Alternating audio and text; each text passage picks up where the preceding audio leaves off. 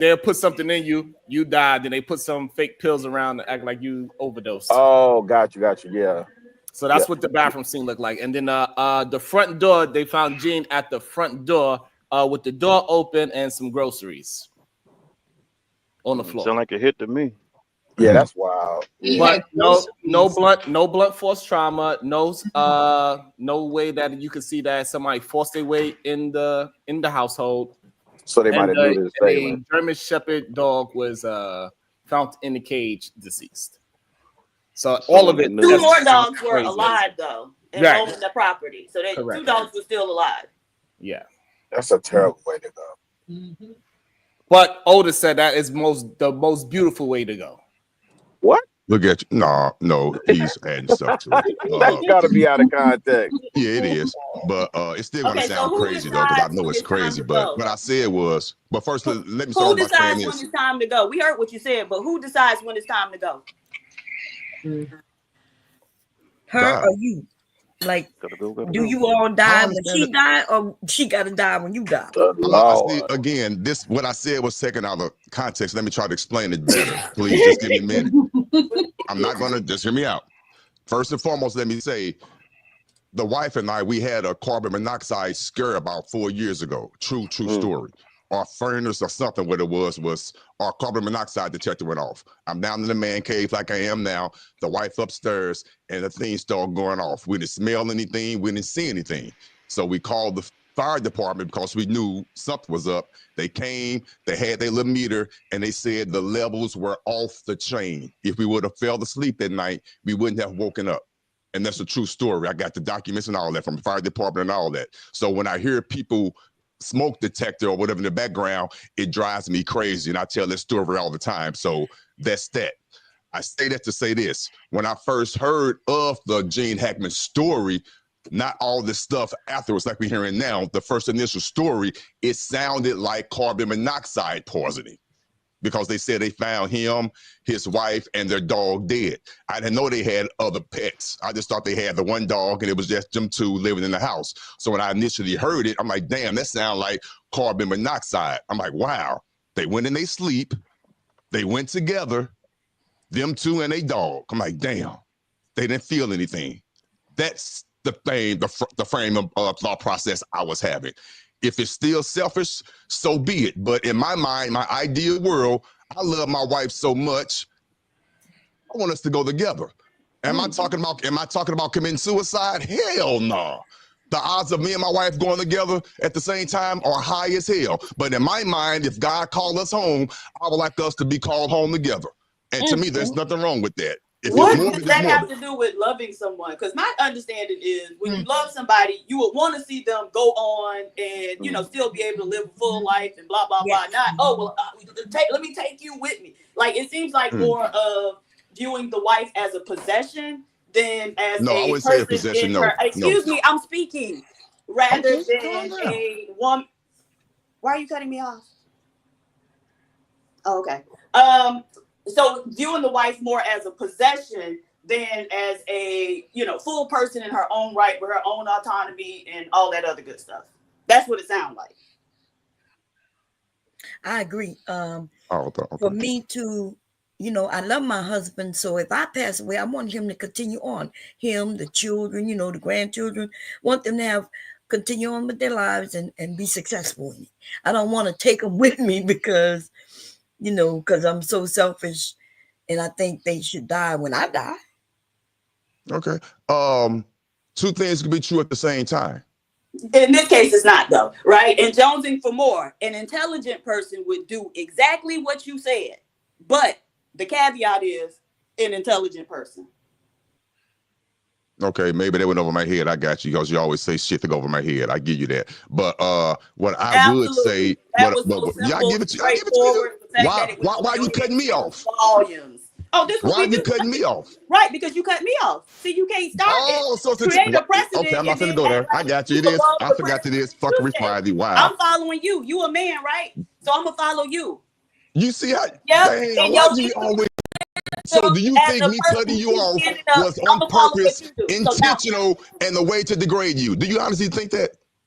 again, you set the answer precedent. my question. Do you think by me cutting you off was intentional? Absolutely, because we always have to tell your ass that. And so if you think that always have to tell me, so now you're bloviating. You're bloviating. Now I'm not.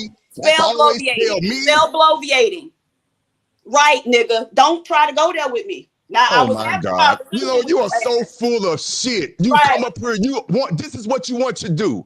You want to garner this reaction off out of people for no reason. Right? Why? You blame other people for your words. What is your point? Words. I literally repeated what you said. What are you trying to prove? I don't understand. What are you trying to prove?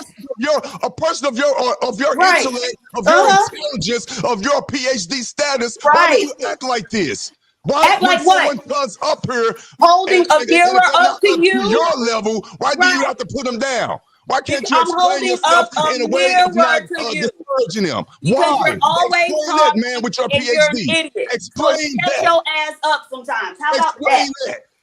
Explain why you're an idiot and you're always talking. Again, why are you not reading and listening more? And homonyms. Why are you not? No, it's true. Fuck. It's the truth. And we know that because you always say something, then you got to come back and try to re-explain it and then try to remix it every time. You are not and want to use it to your advantage. You are not a good communicator. You know what? You're full of shit. And people see what you're doing. You're not so full of shit. And you're too intelligent for this. Right, and you're not. You're way too intelligent for this. And but are you a good communicator? You're way too intelligent for this. Go with that bullshit. You're too intelligent for this, PhD Diva. You are. Okay. For you do this. What you do is degrade people.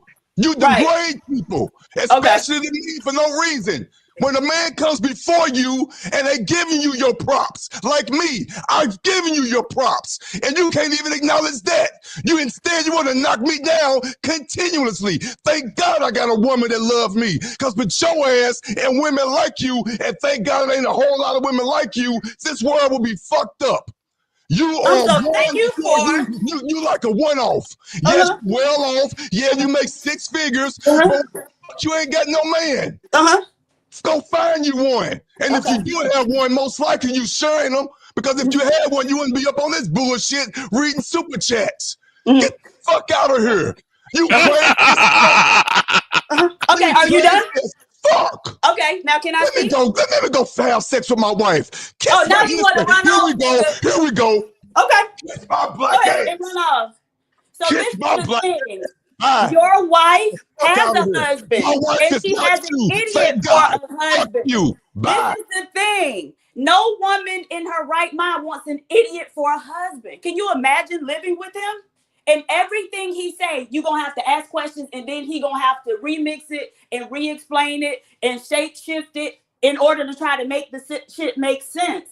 But then they'll say, oh, you ain't got no man. Right, because most of you all are idiots. And that's what I'm up here to prove. Day in and day fucking out. That I can put my foot on your fucking neck and beat you with fucking facts and information. And now if any of you niggas want to come up here and try it, then go right ahead. But as long as I keep kicking y'all fucking asses day in and day out, ain't shit you gonna be able to tell me.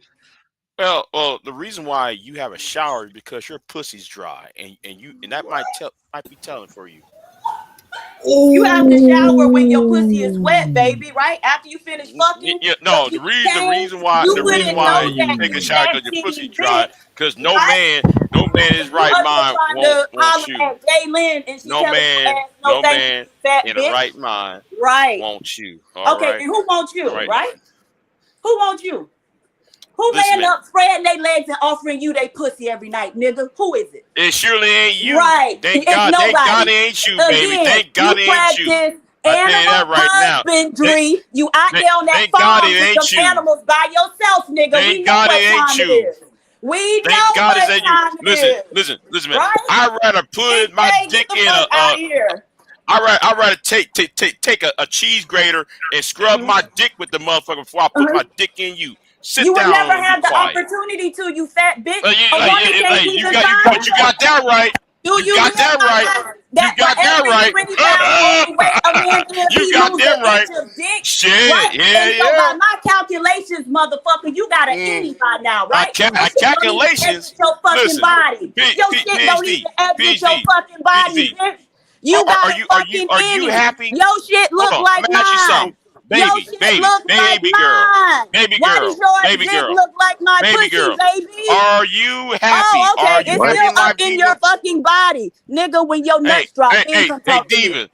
When your nuts like, drop, come talk to me, sweetie. In your mouth? When your nuts drop, I they guess won't so. drop from your body. I ain't sure, you know what I'm saying? Stop being a fat fuck in your for me, mouth? drop from Okay, your that's body, fine. baby. Okay. Do you know that? You want it in your mouth? Okay, that's fine. I mean, All of that fucking estrogen flowing through your veins. I'm not that nigga your for it. dick can't I'm even not get that nigga hard. for it, though. You know what I mean? No. But I wish you well in your journey in finding a man, though. I wish you well in your journey in finding a man, because it's hard out there, huh? It's hard out there, huh? It's hard. Again, your nipples hard. I know that. Your nipples hard, and you're moist. Because you like my nipples are very perky, baby. Yeah, Everybody who sees me can see my nipples. Yeah, your nipples hard and you're wet because that is your wild mating and call. your nipples harder, right? Because your nipples are bigger than mine. And so how you hide yours is your mating what call, you put right? on? Do you put on a bra? I'm not that type of nigga, right? I like to be disrespected. On your nipples. How you keep your nips from showing through your shirt? You put on a bra or do you put the pasties on your nipples? Why? Why though? Because like you want to suck on them? Some shit, the whole certainly you can offer me some advice to I'll tell you what, man. No, I'm good with that. If you're a double D and can find some support for yours, then you can give me as a Gary B some advice on how to get the best support. Hey, right? I'm good, girl. Hey, look. I'm about to start running. So thank you for the offer, though. How you keep yours from bouncing? Thank you for the offer, but I'm Put good. the link in the back chat to the company that sell the bros, baby. Put the link in the back chat. The bros? Yeah, it's a male bra. It's called a bro. They really call it the bros? It's called a bro, baby. I think we already know why. Put the link in the back chat. We all know why PhD was mad because she don't got no breasts. Right? She had ant bites for titties. Right. She got ant bites, titties, mosquito bites for titties. I already admitted it. I'm good. And that's why I'm looking for your big titty wisdom. Give me some of your big titty wisdom, Big J, please. Show him then. Go on camera and show me them ant bite titties. Give me that big titty wisdom. Ant bites. Like you used to do. Looking like Jim Carrey. Looking like Jim Carrey. Give me that big titty wisdom. Hey. Okay, this is getting wild. Right. Yeah. The thing is, though, Diva, it seems to me though, you like Jim Carrey on in Living Color, right, with them ant bite titties. So that's why you wear them ant bite bras on, because we already know, baby, you don't have no titties. You got ant bites. Like, ain't that some crazy shit? The fact that he's comparing his titties to a woman, nigga, you're a man. You're not supposed to have titties. But you don't got none. What are you talking about? You got them, prove but you got them. Titties. You're not supposed to have any. No, you're not supposed to have them, and you have them. No. Then prove to us that you got titties. Prove yours. Prove to us, man, you guys got some titties. All right. A man with big titties. Nobody. The reason why you single. The reason why you single, because you got ant bites for tits. Okay. You got ant bites and mosquito bites. I know you got the niggas lined up around the corner. Then big no titties is the niggas are lined up around the corner. I'm sure. So that's why I'm asking for your big titty wisdom. You got to show me how, Big J. Give me that big titty wisdom like you used to do. Give me that big titty wisdom. I know you want to. Give me that big titty wisdom in a special way. Big titty wisdom. Come on, Big J. Hey, we gonna have to change. Come on. We gonna have to change the name of the show to. Hey, if you got smoke for Diva, hit the line. We gonna have to change the name of the show. Goddamn. I already got smoke for PhD Diva. Thank you, Galen. Diva hit the falsetto on. That's number 2 for the day, right? That's number 2 for the day for sure. I'm 2-0. Where we going next? Shit. Oh man. I'm the only one that can complete this mission, but I ain't gonna. Oh boy. So Hey yo, Lil J, can I get some wisdom? Fight back, Big J. Set the tone. Never Don't mind, let them shit, do that yeah. to you. I'm saying if she said the estrogen is what give you wisdom, then brother, share some of that. Oh man. Hold No, on. I'm good. Okay, Good. so all right, so hold on. So I Somebody can't, talking about, oh, she don't know. Big J a troll all day. No, he won't. Not with me. Apparently, you don't know, nigga. So PhD, what should I name this? The PhD but Smoke Show? Wait What the on. fuck? If that's Hold what you want to on. name it. God Damn. damn. Uh-oh. Sitting on the dock of the bay. Hey. Oh shit. Oh, I'm sorry. On my fault, I had to go. The wife made me a quick little breakfast. My fault. I'm back. What's going on? We need to know all that. Damn. Hey, listen. Well, He I was also waiting. said he was going down to go do a certain thing too, and he already back very quickly as well. It don't take Yo, long. Sharon, Shit. you ain't Not for shit. him. Now, research shows that women What? need Oh my about God. 20 minutes of stimulation in order to reach an orgasm. And I'm just gonna put out what the research say. So it ain't been nowhere near 20. And he got a sandwich in his Oh, mouth. you So you say you went to go clap cheek? Yeah, that's what he. And you fully clothed already, nigga? The Yo, older you I'm get, about to the leave, yo. shorter it Y'all takes. funny as hell, Ain't no yo. shame in mine. At least I'm getting it. I don't give a fuck how long it takes. I'm short. Are you serious? Are you absolutely really not. saying that you just went to The clap older cheek? woman No is way. gonna be Yes. drier, right? Y'all into gotta it. relax. And you Right got now, to all of work my her Yo. up to it, right? You ain't supposed to be taking that type of energy to your woman. Man, y'all said, come Hold on, man. on, I'm just don't do talking that shit. on Come on. camera, man. Don't let another sister get you out of pocket. Then go take that to your woman, man. Man, stop do it. that. Come on, man. First off, y'all believe this shit. Y'all crazy. Again, I got I'm here for so many entertainment purposes questions, only. brother. I just I'm here need you for to Now, here understand you that go. you just Here go got the finished remix. arguing with Here go the PhD, remix. and then Here go the remix. My yo, bad, Lee, go ahead. Otis, no, you good. Otis, did PhD ever turn you on, brother? I gotta ask, brother. She turned me on. I don't understand the question. Okay, What are you referring did to? you just go to have sex with your wife? They said you so No, I candid. just made me a damn sandwich. I thought you said she made What are you yourself. talking about? Oh, I thought you was talking about that you just went because I said clap cheek. Oh, okay. I thought you just said you went to have No, sex and I came back wasn't really that paying fast. attention. I'm eating my sandwich. I don't know what y'all talking about. For real. And listen, Oh, all right, okay. listen, So, all you know I you know fucked up, right? after I do my damn thing, Lee, I get took it to Red Lobster. That's all I know. Okay, You with know what I eggs mean? and cheddar bay I get a biscuits, huh? smorgasbord. I get a charcuterie made from scratch. You don't know how to. Made eating cheddar biscuits. You don't know how to. You don't know how the song go? go. I go. Diva, how the song go? When he.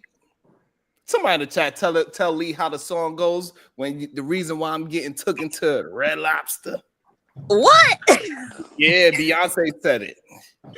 Well, catering to you? I don't know that song. They catering to you? Yes.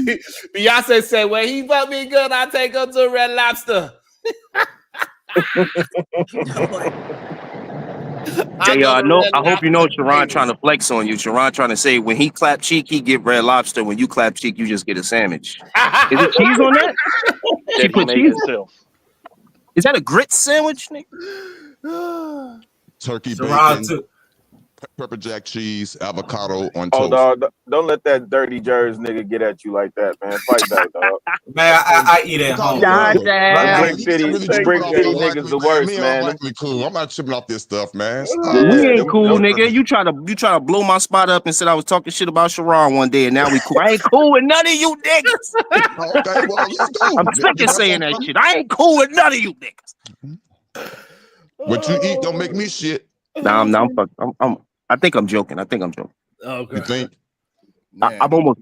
No, I'm not joking. We definitely set it off in this motherfucker today. Goddamn, I might have to change the name. Anybody that wants smoke for Diva, you are welcome to hit the like. Did you use Vaseline, Sharon? Oh shit! What the hell? Jayla, you gotta relax, brother. Relax what? Gotta relax, brother. Damn. What?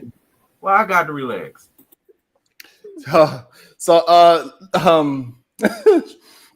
Shit, I don't even know where to go from there. That stream that we did, that white boy that we kicked off, that y'all kicked off, that made Bob Cherry mad at me. That boy was wilding in the back, Steven. So what he did was he wrote, yeah, remember the white Jesus racist dude that was here? Or was we talking about Donald Trump? Yeah. So when I dropped it down, because I didn't even tell nobody, but he took a marker and on his forehead, he wrote BLM N-words on his forehead and asked me to pull them up in red. And then he wrote niggas on his arm, and he was like, yeah. And they said, then right while he back there, Diva, he back there showing me like putting his forehead there, like, yeah, read it. I could see him like he trying to read it, you N-words. They take out his gun, he clocking it back, niggas, like he wilding, like you see he turn a red vein popper, and then he calms down for a little bit. He walks around in his house and he pulls up his shirt, Diva. You know what he had on? What? A high-waisted thong. Mm-hmm.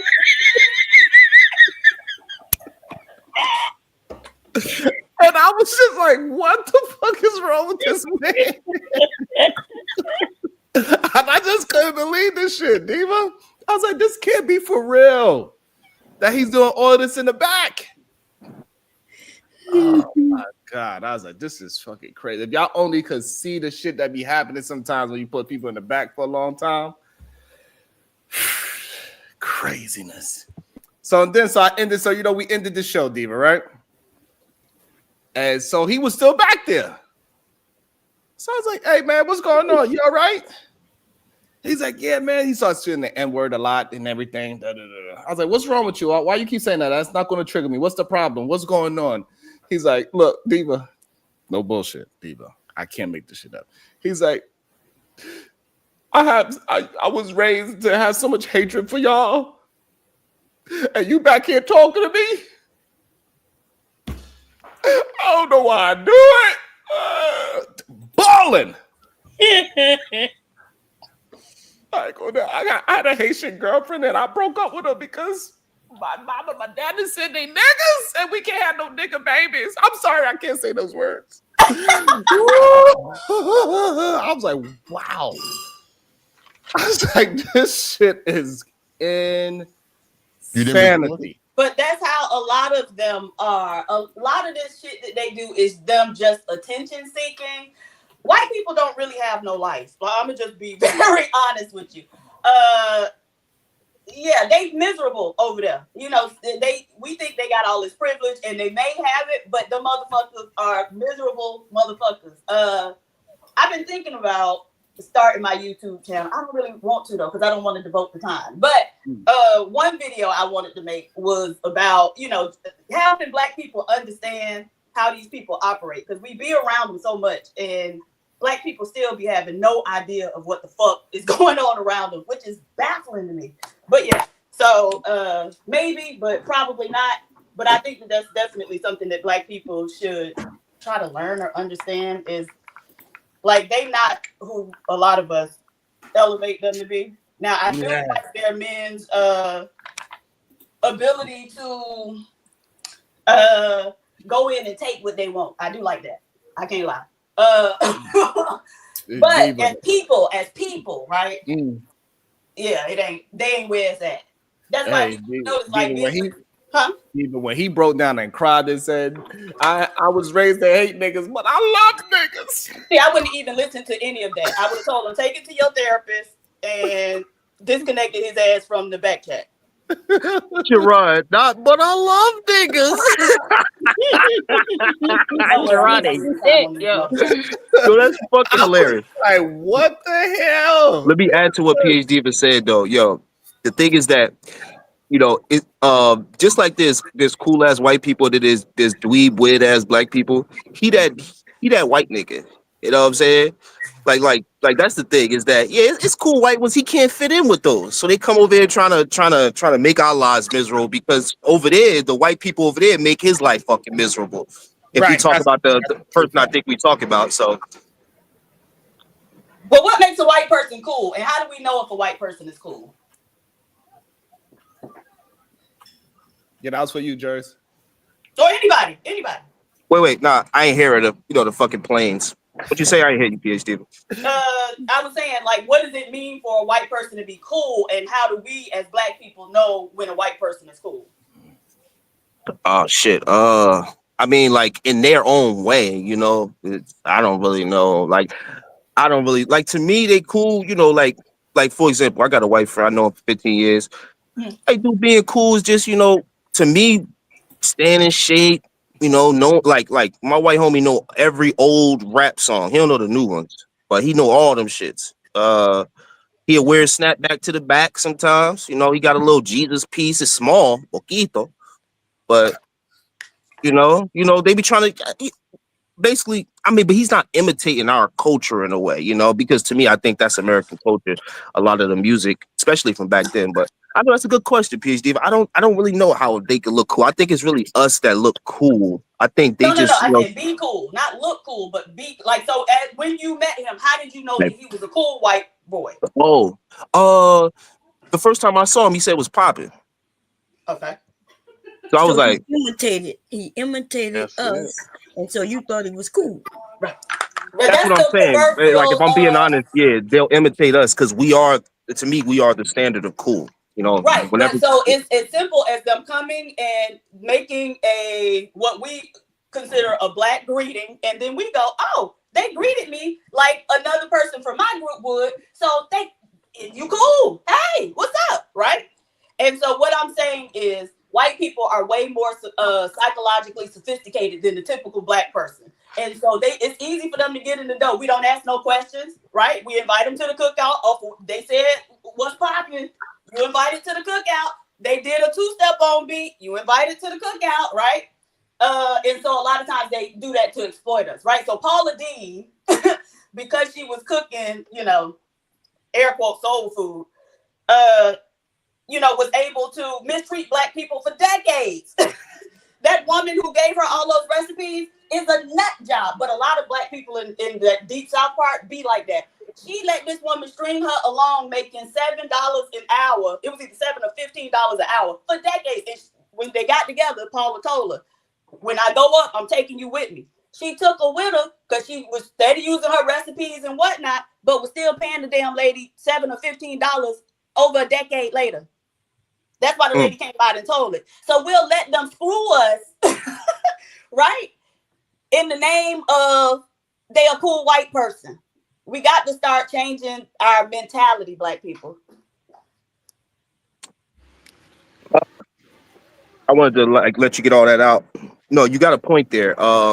It's a level to where you just can't let them take advantage of you. I mean, like that's why I say that's my one of my best friends, because he's never taken advantage of me. But I thought you was I was talking about a sense on what made him seem cool to me. You know what I'm saying? Usually you don't hear white dudes talk like that, but I do see what you mean. But one thing about it is that I'm up north, we all kind of, and I think Sharon can speak to this too, everybody kind of talks the same. You know what I'm saying? In a way. Now, it could be looked at as they mimicking us. It could be, yeah, but I don't look at it that way. You know what I'm saying?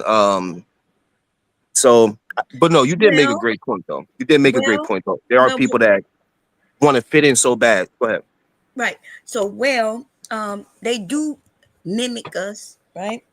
And I can prove it to you because you claim that he's your best friend, but I bet you're not his. And also, I am his. I am his. I bet but you can't do that to me. Don't attack me, man. Like no one's attacking anybody. Yes, you are. If I just called him my best friend, and look, listen, man.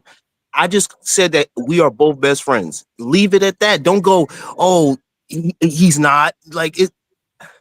No, I said he's your best friend. I said what you said. Yeah, but you said that you think that I'm not his. I heard what you said, and then I said I am, and then you have to prove it.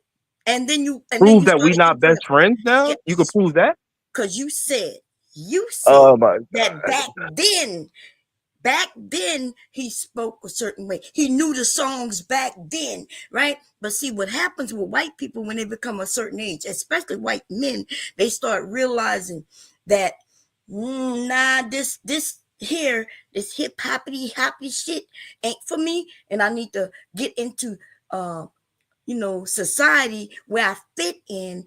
And then he started to not speak that way anymore.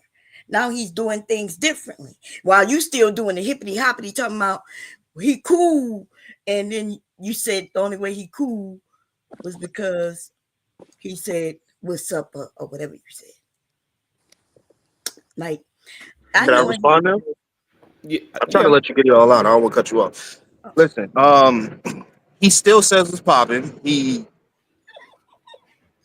still say we're popping, and the only reason he don't listen to the hip hop now is because he said he don't like it. He said he don't like the drill hip hop, So that's just what it is. It's nothing about him wanting to change who he is. He's always been like that. He worked at a predominantly black school around a bunch of black people. And then on top of that, I got black best friends that act, they be like act white. Got those guys too, So like, what am I supposed to say about those guys? Oh, they're trying to act well, So these personas that we try to give each other, again, is just really to divide us. And I don't really like division like that. I think we should be able to mingle with everybody at a certain, if somebody don't rock with you, they're gonna let you know. Trust me, no matter if they black, white, or Hispanic. If they rock with you, that's the thing. Sometimes he wanted to hang over while calling us all kinds of N-words. In fact, while he was on the panel, not even just in the background, he mentioned BLM. He mentioned all fuck kinds that of white guy. I don't fuck that white guy that you're talking about. So my point is what you just said. He wanted to hang out with us and mingle. Yeah, but that's way different. Please, sweetheart, I promise you, that's way different than what I'm talking about. Fuck that white guy. Like, that's not what I'm talking about.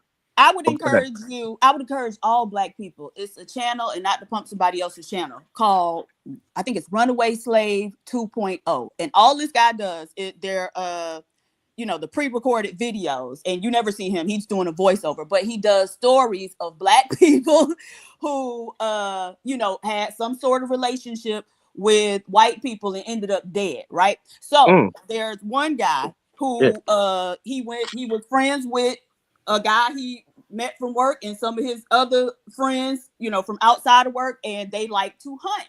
And so this lone black man went on a hunting trip with these white boys and never made it back, right? And it's an accident, it's a hunting accident, so nobody gets arrested, nobody goes to jail. And the black boy, the medical student, right? This happened maybe 6 months ago, I think in Louisiana, and he with the white medical students, and they out in one of those bodies of water on a little boat, and somehow, in air quotes, he fall in. Now they think somebody pushed him. Nevertheless, nobody from the group helped him. The man almost drowned. Somebody from a restaurant, because it was like a pier restaurant, they had to jump in and try to come get the man. The people he was with, his friends that he went out on this boat with, saw him fall in and be in distress and sat their asses right there and watched him.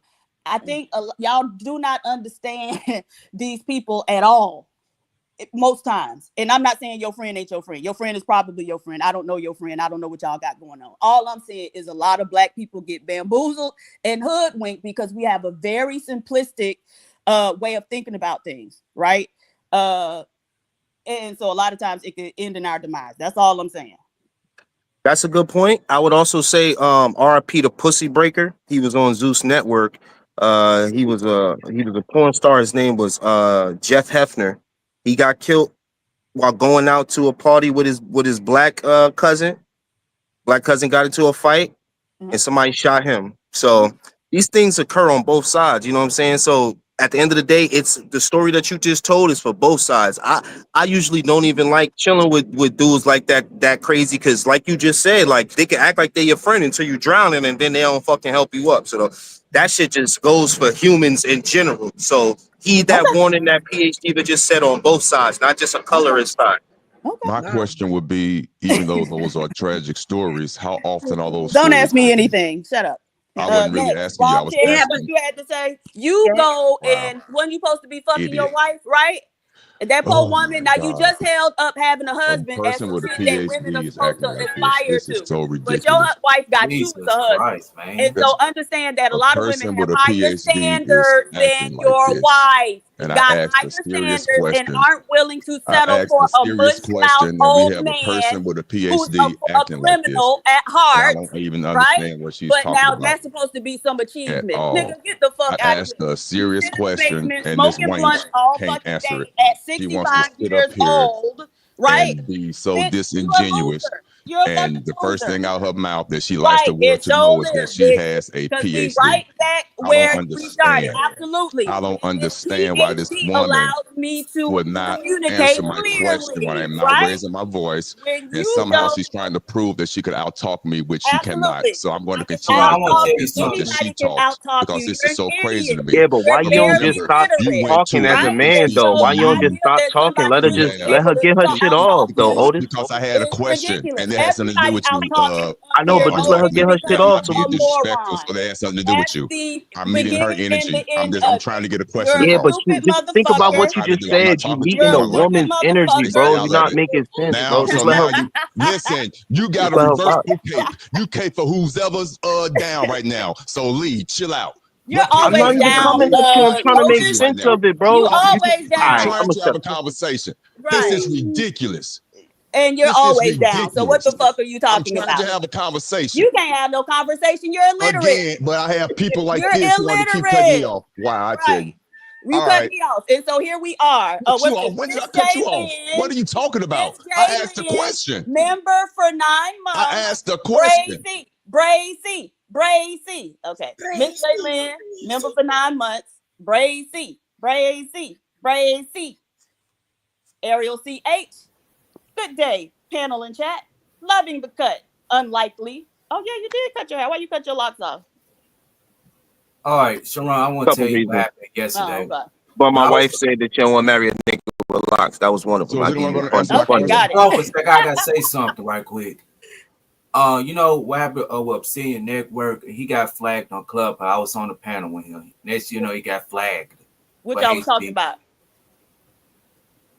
I don't know what we're talking about. Next, you know, the page got flagged.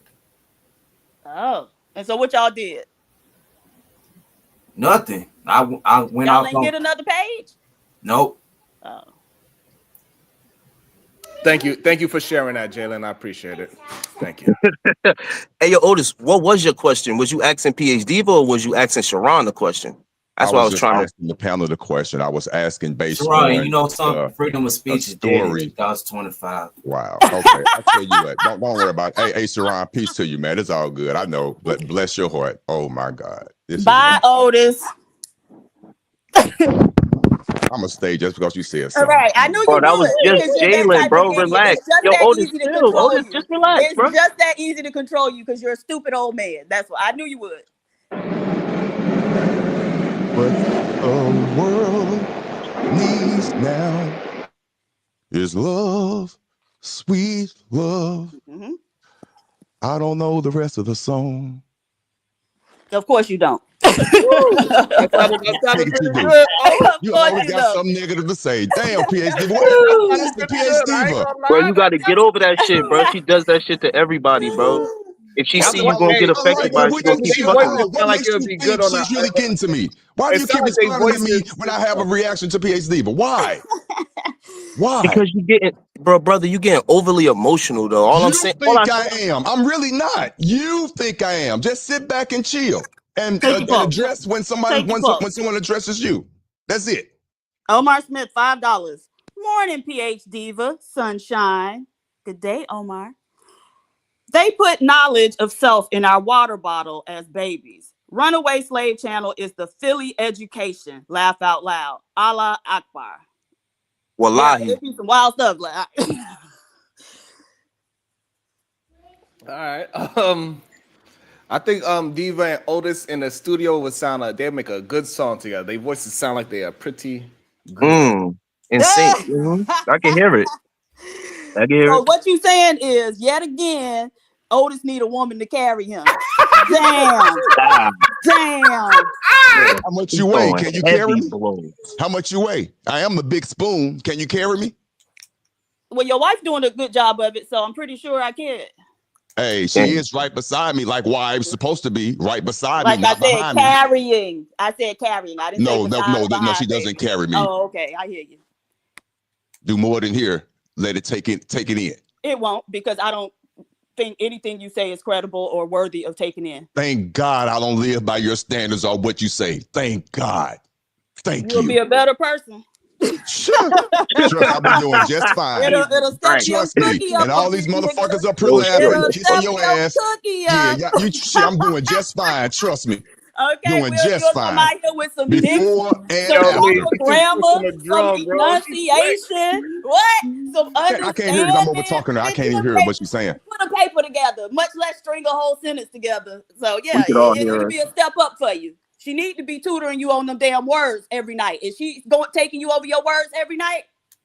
No, I have the dictionary app on my phone. Okay. Well, no, so every time you say something I don't know, I pull it up on my phone real quick. 5-year-olds, you need the flashcards. She hold it up and you say cat, right? Real as fast as you understand what I'm saying. Trust me. You understand what I'm saying. No, I don't. You sound like a yeah, you do. If you did, you wouldn't be responding. Okay. Stop it. Okay. We respond because we're asking questions. Right. Asking questions means we don't understand them. Right. But I know your dumb ass wouldn't know that. Right. And see, you keep going for the insults. Right. I got you. Right. Insult. Right. Insult. Right. Right. Man, I go front. She fast on the draw. Welcome to the show. I do this, baby. You be ready. That's what she got a PhD in. That's from a draw from a famous HBCU, most definitely. Absolutely. Welcome to the show. Happy KT to go. Good day. How y'all feeling? Good day. Good day. Hi, everybody. Hello. Nah, ain't no ha. Ain't no ha. Ain't no ha. No ha. What? Say now, I'm fucking with you. What's up, Happy? Happy Black History Ain't no poor Otis. Don't feel sorry for me. Ain't no crying at my funeral. Always. So, shout out to y'all. Somebody gonna cry at your funeral, nigga. Relax. What up, KT to go? What? What's up, everybody? Hope y'all KT, what up, bro? Not much. Hope y'all having a good day, even though I see we already wilding. Yes, this is an awesome day so far. Beautiful day. Oh, yeah, Otis just getting a little emotional. It's all good though. I know what you try to do, Lee. Stop playing, man. I am not trying to do anything. I am just telling the truth. Okay? Not trying to do anything, sir. All right, let me go roll up. I got you. I got you. That's what I need you to do. That's what you got to do. That you gonna calm down as soon as you hit that blue. That's what. There you go. Go ahead, do that, right, brother. Lee, I give you that. No argument. You're right, Lee. You're right. Oh shit, Bomb Cherry with the. How much they cost? How much they cost, Bomb Cherry? Can you buy them for me? Can you get? You said you can't read that down there. You got to learn, baby. You don't see what that said down there. You can't read. Sometimes you have to pop out and what you talking about? Sometimes you have to pop out and show niggas. Pop out and show. Okay. Oh, it's freebie. Okay. It's freebie. I got you. Damn. Oh man. So I guess we could try to now talk about the blackout because Otis doesn't agree with the blackout. FBA is trying to execute. BAZ, do you agree that us having an economic blackout for one day can give us a little bit of bargaining power with these big corporations? Well, so hold on, I gotta sneeze. Oh shit. So previously, there was one of those blackouts, not too long, in 2020. We were doing a lot of that, and I don't remember what the outcome was, but I do remember listening to a man talking about it, and he was talking about how to do a boycott correctly. And he was saying that, a lot of us miss the steps. He talked about Dr. Martin Luther King's book, where he basically talks about how the economic boycott is the very last straw, very last resort. And there are some things that you do before in order to, get to a point where you do the boycotting is impactful.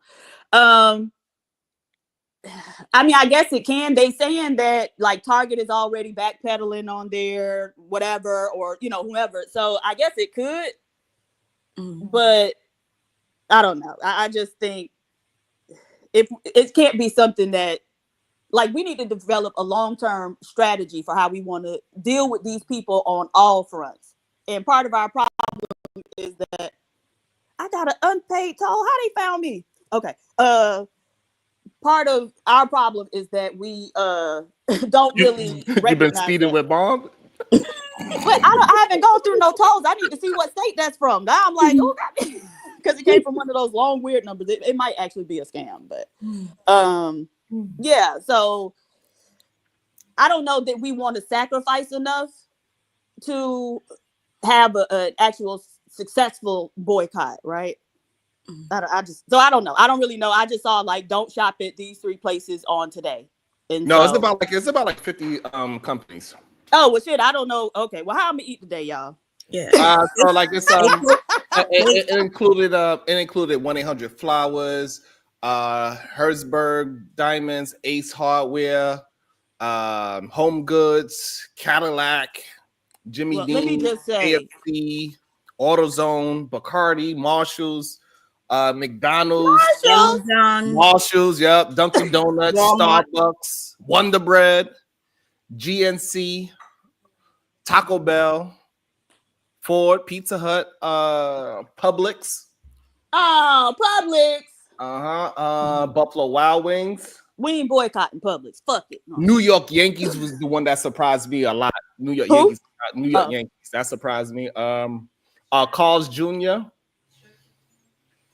Trader Joe's is not on the list. Geico was on the list. She said yes. Them too. We adding them. They're a late edition. No Trader Joe's. Tito's vodka is on the list. Damn. Did I say Bacardi? I think Bacardi's on the list. That's just a few that I can remember. Okay. But and it's more. It's more. Yeah, it's a lot. But they have started. So Target has lost in less than 30 days 16 point something billion dollars due to the boycott, and they are backtracking now. They said they're gonna rethink the situation, but there is a plan in place where really that's what they said recently. Did they actually say it publicly? Yeah. Oh, if you find that, send it to me. I would love for us to see that. That would be awesome. I'm sorry to jump in. And also they so the plan is in place.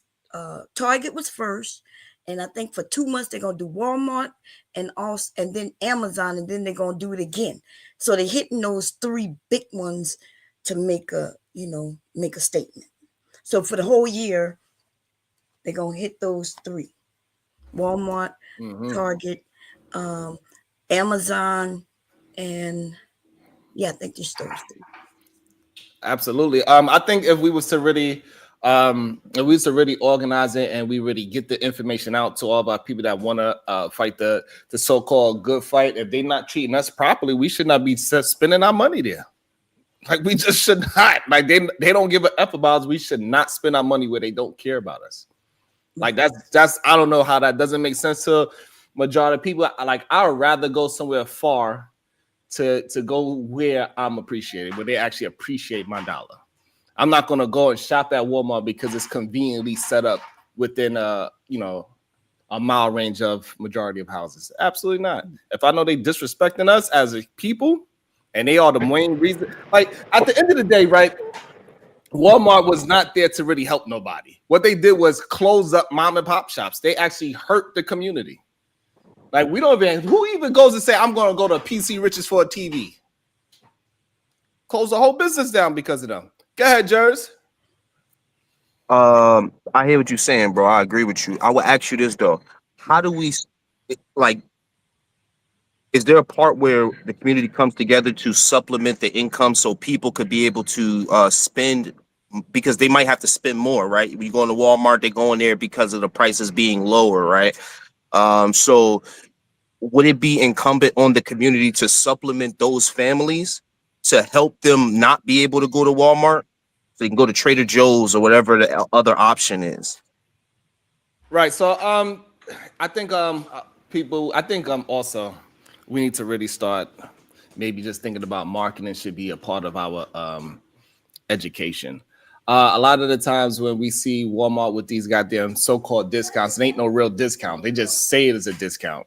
It's actually not cheaper than your mama's pops majority of the time. Everybody got the same price, especially with this whole price match situation now. You find somebody that is got it for a little bit cheaper, you don't have to price match it. So this idea that Walmart is actually cheaper is a lie. The reason why they are cheaper is very similar to the marketing plan that Elon Musk had. What they do is they buy so much bulk of things that they could sell it at a price that's lower than everybody so they could destroy the small market. And then once that small market is done, they raise the price right back up. So they get all the money. So it's really just a scam to seem like they have the lowest prices, but in reality, they have the same prices as everybody. Did you see that Walmart stole over billions of dollars from their customers in the last few years? When you buy something, right? Like let's say chicken, they tell you that is reduced to, let's say, $2.50 a pound, and everywhere else might be $2.89 a pound. And then when you go and purchase it on there, it'll tell you it's 4 pounds, but the reality is only 2 pounds.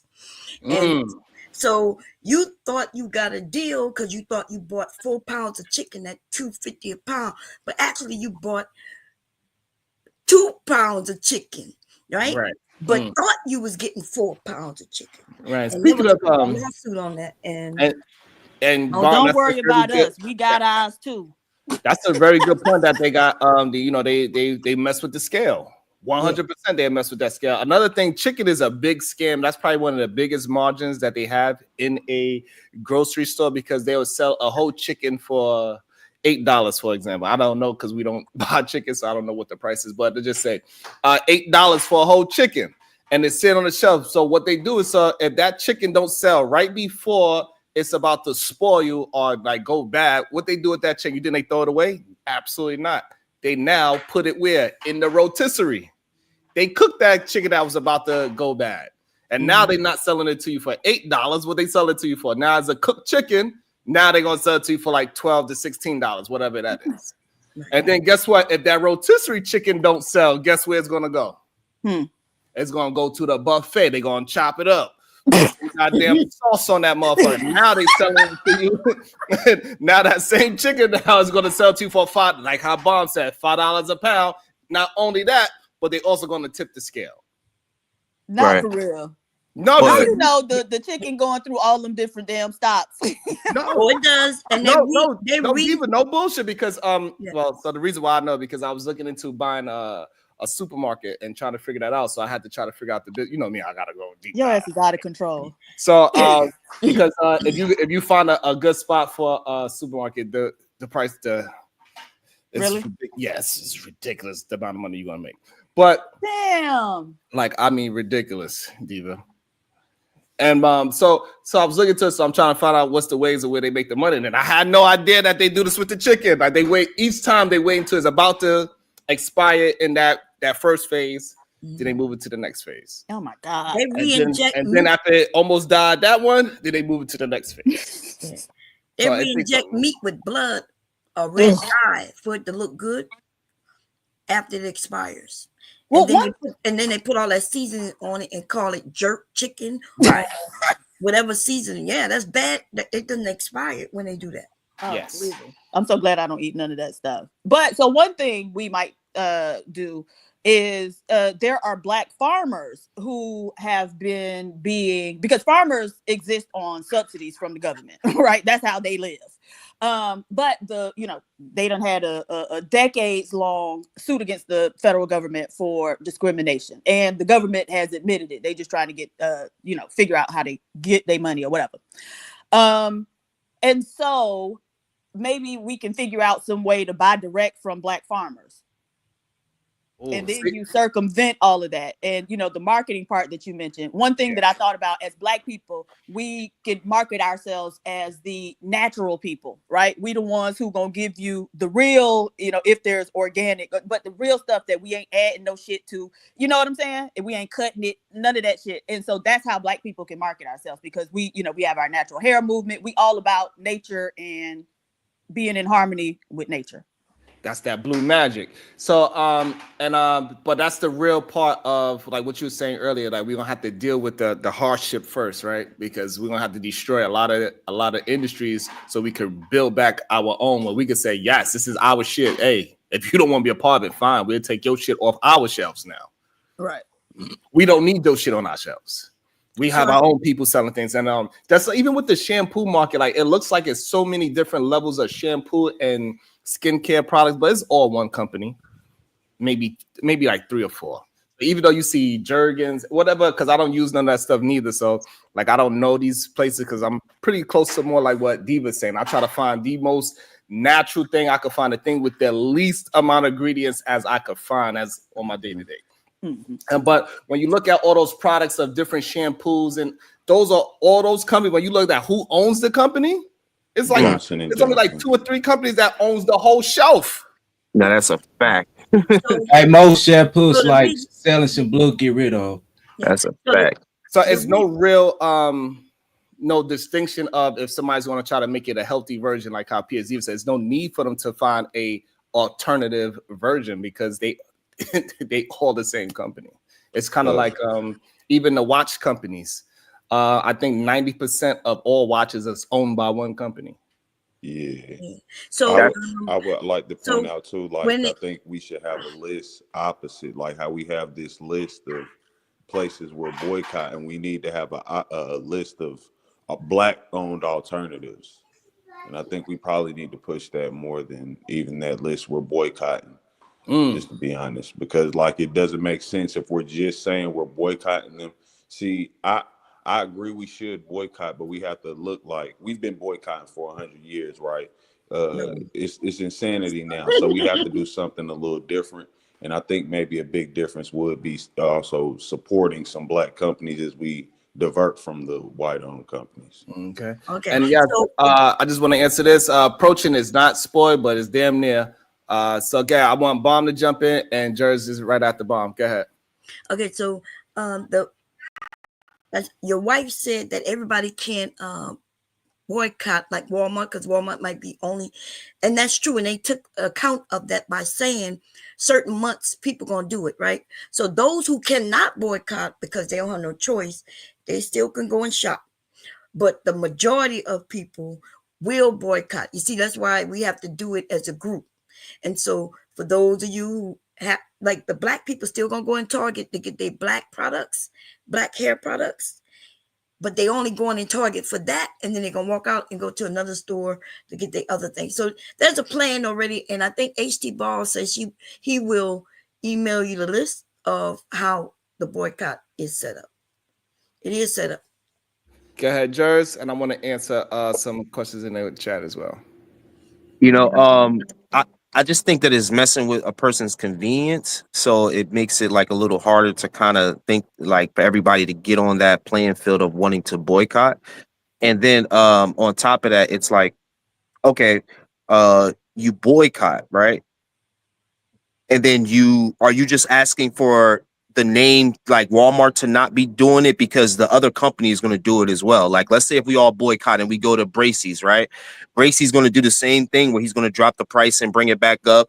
He's going to resell the chicken 4 times over because it's going to make him profit, right? So what are we asking for? Are we asking for the whole system of capitalism to change? Because that's what truly needs to change for these companies not to want to take advantage of their customers. So that's kind of what I was kind of thinking of. I don't necessarily think there's anything wrong with changing with the chicken thing, right? I think it's kind of smart business. Before it expires, you change it into something else, and you keep recycling that until the life is over. As long as you ain't hurting nobody, right? So I understand that's the business part of it. But what I'm saying, what me and Diva says, that we need to find more alternatives where it's the least amount of ingredients. Right. So like a lot of the things that is on the shelf, most people think they have a variety of companies that they are going with, but in reality, it's only 2 or 3 companies on that shelf. Even though it says Jergens, Overlay, Dove, blah, blah, blah, all the different names that they have, whatever the names of the shampoos are, but they all really just 2 or 3 companies. Even though it looked like it's 20 companies on the damn thing. You're trying to stretch the power out.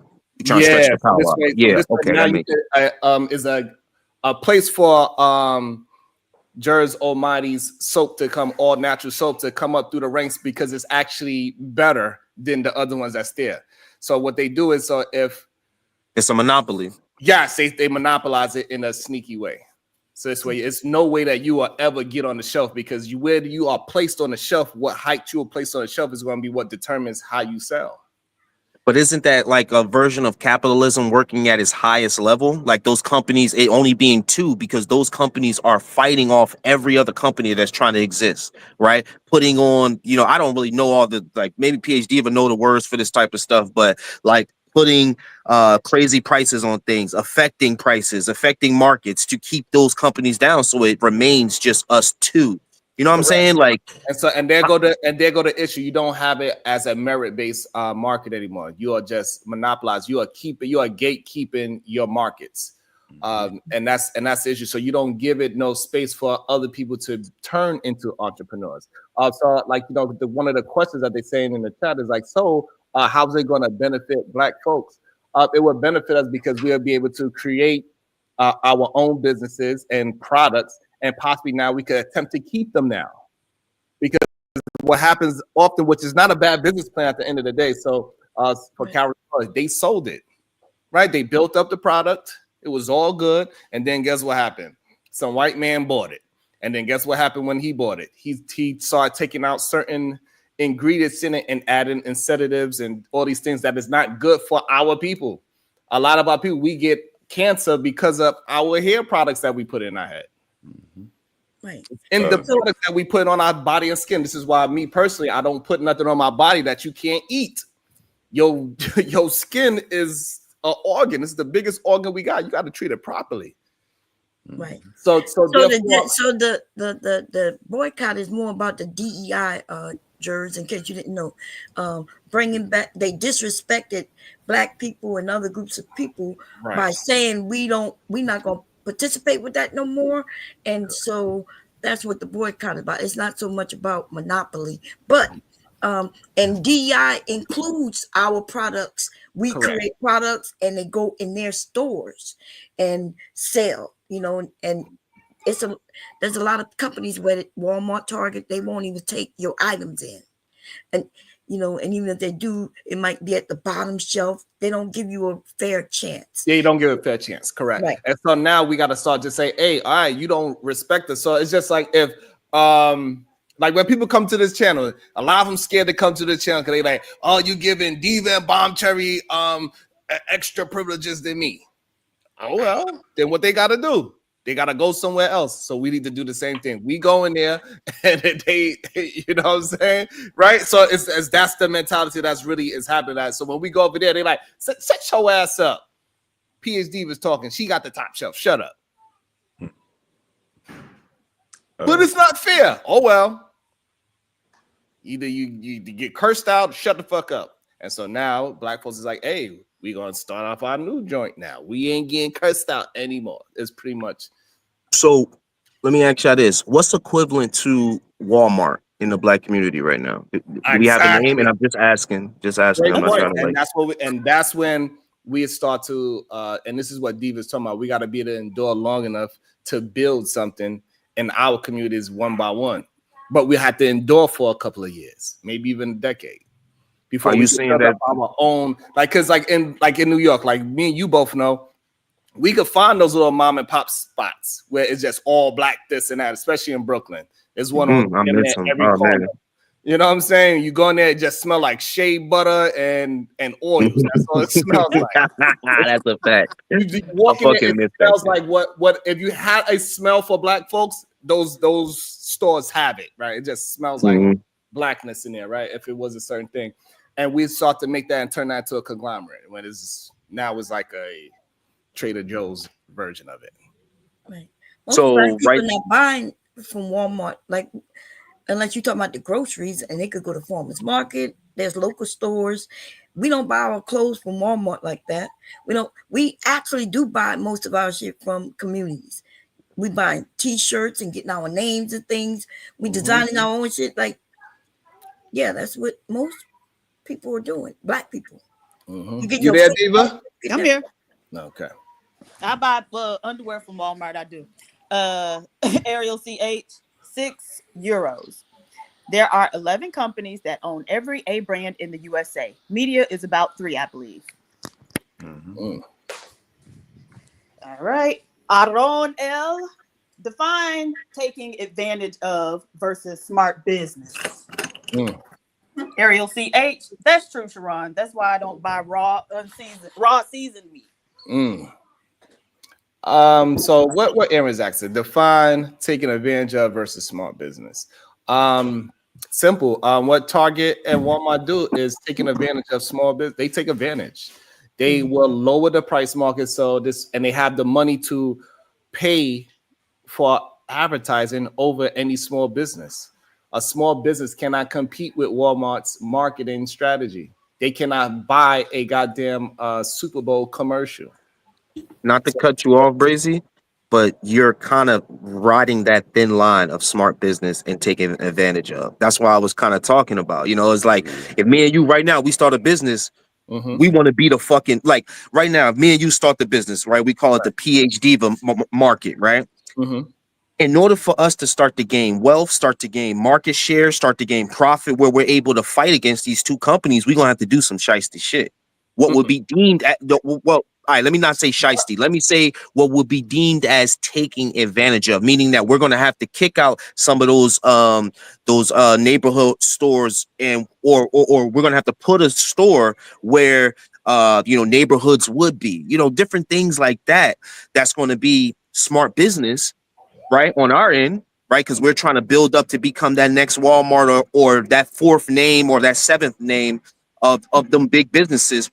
We're going to have to do certain things that's going to be right along that thin line. So that's why I was kind of saying, like, does capitalism automatically make every company just, like a blood-sucking company where they're just trying to take from their customers? They're trying to use every avenue to gain that extra profit so they can put that on the market share, so they can show, we're worth this much, because Walmart gets whatever they want, any type of produce, any type of service that they want, because they can show everybody, look, this is our 100-year stint in the game. You know what I'm saying? So the way how they take advantage is that if the product, for me being Target, it doesn't matter who I'm selling the shampoo of. If I'm selling Jer's shampoo, or I'm selling PH Diva's shampoo, and they both at the same price, it doesn't matter. I'm still getting the same profit margin. The problem comes when it starts to be taken advantage of. They will put PH Divas up above yours and put yours so low that you don't have no visual visibility. Your visibility. That's the word I was looking for. You don't have no visibility to even sell your products. Where no matter if it's yours or hers, they still making the same profit, but they will give Divas privilege over yours, and therefore it makes it seem like you ain't selling and hers is. And then now it's like, oh well, the reason why Jer's Almighty shampoo got kicked out is because he ain't selling. But no, it's because Target was working behind the back with Diva to silence yours, and now it looks like you actually have a good product and nobody wants to buy it. In reality, that's not that. But so that's the taking advantage of. Right, and the company that when you mentioned you're on mute, by the way, Jerry, you didn't notice. You're on mute. Yeah, when you mentioned smart business, you mentioned competing with these smaller companies, but the truth is, you're not competing with smaller companies. You will be competing with Walmart. And Walmart is the one who's gonna keep you from competing, and that's what the purpose of what the boycott is about, right? Yeah. No, you don't have nobody. Walmart or Target, all those stores are at the same level. They are the only ones competing, and the only thing we can do is try to get in those stores to sell our products in their stors. I don't think so. And I actually didn't even hear everything Bomb just said, but I think now I'm calling, what is it? Jer's Almighty. mentioned earlier about like the little mom and pop stores up, north that they have. But I was thinking like, the African market or the Caribbean market where that you're going for specific products when you go to those stores. And so maybe the start is, using that type of a model where we have certain specific products that, when you going for those products, then you go to those, the FBA market or whatever to pick that up. You get what I'm saying? And so in that way, we can start building brands that, we know where to get them. We have access to them. I mean, you can even put stuff in vending machines, certain things in vending machines and put it in a black-owned store, a little small black-owned store somewhere. Go ahead. And I wanted to jump in on that part right there, right? So that's what people attempt to do all the time. And so the major companies, what they do is they take wind of it because the way how Black people can take advantage is that it is us, right? We have the charisma, we have the words, we have all these things that when people see it, they want to get behind us. We have that it factor over a Target. We just do. That's just what it is. But once it starts to build up, what Target would do is say, we'll buy that shit. We're gonna pay you this amount of thing. And then when you get to that level, now they're gonna put on all these other stipulations. Oh, this one got broken, this case got broke. Who's going to take care of that? You're going to have to take care of that. And they put all these extra things that's involved in it now that your company is not prepared for. And then now you're on the lowest shelf. And then now you are out the market. So that's the dirty game that they But so that's what we okay. So if we know that's the dirty game they playing, then we have an advantage because we know what the game is. We can strategize against that, right? And so even just the common knowledge, and now we got examples. We can hold up the Tabitha Browns and whatever. Okay, you can go there, but it may not be in your best interest, right? And I hope we've come to a point where a lot of us would rather be with us than to have, it might be bigger, but you got to put up with some type of fuck, right? But that's the problem.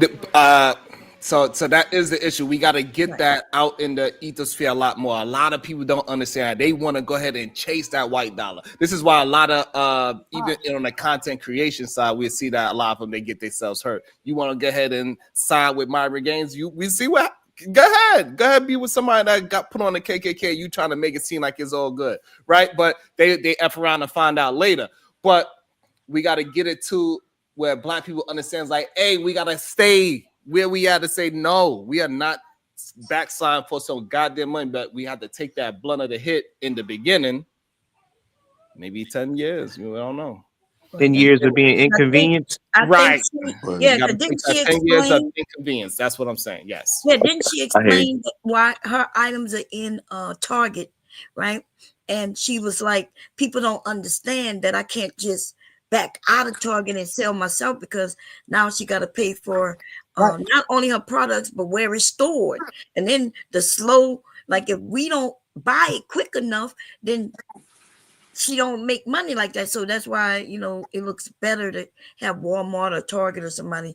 And then that's when Jer's point comes in. You got to deal with that inconvenience. Exactly. You have to. Yeah, I would say 50 years more than 10. Right. Like, because I'm really visualizing like this Bracy Walmart, right? Type shit that compares to it. 50 years, man. Right. Bracy's versus Macy's, for example. Right. Yeah, man. 50 years. I think we can do it. It's going to take a collective of us, and it's going to take, us not going to those stores.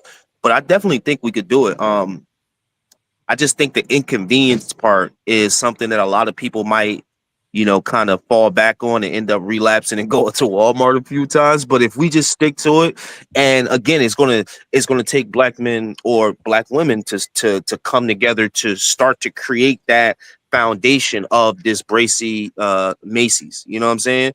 So not only is it going to just take the people, withstanding and practicing that patience and enduring, but it's going to take whoever it is, I don't know who it's going to be, to come up and be like, yo, we going to come together, us, these families, and we going to build it up from the ground up. And that means like to the point where you own every part, like how PhD Diva said. When you go to a FBA place, you know that the money is going to go back officially. All of the stuff being made to make it is going to go back to Black people, right? So we need that too. We don't need, eventually somewhere down the line, we buying from this corporation that's owned by Johnson & Johnson somewhere down the line. Like they got Johnson & Johnson in really small words, but Johnson & Johnson own that shit. Nah, we need to come from the source, and the source is being the people working there are Black people as well. So we gonna need, so like, is there something, I guess I will ask everybody, do we have something close to that right now? Like, do we see something being built up like that? That foundation being created? No. And I want to put in on this. You're right. And well, before Sharon's KT go ahead, Diva, and KT he want to answer to a couple of things. I'm pretty sure. Go ahead, Diva. Nah, it ain't even a lot. I just do yeah, I got you. I want you to jump. I know you was trying to jump in a couple of times. Aaron L. Every viable competitor gets bought up. Aaron L. You have to buy shelf placement. It's not just given. One interesting thing, real quick, KT, that I read about some years ago. There's a Black part of the UK. And what they've done is when you come into that part, there's a money exchange. So you exchange pounds for, I think they call it a Brixton buck or a Brixton dollar or something to that effect. And then in that area, you can only spend those dollars. Now, I don't remember how they were able to like extract it on the back end, right? So they can actually use what the owners of those businesses can use what they earn in other places or whatever. But I just think that's an interesting thought, especially given, all the technology now, because this was pre-cryptocurrency. And so all the things we could do with cryptocurrency in that regard. And I was going to say, we have to find a way to separate, even what you were saying. I was just going to point out what you were saying, Jers, about capitalism. And it's right. All this is capitalism, and it doesn't actually support our communities directly. So as PhD was saying, we would probably have to either I would say before I ever came on here with you, I've told them before, I'm with the group who's trying to figure some way to do something like that. We would either have to separate as a country, or as PhD said, figure out a way to make and that crypto is actually a very smart idea. Something on the blockchain where we would effectively just say, yeah, we're Americans in America, but we're not actually following that same system. Because capitalism wise, it's no way we could beat them, if we're being frank. Even the thing I think Sharon kind of maybe avoided was if you don't side with that business, if you get really successful and say, well, I don't want to sell to you guys, then they go about their way to destroy you. And as long as we're following this system, well, that's it, as you said, it's capitalism is smart business, whether or not it's messed up and taking advantage of somebody. Say, so I'm glad that you brought that up, right? Because I think even though this is a very small example, but I was able to withstand all of that. Everybody say they was trying to force me to come with them. Sharon, you need to be more like, and you need to come with us, and you need to, and if not, we all gonna. I had a bombarding of people just trying to discredit me. But if you actually have something of value, it's gonna stand all of that scrutiny. And we cannot be afraid to, if we actually have this value of we believe in our Blackness, right? We believe in all that. We're gonna have to stop with this whole bullshit and stop seeing yourself as Black shit. Like they already drew the line. We tried it that way, that we're gonna say, oh, it's not a Black business because we just want everybody to buy our business. Fuck that. And that shit didn't work. We tried it. And it just does not work the other way around because they are not playing fair. Agreed. Go ahead, Diva. Ariel CH, 22 euros. That's the problem, Sharon. The togetherness. I was part of an LLC for government contracts where most of the members were more focused on their own pocket rather than the greater good. It failed because of that. People are selfish. Aaron L. It's like buying front court seats versus nosebleeds. Spike Lee and Jack Nicholson are on camera because they sit row 1. Section 900 seats don't. Well, when they do the little dance break and then they pan the camera, sometimes you might get up there. Yeah, you might hop on there. But so that's the thing that we tried it, in my opinion. I think we tried it their way, and And we really believe that was the best business model. Don't call it a black business because you are excluding yourself from the 60% of people in America. However, when we include them into and we just make it a faceless company, once they find out that it is a black demographic, they find a way to discredit it or shelf it. They do it. So they're not playing nice. So we might as well say, hey, fuck it. Since y'all don't want to play nice, we tried to do it your way for how many years now? At least 80 years, 50 years. We tried to do it your way and say, let us in your stores and all that shit. And what they did, they said, fuck you and your stores and your money. You gonna buy from us anyway because you don't have no choice. That's what they said. So therefore, now we got to start to say, hey, you know what? We do have a choice. It's FBA or nothing. Fuck it. We understand we in this goddamn burning house together. You know, that's what Martin said, but fuck it. We don't burn, baby, burn. Since we singing today. Right. Yeah, Sherrod. I mean, it sounds good, my brother. I swear it do. But when I look down the rabbit hole of produce and what it takes to make it, you know, I get you. It don't take much for you to grow it. Fucking Christ. It don't take much to grow it. And where you are located, like, you don't have no reason not to be growing your own fruits and vegetables. It's gonna grow regardless where he at. Right. Oh, yeah. What you got in your backyard? I got avocados. Right. I got a lot of shit back here. Right. It's gonna grow regardless. Big and so, fucking be dropping. Right. Yeah, no, it's gonna grow regardless. So, but my thing is talking about black hair and products, like people brag about this Tabitha. But I bet Sharon had braids before. Black people have had hair forever. And you know, if you know the recipe to your own conditioner and shit, it does include eggs, mayonnaise, and things like that. So it could be something that you can eat that goes on your head. You know, it's natural, right? And so black people have just gotten away from things so they could buy from others. And but we don't have to always do that.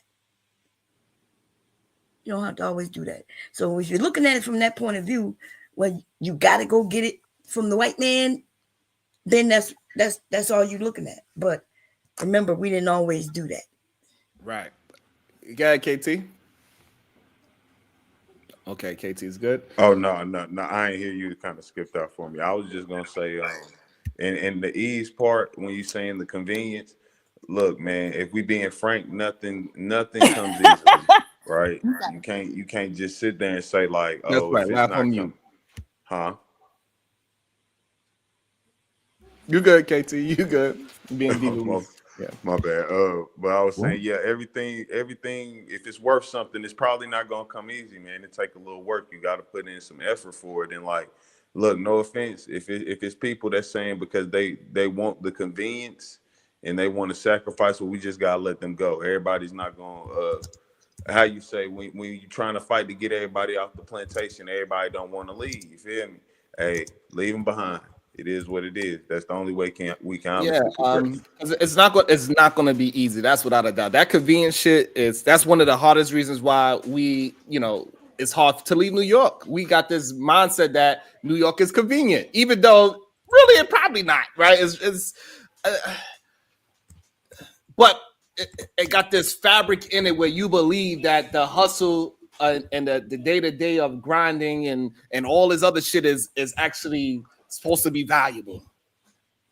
Where I could just move down south and it's much easier on me financially, especially if I could figure out a way to create the same amount of money. But somehow it's like, I made it here, goddammit. You ain't doing better than me because you down south doing it.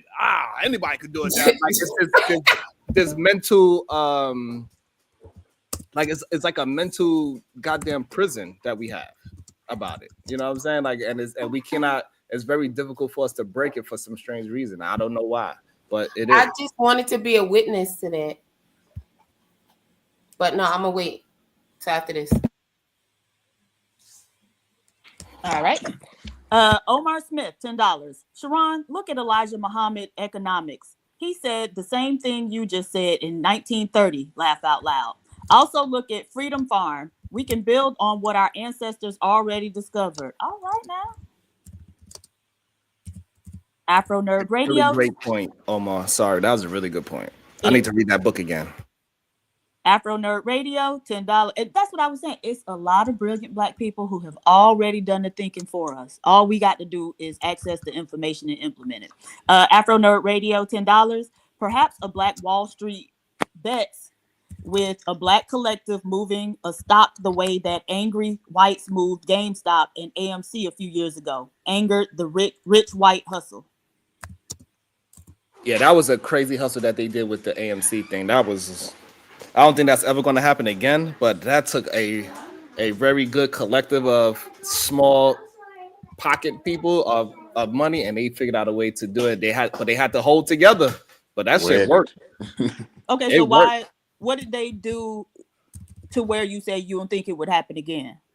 Because it was so many people that got. So it started off on Reddit, right? So they had a secret, like what you always say, Diva. They was able to speak in secret, and they was able to gather up they people to go ahead and shorten the stock, and they was able to withstand and actually hold out when it was not supposedly beneficial to them to hold out. And then so it happened to the part where it just cracked, and people made millions of dollars, millions off of $1,000 hold. You know what I'm saying? Because they forced some people, and that's why the stock shot up so crazy on GameStop. So it was a bunch of people that was willing to sacrifice to how would you say, Diva? Eat the rich. But it was a big group of them. So we have to figure it out. That kind of it's definitely possible, but it kind of lends me to want to ask, like, why haven't we done anything like that? Like, we got a lot of millionaire Black men. Like, let's just use like the NBA players. Like, why haven't they come together? Instead, like, we'll see them having their own little thing here on the side. I got my, my promised school. I got my Kevin, my Heart's food over here. Like, why don't they come together and pool their money together to do the type of things that we speaking of? I try to think, like, why not? Capitalism, as we said. Like, in order for you to make it in this country, you have to appease the white people. No offense, it's just being frank. And they don't want you talking about Black situations. Even look at in the last 10 years, 2010 is probably when we started getting really thoughtful about Black shit. You know what I'm saying? Rappers, basketball players, sports players, entertainers. We were all talking Black community things, but then the white people said, look, if y'all want to continue to make this, don't talk about that. So what I think is this is that like majority of our sports players are not Jaylen Brown. Right, and that's the real problem, right? Like, they are not intelligent like how we did. They have a different kind of talent. They are sports intelligence. They could figure out how to make a play, cut this way in a blink of 2 sentences. They know how to do boom, boom, boom. That is intelligence, but it's not. That's not the kind of intelligence that's going to bring Black people together in a financial standpoint. That's a but look, like, but don't think that way. They believe that they have to go to the white man to get a big check like that. Is it because they're deeper in the capitalism market where they see the traps that are ahead? Because again, like, I see what you're saying. Like, you're saying basically that they only good enough to really play basketball, or they can't think on those levels. But some of them show that they can. I mean, you got LeBron. He created a basketball school. You got some of them now creating podcasts, so they're able to think on this level. I'm just trying to figure out, is capitalism and KT kind of hit on it because he started to bring up capitalism. That's why I asked that question. Is capitalism unbeatable? You know what I'm saying? Like honestly, like, because if not, then why isn't there already a foundation of the next Black version of Walmart already in the works? It's a bunch of millionaires. We don't have to just. Oh, go ahead. Sorry, I won't control. No. So because I want to build on that. So the problem is that inconvenience part. So literally, all those Black athletes, all they had to do was go to Ice Cube. He already started it with the big three. It was building but it was old players, right? So imagine if LeBron and Curry and all these other people was to say, hey, we're going to do our own thing. We're going to own our own team and just rent out their stadiums. And now the whole NBA is just full of who? They're not gonna let you rent out their stadiums though. You're taking all their money. They're not gonna let you take all their money and just let you smile in their face. That's bullshit. Okay, so there go the dirty play, but still, in all, they will have to take their time and build up one stadium at a time. They might have to just do it in one city. Okay, so now you're talking about is that smart business, or you gonna have to take advantage of some neighborhoods to build another stadium now? See, so this is what Vegas did, right? So Vegas, this is why they started having the whole NBA tournament in Vegas. You got 4 teams all coming flying down there to play this one tournament, right? So they have the ability to do it, but they will have to be able to withstand the brunt of the inconvenience of building that shit, because they're not going to see the bread. It's going to be 10 years down the line. That's when, that shit's going to be popping. So are you saying that black men have been afraid for 100 years to do that now? It's the convenience part. Like, why I'm going to go ahead and I hear you. Are they afraid to be inconvenienced? Because we haven't created that. You're like, or I'm not even saying created it, the foundation of it, where it's like, the next black Walmart is like, or like some mega conglomerate. I don't know what the fuck it is. The black Tesla company, the black manufacturing of cars, something that's like the ground level that. Right. So, so the problem is just that instant coffee came into the world, and nobody want to take 10 minutes to make a goddamn cappuccino at home. Right? So they want everything to be quick, fast, in a hurry. Hey, I played. He gave me this contract for 150 mil. I'm good. So is capitalism unbeatable because capitalism has wrapped its neck around the stronghold of convenience in people? Because that's something that. Right. I'm sorry because you. I'm sorry. No, well, that's basically what I was asking. Is like, because I'm really trying to think of this shit. Like, how do you actually beat something that's so huge and it has created a convenience that think of Amazon. Amazon has created convenience so good that right now I can order something and it'll be here between 2 p.m. and 6. It's like, how do you compete with that when they have that much leverage over you without engaging in the very capitalism, the very taking advantage of the people to actually start to get that type of power, that type of leverage to do those things? It's just fucking, it gives me a headache, trying to think like, how do you beat capitalism? You know what I'm saying? Like, damn. And so you have to beat it with capitalism, and we have to make our people, like say we used to try to do it. Just this is our thing. We have to make our thing ours and stop allowing other people in. Like, hey, I'm sorry, but this is ours first. You come. Do we take advantage of our people? Let's say this the 4 right here. This the 4 right here, and we the presidents. Are we gonna have to take advantage of some people? Take advantage of some cities? Put some people out of business? Are we willing to do that? No. What we're doing is we'll take advantage. We'll take advantage of putting our products up on the shelf higher, and then when Johnson & Johnson said they want to be in our store, we put them at the bottom shelf, and you had to pay for your product placement, but you can't go higher than the bottom shelf.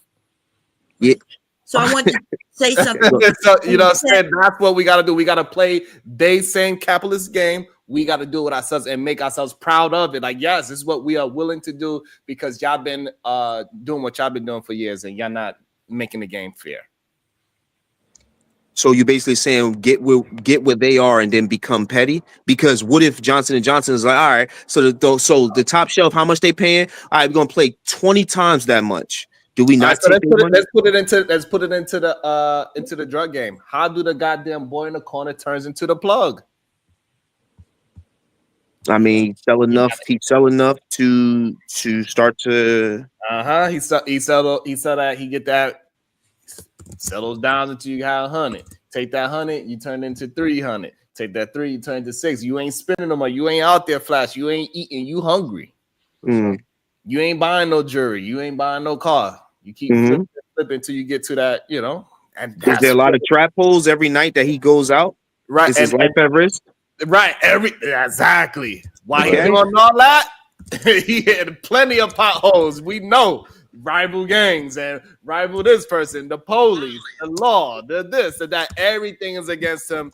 So this is just a one way to just make it make sense. It's not going to be easy at all. But I figure that is the easy way. For some reason, our people, we can be very intelligent when it comes to that business for some strange reason. No, real talk, Jamal. I think that's what I'm trying to say. Oh, go ahead. Yeah, then you got to get rid of the plug after that. Right, but like in capitalism at that level, how do you get rid of the plug if the plug is like, nigga, I'm in your life until the life of your company is done? Let's not forget I want socialism. parts, but I want parts forever, and that's what capitalism gonna do, man. That's what Johnson and Johnson gonna do, and they ain't gonna, that's why it's only two. Like the fact that y'all said it's only two, this was making me like so mind. But I'm like, damn, it's only two companies that own all this shit. Like, can I think of why they own all that shit? Because they've been stepping on niggas. The reason why hold on, Coach. You even say hello. God damn. Flato, you absolutely can turn 100 into 300. Go ahead, Diva, and it. I got you, Coach. There we go.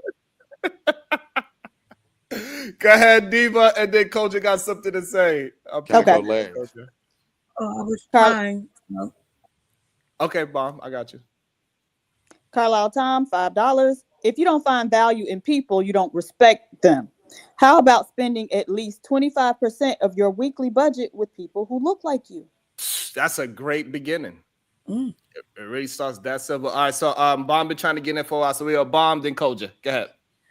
Koja can go and I go up there. Okay. How you been? I'm good. How you? The reason why he turned into the lookout boy because that was the black man apprenticeship program. So they initiated them into that program instead of saying, hey, I'm gonna teach you mechanics, fishing, because the man said he didn't go fishing. They initiated them to the drug apprenticeship program.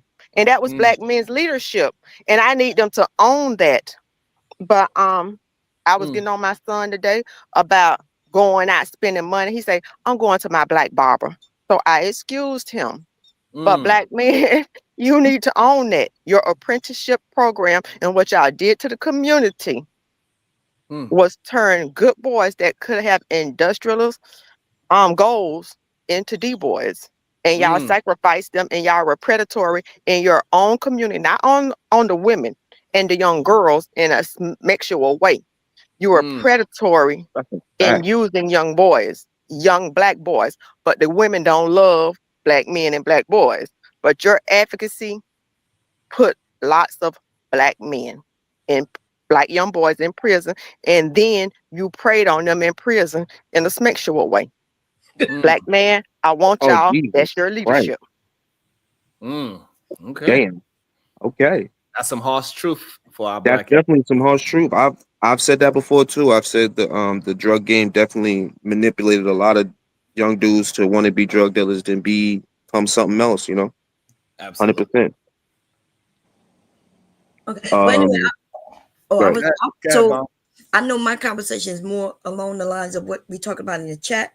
And the chat is, people are saying that people are not going to boycott. And I want them to know that they've been boycotting for about 26 days already. $16 billion has affected Target. And they are apologizing and saying they're going to rethink the situation with the DEI. And somebody's getting sued. I can't remember if it's Target or somebody who canceled the DEI is getting sued by their stock, by the people who own stock, because they said that they should have warned them of this change, which made the stock go down. By law, they were supposed to warn them of this change that they were going to do that may possibly lower their stocks. And so those people are suing. So that would be my ass backward state of Florida. And you good, Bomb? I said that's ass backward Florida. Ass backwards Florida? Yeah. Girl, after the law that just the bill that just got passed last night in the middle of the night, girl, American, they're gonna be mad, baby. They're gonna be mad. I think they cut Social Security, all kinds of shit just happened. Ooh, baby, them old white people gonna be mad. Them rich white people gonna be mad because they get Social Security too. To save rich people money again, they got a tax cut again.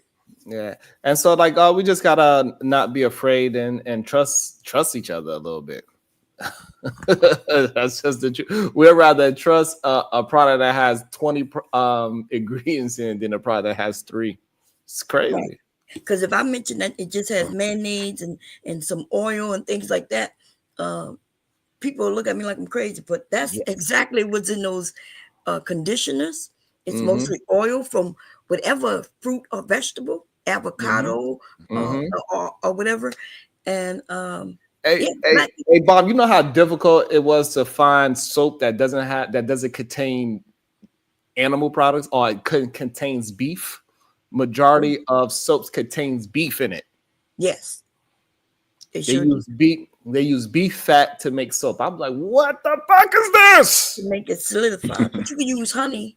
But is honey considered for No, it is not. and for the people that wear the small hats, start with a J and we can't say, I think they use pork products or some parts of pigs to make lipstick that they were smearing on their lips. Just for the Jewish people. And go ahead, Diva. Just my 4 cents. Just my 4 cents. Is my super chat spending with white folks?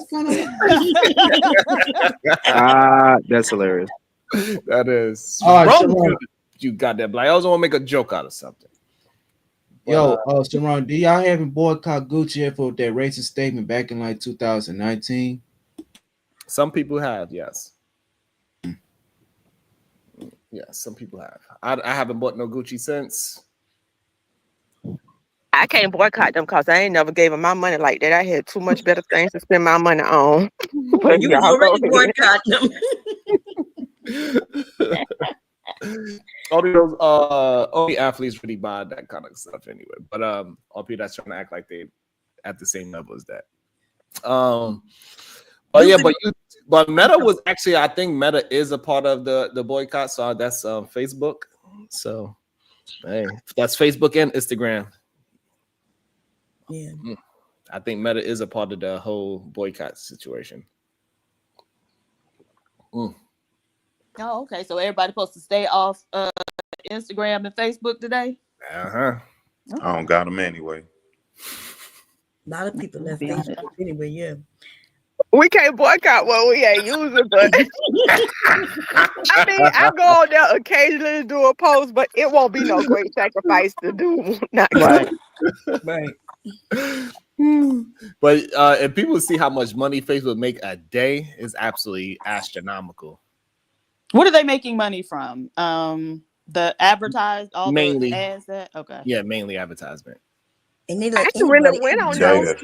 A lot of scammers advertising. I think they make somewhere like I think they make something like $5 billion a day. Damn. A day. Yeah, you go over there, you get scammed messing around with them advertisers. You click a link that look like Walmart, but it say Walmart. Yeah, no, it didn't say Walmart. It just say the site is say Walmart / something else.com. If you don't look at the top, you will never know. And you know what? I want to we got to start having the conversation because I think a lot of Black people are not really paying attention to what the boycott is. I don't think we really understand as a whole. Right. The boycott is to boycott companies that is not supporting us. Right. It's not to boycott white people. It's to boycott the companies that's disrespecting people that look like us. So we have companies that's literally disrespecting us as a race.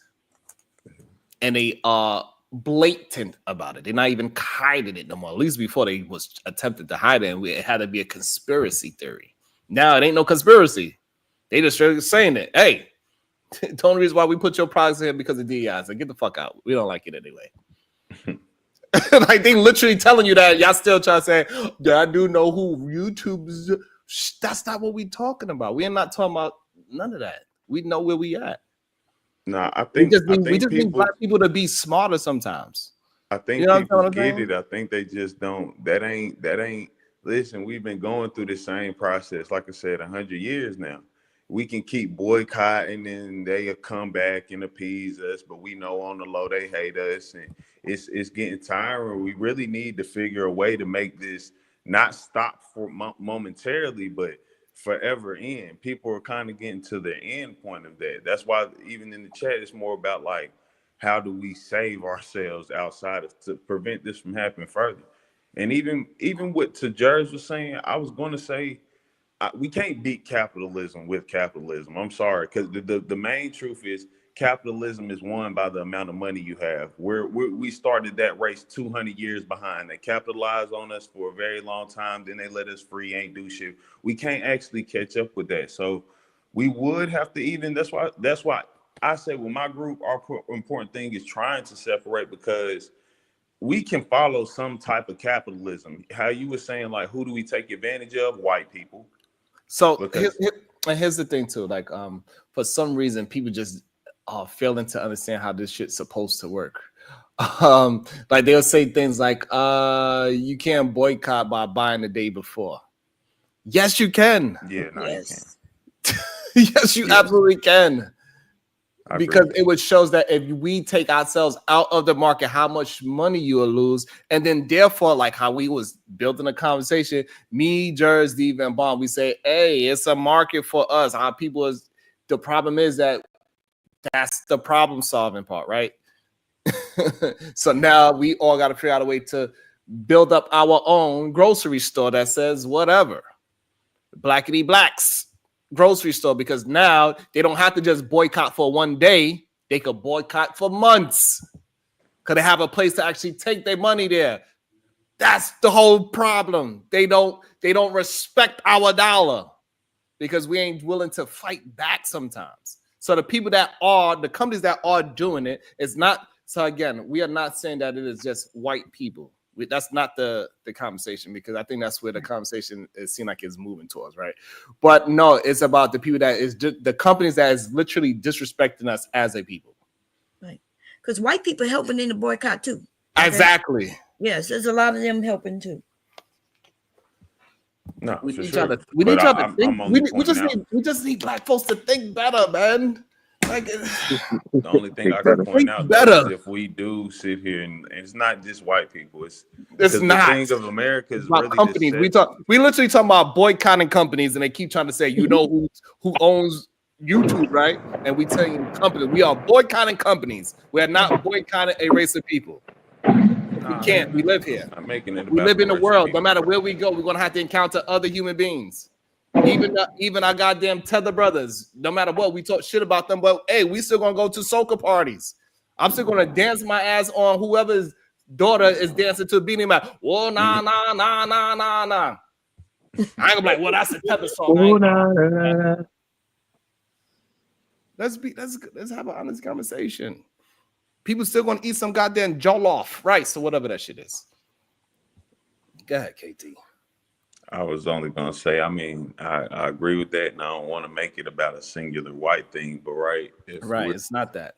If we're talking about how America is built, it's built to take advantage of black people. Everyone emulates our ways, not just white people. Everyone emulates to sell products based on how we look, things of that nature. The real power we have is that what we make cool is what's cool.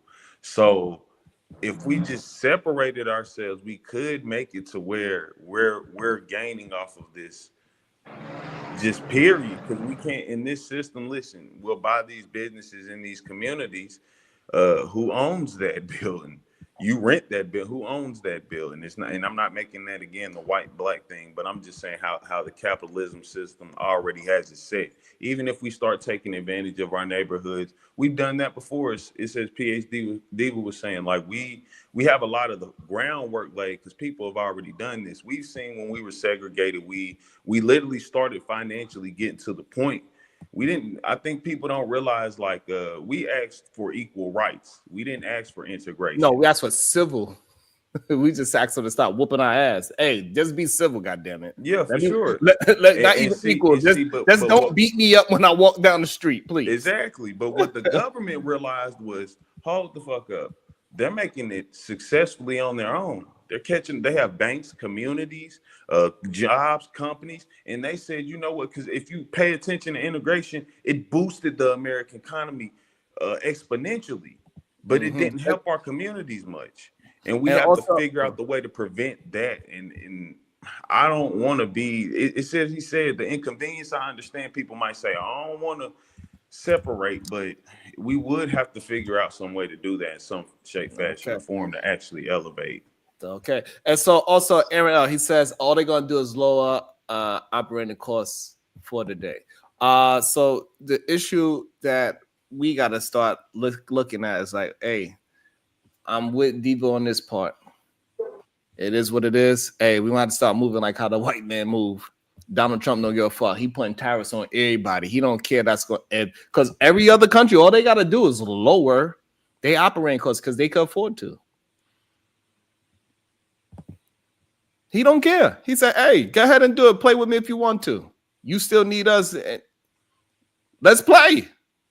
We got to stop being afraid. Oh, they're going to do this. Okay. Let's make it happen. Let's go tit for tat, motherfucker. You said we the biggest. They say we are the biggest consumers in America, right? Well, let's go tit for motherfucking tat then, motherfucker. Yo, so, oh my God. So you telling me that if they was like, all right, wait, hold up. When you say tit for tat, who is who? Are we talking about blacks or whites? Are we talking about? Yeah, I'm trying to figure out before I say what I say. For example, he said they're gonna just lower the operating costs, right? So even with all that, so Donald Trump, he built his campaign saying drill, baby, drill, right? Meaning saying that we could use our own oil. Even though we buy plenty of oil from other places and we got plenty of oil here, we don't use our own oil. Right? So, but what other nations that can do is they operating costs to drill oil is probably about like $10 a barrel. And for us, it's probably around like $30-$40 a barrel. Because of, we got to pay. So now once we say we're going to drill, we don't need your fucking oil and we still going to sell it anyway. What can those other countries do? They could lower their costs because our lowest level is $30, right? That's just breaking even.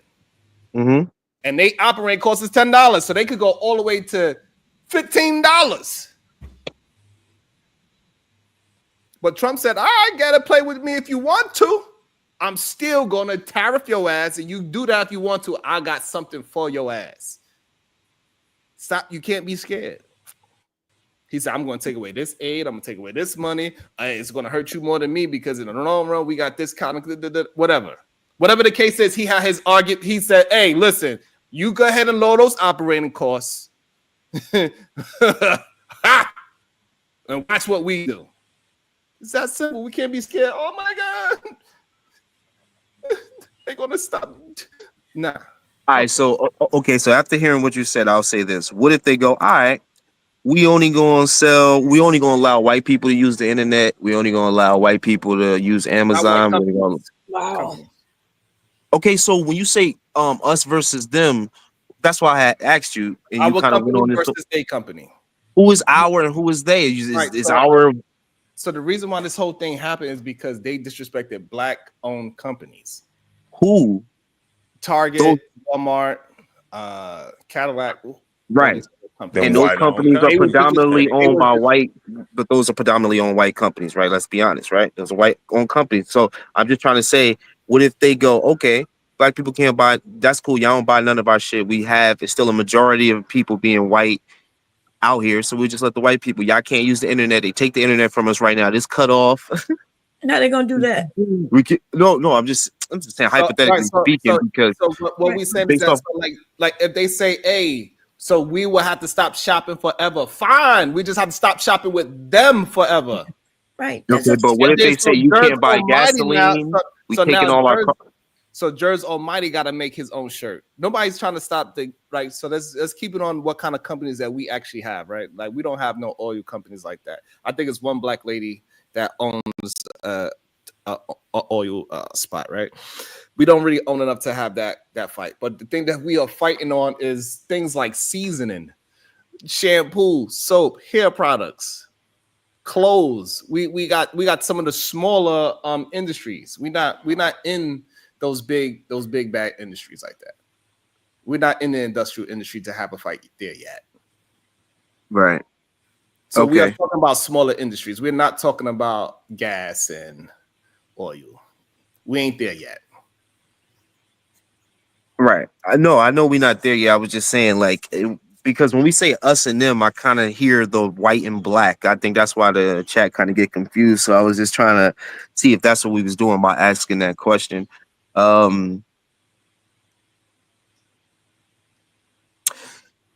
Target could put what they want in their store. I don't see why. Like, I see, and we can stop spending money with them.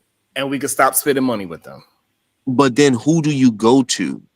And that's where the problem solving comes in. And this is what we as people, we got to start being able to do. We got to start learning how to. All right, but Sharon, let's be honest. It's a problem there. People already, Diva Ray said, it's books out there already that already solved the problem. Motherfuckers didn't read them, and they didn't use the maps that PhD Diva spoke about. And now we're 100 years behind on trying to compete with what, like making the next Target. Like Jesus Christ. So here's the thing. So they again. Publicity. What's the man name? Ice Cube already gave us the solution. He created a basketball league. All our superstars, all they had to do was leave. That's it. He created it. But we somehow, some way, we found a way to fight it. He ain't doing that. They are. So this is what they keep telling us, right? It's that we already have the solution. We just not willing to actually go ahead and do it. Ice Cube gave us the solution. Tyler Perry gave us the solution. He created a whole thing in goddamn Atlanta. Mm-hmm. And now guess what's happening in Newark, New Jersey? They building one of those studios in Newark, New Jersey. I wonder where they got that idea from. They got a studio in New Orleans, also in Louisiana, where they built one. But this has worked before, right? Like we don't have to sit in the back of buses and go to have for blacks and for whites fountains anymore. And well, we don't have fountains anymore anyway. But anyway, you know what I mean? Because of boycotting. They boycotted, wouldn't get on a bus for over a year. Black people had to figure it out, had to get to work. And you know who helped them? White people. White people picked them up to bring them to work. White people are the allies. They helped, and it worked. So your civil rights happened through boycotting. Great point. And so that's we keep trying to make it just a black and white thing, but that's not what we talking about. We talking about companies versus company thing, and how those companies is trying to take advantage of smaller companies, and we keep on us as the consumers that is building a goddamn business up. We need to take our money out of it. Oh, you doing this to these type of businesses that we support. We come to, one of the reasons why we come to your store is for this business, as well as the other things that we pick up as well. So you're going to shit on a business that we love. Plenty of people do that on a day-to-day basis. You disrespect a small hat, they be like, what you did? All of a sudden, they sales drop it, and now they doing apologies. You disrespected that LGBT. What they do? The Baby, he was the biggest rapper for a hot minute. He said one thing.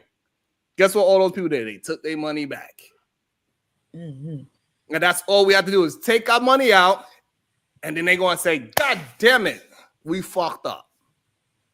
And it ain't no coming back. Because guess what? The Baby still didn't get a chance to come back. And he apologized. But it's too late to apologize. It's too late. Look. We were just talking about lotions and shit like that. We just was talking about lotions and like the tablets and seasonings. Wait. No. But specifically, is that the stuff that they taking out? It's like the lotions, the seasoning.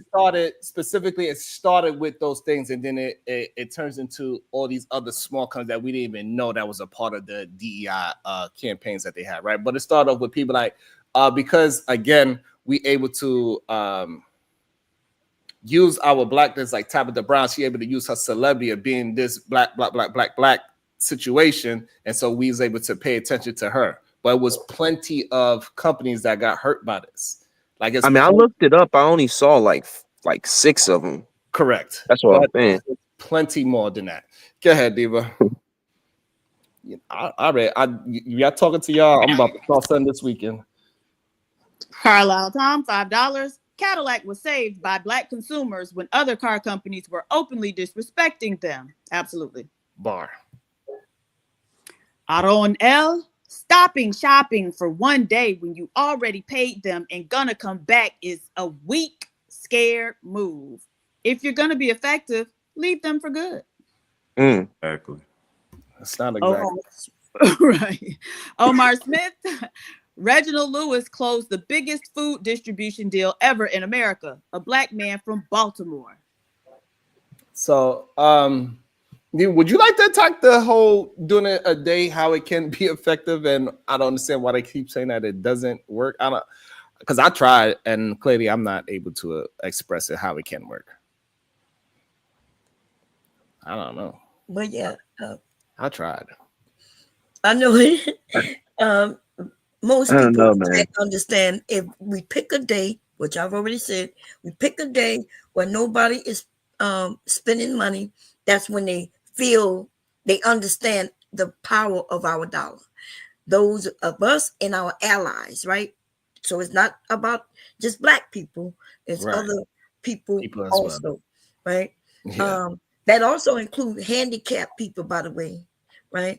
And also and gay people and other brown. Maybe they understand it in a workforce way, Bomb. So everybody was, so if we all had we was all working in the same goddamn place and we all went to work, we did plenty of overtime on Thursday and we said, hey, you know what, we need more money. None of us is coming to work on Friday. Mm-hmm. Will that still work even though we came to work on Thursday? Yes, right? They were like, oh, what happened? Why y'all didn't come to work? Because you need to pay us more money. And if you don't pay us more money by Monday, we ain't coming again. No, that'll work. What if they just fire all of y'all and get people that's exactly? They can't do it. A company cannot. They are not able to do that. Like if you ever hire, if you was to lose, say, if you had a team of 100 employees, right? Because we are a big number, right? They're just if you had a team full of 100 people and 100 people decide not to come to work, it's going to be, first of all, it's going to be a lot of phone calls being called upstairs and trying to talk to the big boss. Where your workers at? Why they ain't coming? Then now he calling the people, hey, why y'all didn't come to work today? Because you ain't paying us up. What you mean? We ain't coming until you pay us. We see you Monday, you figure it out. They cannot hire 100 people in one day. Right. It's going to cost them more money to try to find 100 people than to say, hey, you know, we're going to pay them that extra $5 so we can get them back in. That's how it could work. So this way people could have a understanding because for some reason they cannot fathom that us as a people can get together and actually make change. We got to stop having this defeated mindset. We are strong human beings. Literally, right now, we have people like, let me give a Anton Dance. He's literally making $100,000 a month. He showed people in the back chase $100,000 a month, $100 off of talking. Stephen A. Smith, he got a multi-million-dollar deal off of talking. He just created from what he's saying. The product is actually him talking. Exactly. Yeah. That's his product. Not dribbling no basketball, not writing no fucking book, not selling no clothes. Literally, him talking, Stephen A. Smith sitting down and talking created $1 million for him. And we try to act like we don't have no fucking power.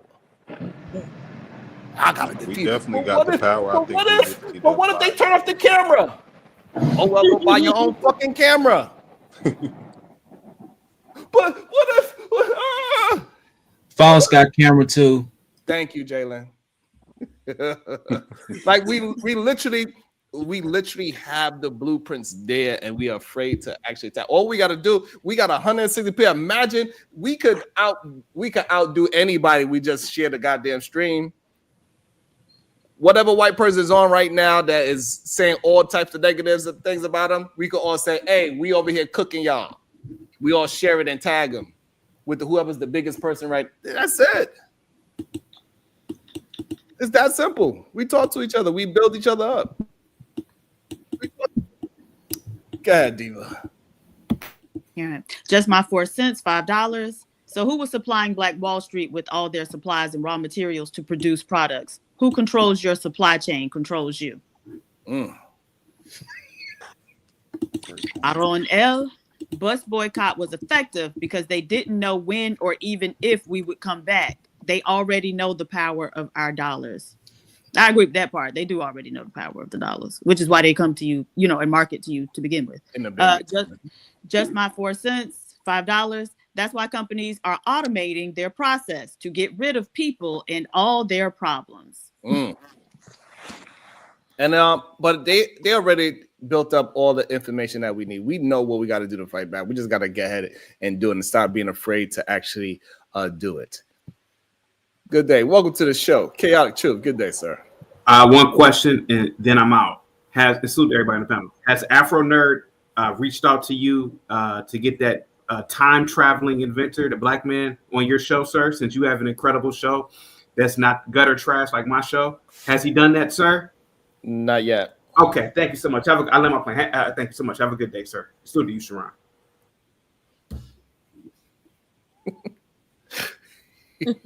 What happened? What happened now? Time travel. What the? Who talk about time travel? Afro Nerd, apparently. What? Bruh, time travel? Bruh, you gotta relax. What that supposed to mean? What that's supposed to mean? You gotta relax. But yeah, we as black people, if we afraid not to go shopping for a day or two, then damn, like we, god damn, we are in trouble. When all you got to do is shop for a day or a week, but they have it set up where they understand that certain people don't have no other choice, and you're not going to be punished if you go shopping. Right, but for those of us who can and care, then we're not going to stop, so it could be effective. But it got to be on certain days where we all could do it on the same days, so it could be effective, and that's what the plan is.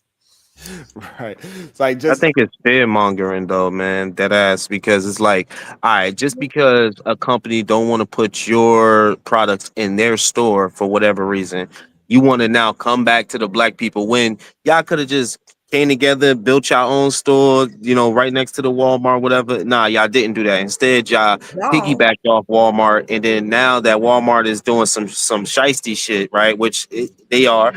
Now y'all want to use the black people when y'all ain't saying white people come boycott, this people come boycott, and just say, kind of, we should not do something for a day. I just think that a lot of people are finding it hypocritical. It's like how hypocritical because you won't listen, because we've already said it's not about just black, right? Yeah, it's gonna be white. It's not about color. It's about the company.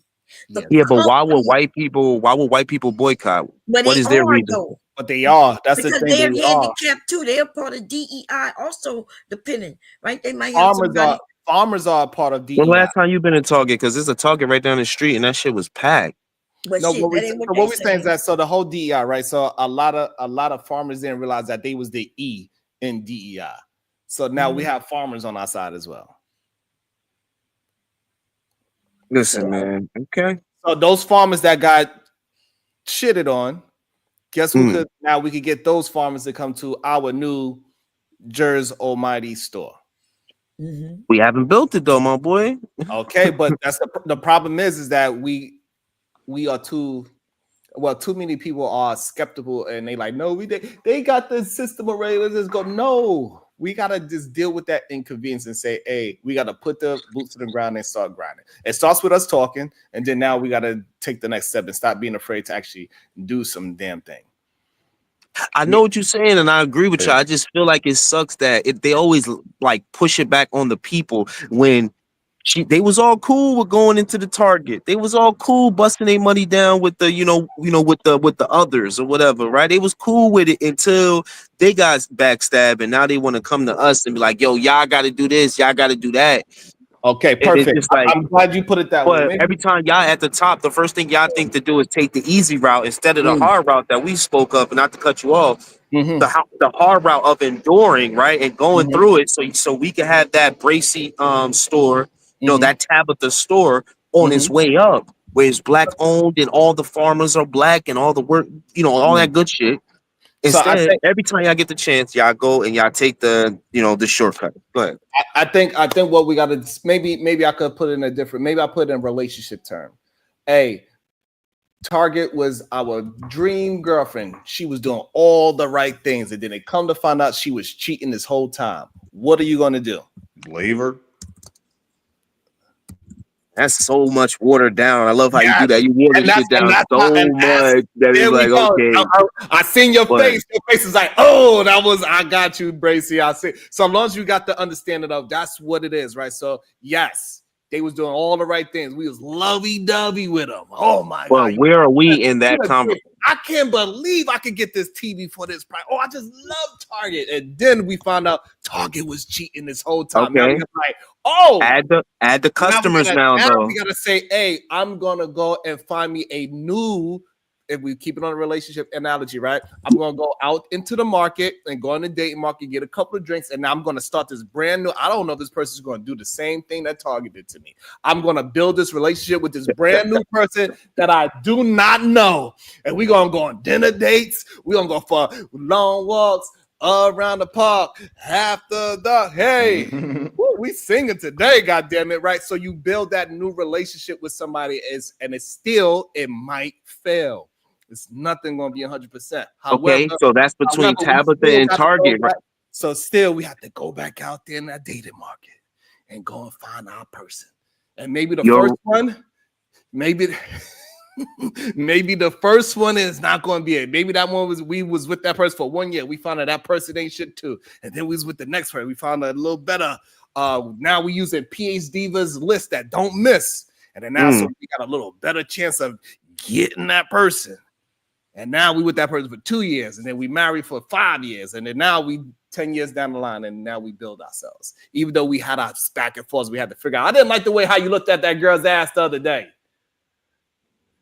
And we still had our ups and downs in our backs. Why you keep going to that goddamn barber? Because she got a fat ass. I know it ain't because of your hairline, because your hairline fucked up. Stop going to that goddamn female barber with the fat ass. All right, babe, I'm sorry. Whatever. Right, but you're still gonna have to go through those ups and downs regardless. Ooh, I be fucking cooking. You did not cook. You did not cook because you didn't add the customer. Where are we? Where's the boycotting part? Okay, Tabitha and Target is the relationship. Tabitha sees that Target is cheating. Tabitha walks away. Right? Got it. But where are we? Are we supposed to sit there and be like Tabitha? It's okay. Are we supposed to be like you kept going to that no good sucker, and then you keep going to these no good suckers? Then you call us every time. You call us on the phone, sister, and then you want to complain to us and tell us that don't like them too. Well, we like going to Target. We cool with going to Target. Target ain't did nothing to us. See what I'm saying? And so you kind of missing the. I'm glad that you put it that way. So that's good that it can have that conversation. But eventually we're gonna say, hey, now when that you said all those things, and when Target does it to you, you better not come running to us because we ain't in that relationship with Target. We walked away. we just the customers. We ain't trying to get our shit again. When I told you he was upside in my head. So when you get oops upside your head, don't come. We ain't trying to date Target. We ain't trying to date Target. We told you not to date Target. We told you to just chill with Target. But you wanted to go date Target. And now Target to clock you upside your head. I think this analogy worked. I really do. I think it worked. I do. Quick irrelevant question. What does done mean? Remember when they used to call people done? What was that? That was from Queensbridge. It was a New York thing. They said that in Queensbridge. Done is just a person like, what up, son? What up, my dog? Done. What up, Dunny? Okay. Aaron L. What happened to the NFL boycott? Y'all still watching. The NFL didn't move at all, and y'all came right back a few months later. They called your bluff. They did. No, they did not. So that's wrong. Yeah, y'all did. Sharon. That was a failure. Hold on, no. So they did not. So they changed up a lot of things. Yes. So I don't know how many people actually go to if you go to an NBA game, a hockey game, or an NFL game, in each one of those arenas, they market 3 different things. You go to a hockey game, literally is nothing but beer and Caucasian type stuff. That's what they market there. They even playing rock. They even playing rock and roll throughout the whole stadium and everything. There's no hip hop anywhere. It ain't no. It's like everything is crazy. Like how they change it today. And then you go to an NBA game. It's a little bit more. They blacked it up. Is what you're trying to say? They blacked it up. Oh my God, that's what they did. No, great. But I promise you. Unlikely. I don't know if y'all have a hockey team. Go to if you've been to a Miami Heat game, go the next day. Go to the next day when they have a hockey game. You're like, what the fuck is this? Is this the same arena? Yeah, but it was always different, right? Yeah, that was always right. So it's just a cultural thing. So now let's go to the NFL. Exactly. So the NFL, when you go to the NFL game, also it was all rock and roll and beer at one point. And then when we start saying we pulling back, guess what happened? What? They started changing. They got in racism at the back of the thing. They included a lot more things that is made it comfortable for us to be a part of. It ain't just now they got barbecue chicken and all of that. They also started allowing our artists to be played in a stadium. That's more money for artists. Also, we've seen the last few Super Bowl parties, right? Also, the Super Bowl halftime shows, right? Man, but that's like when you. I don't consider any of that a win. Caught cheating, right? That's like we. So okay, I don't consider any of that a win. Hold on. It doesn't matter what you consider a win, but that was the whole reason why we was. That's not why they were doing it. Yes, it was. Nobody was doing it. They were not doing it, so they would put fried chicken. The reason why they were boycotting the police, right? Let me substantiate. Hold on. So the reason why we was boycotting in the first place is because of Colin Kaepernick saying, "Hey, y'all need to be speaking up against the police."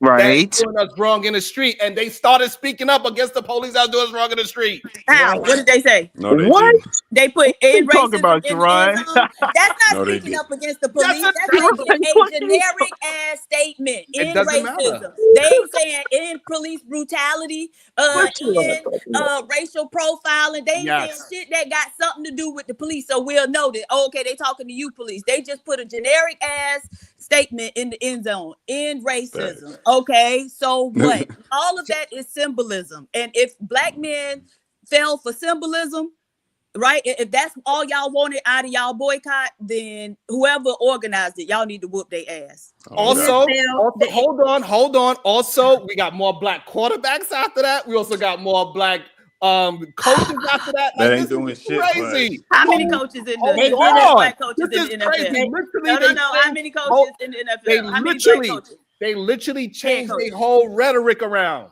Literally rhetoric, and y'all still only a handful of y'all getting it doesn't matter. So the nigga down in Miami had to sue them. Several people actively suing them now. No, so what?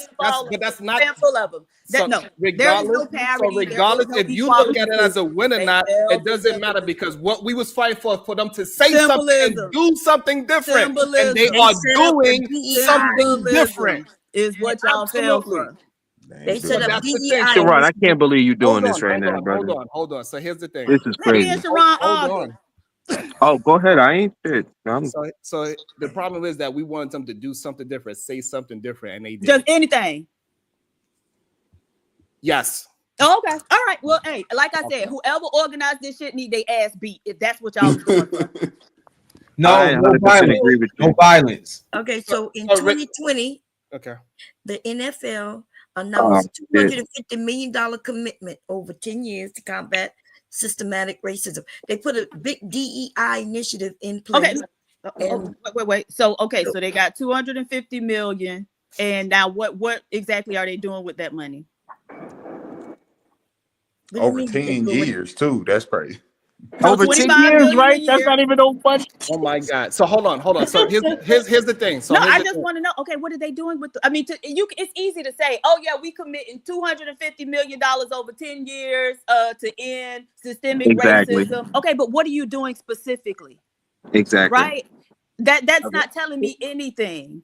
It Because says you that can go and give that money to a bunch of white organizations, which now that I think about it, I saw a story where they talked about exactly that, how a lot of these white organizations, it was one of them in Chicago, they started popping up and they got a lot of that money. And so I need to know again. So if people, if organizations, and shout out to the Cash App, anyone who took the knee lost their job. Thank you. I appreciate that. So again, because whatever that 250 million, if black folks didn't take advantage of the money that they said they was going to pour out into it, that is not the MFL. No, yes, it is. They didn't even Because give you it have to the to black award. man. No, hold on, because you gotta award the money. No. So if we all apply and you give it to a bunch of white organizations, then that ain't got shit to do with me. It Absolutely doesn't, but not. that doesn't have anything to do with the argument. So again, Yes, it does. It does not.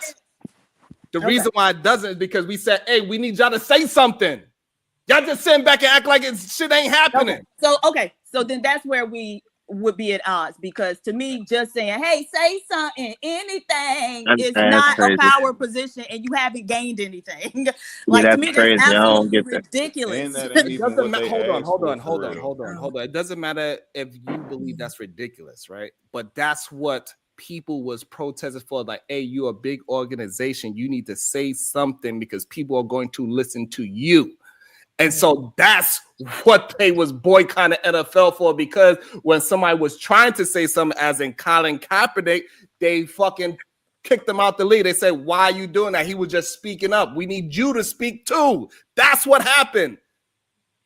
I don't That's believe a good point, the simple fact that the Colin beginning was a good Kaepernick was point. never made whole, right? He never received any sort. Well, he got some type of settlement with them. Now that I remember, He tried to come back into the NFL. Right, they still they didn't let him. stonewalled them or blackballed them in the NFL, and so y'all think that them putting some generic ass statement in the end zone when it's juxtaposed about against the black man who took the knee being blackballed, and y'all think them putting that shit in the end zone is actually something tangible and something worthwhile? Again, whoever organized it, just point them out so we can whoop their ass. That's so we can whoop their ass. No, listen to me. The person that we got to point out is nobody organized the person. Hold on. I just want us to stick on to the point that what we are arguing. We're not arguing.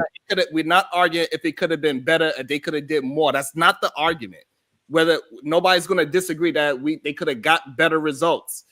They could have did something different, but we was not in the room. So whoever was in the room that was making an argument, they made their argument. This is what we are talking about, that they changed something in the NFL. So regardless if we agree with what they changed with, how big, small, or minute that was, that's not the argument how big or much of an impact it was. That's not the argument. The argument is that the NFL changed what they was supporting. Okay, so now let's see. Listen. Upcoming season, if they snatch all that in racism bullshit out of the end zone, right? Given the climate and who's in office. So it'll be interesting to see that. And now if they do that, then what? Right? You did all that, and that's why you don't settle for symbolism. Right? Because symbolism is just that. And you can give it and take it away, and either way, it don't really move the needle a whole lot in many respects. And so black people, come on. I agree with you, PhD. Everybody want to jump in, so I want to jump in. So what I'm saying is that as truthful as that is, that wasn't the argument though. Go ahead, Bomb Cherry. Okay, so they gave the money. Yes. Like I said, that happened in 2020, 2021. Then they gave more money to social justice organizations and nonprofits, right? Dealing with education and economic advancement. In 2023, they did something dealing with DEI hiring benchmarks, where they started hiring black coaches, black this, black that. In 2025, they just put something enhancing support for the LGBT employees and additional funding for community-driven initiatives. So they have stuck to it in this year. So the NFL is huge. If they put something, remember they were trying to say he's taking a knee, fire him. Oh, he's against this. So they combated that, right? At first they was with that. That's why they got rid of him. But then they decided to go against what they originally was doing, which that is a big symbolism. We could act like symbolism don't mean a lot, but it actually does. What it does. So where is he now? Right. And so this again, you cannot juxtapose those two things and then say, oh, well, they was doing something good. Like, look, and maybe I just have a very different mentality about these type of things, but nah, you ain't finna play me with no bullshit. One thing I have to say, at the end of the day, I don't believe in no moral victories and no bullshit like that. So either I'm going to win or I'm going to lose, but I'm going to know what happened either way. I'm not going to be in the state where I'm thinking I actually won something when I actually lost, right? So, but the problem is that's if you was having the argument with it, but the person that had the issue, they put out what they situation was. Whoever the organization was, the criminal justice reform, the racism reform, Colin Kaepernick getting the money that he was getting, right? Those people had their arguments. Yeah, but it was a larger thing. They were asking the public to boycott, right? Black people were supposed to be boycotting the NFL. So it wasn't just about those little handful of people when they made it a community endeavor. And no, that's not true. Oh, okay. So it's all us got to participate, but it's only about these one or two people. Okay. No, so Colin saying, hey, he was protesting for himself at first. Mm-hmm. And then when they started doing, he said, hey, people, this is that and the third. So he wanted support. So now they were supporting whatever his vision was, and his vision was whatever that is, how big or small it is. That's not the argument. If it was so, y'all let it have. So we're not. So what I'm saying is that we are not arguing the significance of what he changed.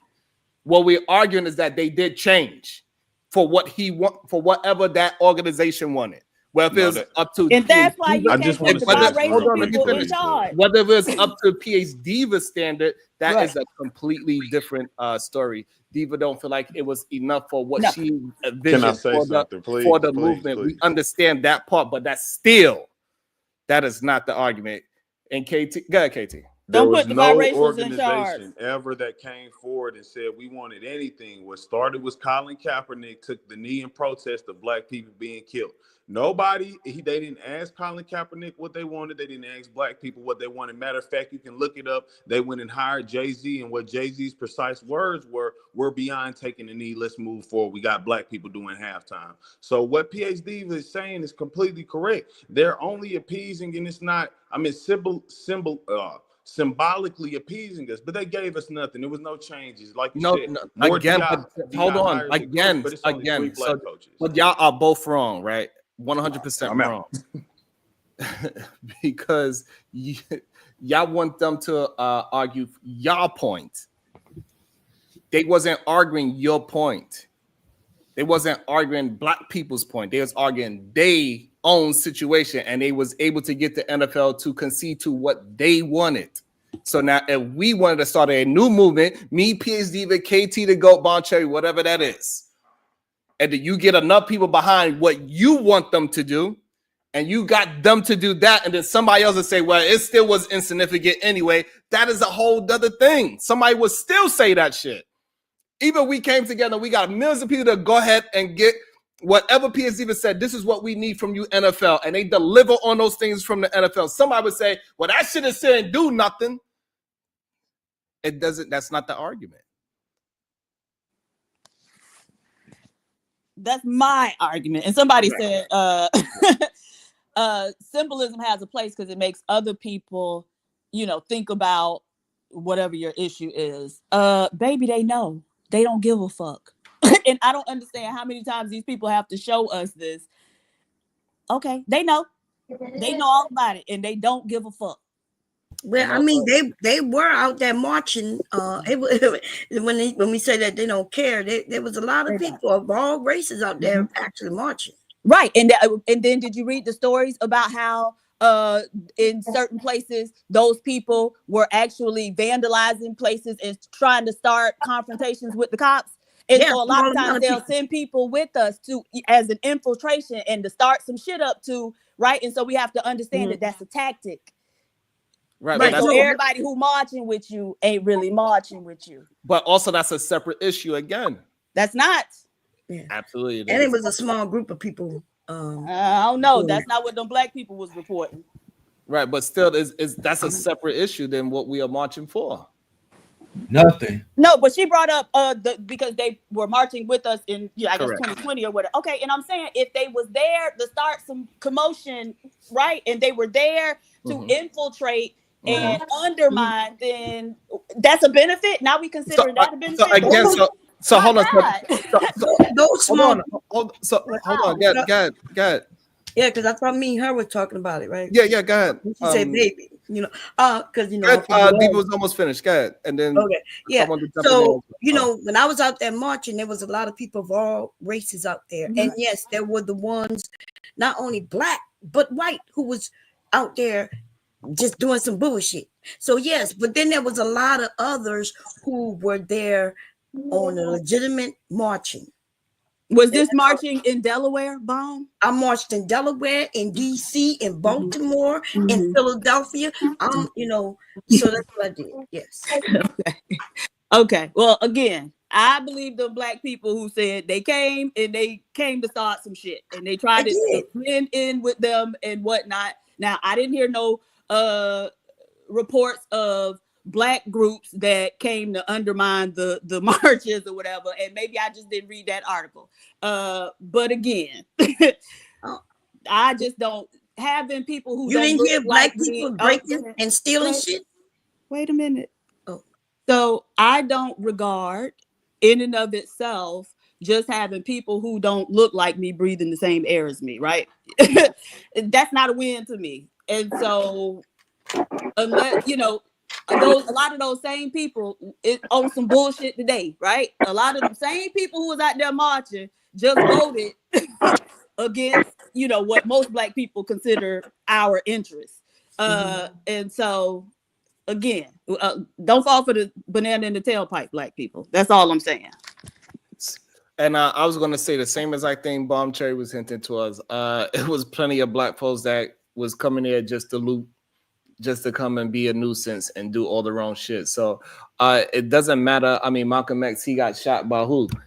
Right. So we understand that it doesn't matter the race of the infiltration, right? So they could still do the thing that is against the situation. So again, those are small pockets of people. The main thing is that is a separate issue versus what we are marching for. They're going to find a way to either get somebody that look like us or not look like us, but they're going to people that have negative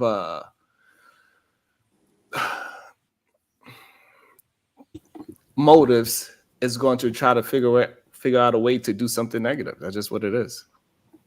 So let me get this straight, Sharon. One more thing, and I ain't gonna say nothing. Did you know protesting and marching ain't gonna do nothing? Why not? It's gonna be the same thing. Complaining, and that's it. And the gender wars. Okay. Thank you, Jayla. Well, yeah, so I think it doesn't matter what race it is. They'll find a way to. If they trying to do something wrong. No. We're not gonna try to act like it. It's an equal thing. Like, no, absolutely not. So, but okay. Again, my position is, look, these people don't give a fuck. And they show us and have been showing us over time. And the same way we'll sit up here and talk about epigenetics and how black people are passed down trauma from generation to generation, the motherfuckers passing down evil from generation to generation. For sure. That's for sure. But now it's, they came out here to march with okay. Well, yeah, that was all right. Well, anyway, Aaron, Aaron L, $5. What is it? Bud Light sales dropped 30% because of the LGBTQ commercial. No one planned the boycott. Folks just left, and Anheuser-Busch not doing that again. Yeah. So therefore it works. Yeah. Right. But he was saying they didn't need to organize. He said the affront or the insult was enough for the people in that group who saw it to just automatically vote with their feet, right? So nobody had to make a grand announcement. We didn't have to round up. They didn't have to round up people on social media, or you get what I'm saying? That's what he's pointing out, that it was just an organic thing. But they did round up people, and they started doing videos, pouring out the beer and all kinds of things. They did do that. Absolutely. Nah, but LGBT, that's a whole different animal, because that's everyone included. That's every race of people. It's a lot of bisexual things of that nature. It's many. That's a whole collective, basically, of humanity. It's kind of hard not to, you know what I'm saying? No, that's not true. No, we don't know what you're saying. But so like, even with that shows that it does work. The sales dropped, and they said, "Oh, so we're gonna recant all that shit. We ain't gonna push out that kind of symbolism anymore." Right? That's all that it was. Them having those type of people drinking a beer was a symbolism, and the people got mad off of that symbolism. They took their money out, and that's the same thing that we are just now arguing. So again, it shows that symbolism does matter. What? No, them advertising. That wasn't them voting with their feet was the thing that moved the needle, right? Like, right. Okay. Nevertheless, Koja Malik, my bad. They showed their support in the voting booth. Right. And so we really did we ever watch that video of the old white man talking to the Asian guy? Okay, I'm gonna try to find it. Because a lot of us are very confused with how these people operate. And it just, because y'all be around them more than I do. Aron L, I finally agree with Diva. Baby, I'm always right. It's just a matter of when you ready to receive it. Always, baby. I'm about to put Diva in a box.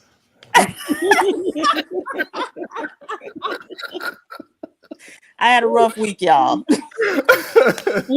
Oh man.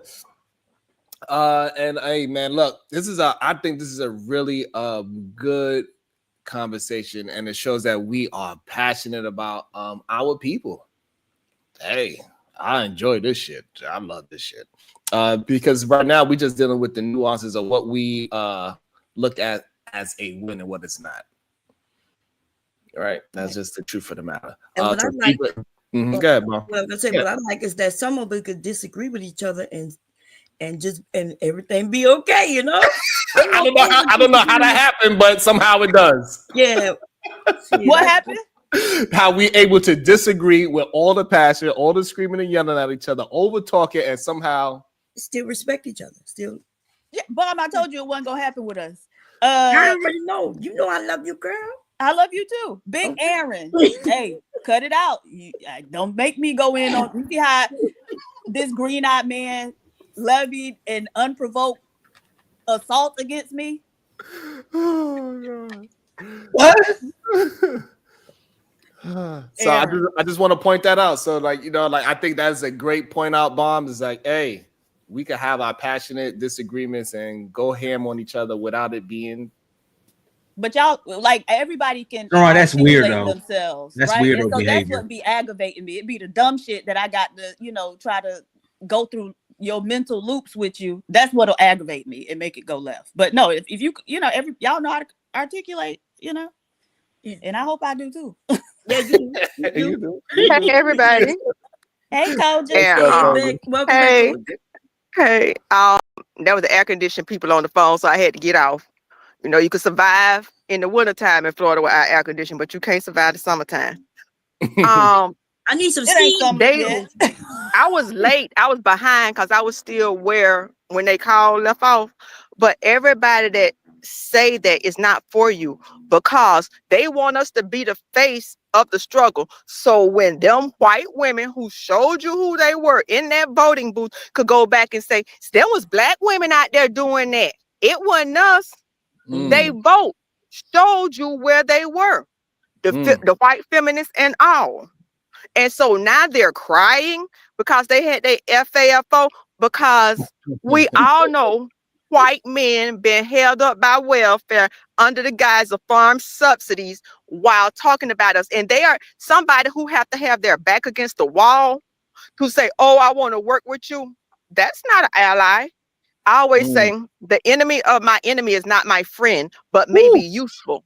And they see us as useful. And instead of us talking about DEI, we need to be talking about we 13% of the population, we get 3% of federal grants, and while we got taxation without representation. If we 13, and I'm talking about minorities in general, are only 3% of minority contract of federal government contracts. So we need to be in somebody's courtroom individually filing federal lawsuits for taxation without representation and demanding that every minority be having federal contracts representative of that group instead of the 3% we share collectively. I like that. Taxation without representation is what we got. So they not our friends. I got a couple of questions because I think it's important. Koja, what, without giving too much, what part of Florida are you in? The south of the south of the south of the South Florida, Hendry County, redneck Trump, who been had they Trump 2024 since Biden won.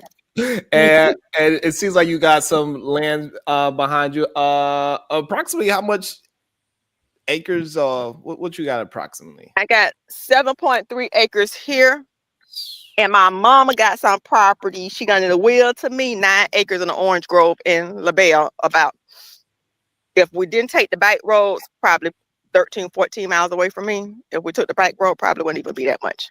Awesome. So y'all gonna come out and help me build? Can I buy your mama farm now? Huh? Can I buy your mom? No, but the law say that I can have as much agricultural housing for workers on it as possible. So if somebody want to come out here and help me build, and we build some trailers and remodel them, I could offer you 2 years of free housing and possibly try to backload that into getting some insurance as an employer. But you know, we'll have to work that out through the back doors. How they work it out through the back door. You know what? Put in a private chat what area that is. Because I've been talking Hendry County, Florida is the 14th poorest district in the state of Florida. It's right next to Palm Beach County and above Naples. Okay, Hennick. I'll check it out. Hendry, Hendry. Yeah. Yeah. That's that Florida water accent right there. Because I was I heard about 3 different names other than Hendry. Hendry. Say it for you. Hendry County, Florida. Because y'all northern people, I'm gonna tell you again, y'all just have a different accent, but y'all enunciation, y'all cutting off of endings is still the same as ours. Your K's ain't crisp. Your endings is silent when they ain't supposed to be. And your cuz ain't cun. So your accent different, but your pronunciation the same. Your grammar the same. Have you ever heard Browser say weak? He pronounced that K. He say weak. And some people say 3. Some people say, I forget how they say it, and however they pronounce them trees and them scrimps and all of that stuff. And I could change it. Because the reality is I changed my accent to fit in with my surroundings, because my mother don't do this. Phonetics lived in our home. But since I changed it to fit in, it's become a part of me. And what about flooding over there? Is flooding a problem in right now? My land is not in a flood zone, and I'm gonna turn it around and show you why FPL wanted to be here. But a lot of it is the only thing they're going to do in Florida, because people still gonna come here to unalive and retire, is go back to what they used to do. They're gonna start building homes on stilts. So when it floods, I'm saying this now. That's what they're gonna do. Okay. And since we don't have salt water here to flood, unlike those condos in Miami and on the beach, they will stand up longer. Okay. That's what I predict is gonna happen. Oh, no Miami slander. Hold up. I'm saying y'all got salt water. Am I lying? Because y'all got salt water on the beach. We got Lake Okeechobee, which is the second largest freshwater lake. I ain't slandering y'all, even though y'all think y'all ain't country. Salt water here in Tennessee, man. Y'all say we think we ain't country. Yeah. Y'all as a matter of fact, y'all more south than me. Because I actually sit above y'all and y'all ass is floating up to Hendry County, Florida. I got a bunch of Cubans right here on the street. Damn. They so mad that the white people had a council meeting because they want to put a glamping site out here. And they got so many Hispanic people that they voted to get it here. And they talk about, we're going to change our way of life. Well, your people keep dying and ain't reproducing. Damn. So they blaming the black councilwoman, for that, even though her one vote couldn't sway nothing. They need to talk to their uncles who's taking them bribes and their granddaddies. But they're going to blame it on the black councilwoman. And let me say this.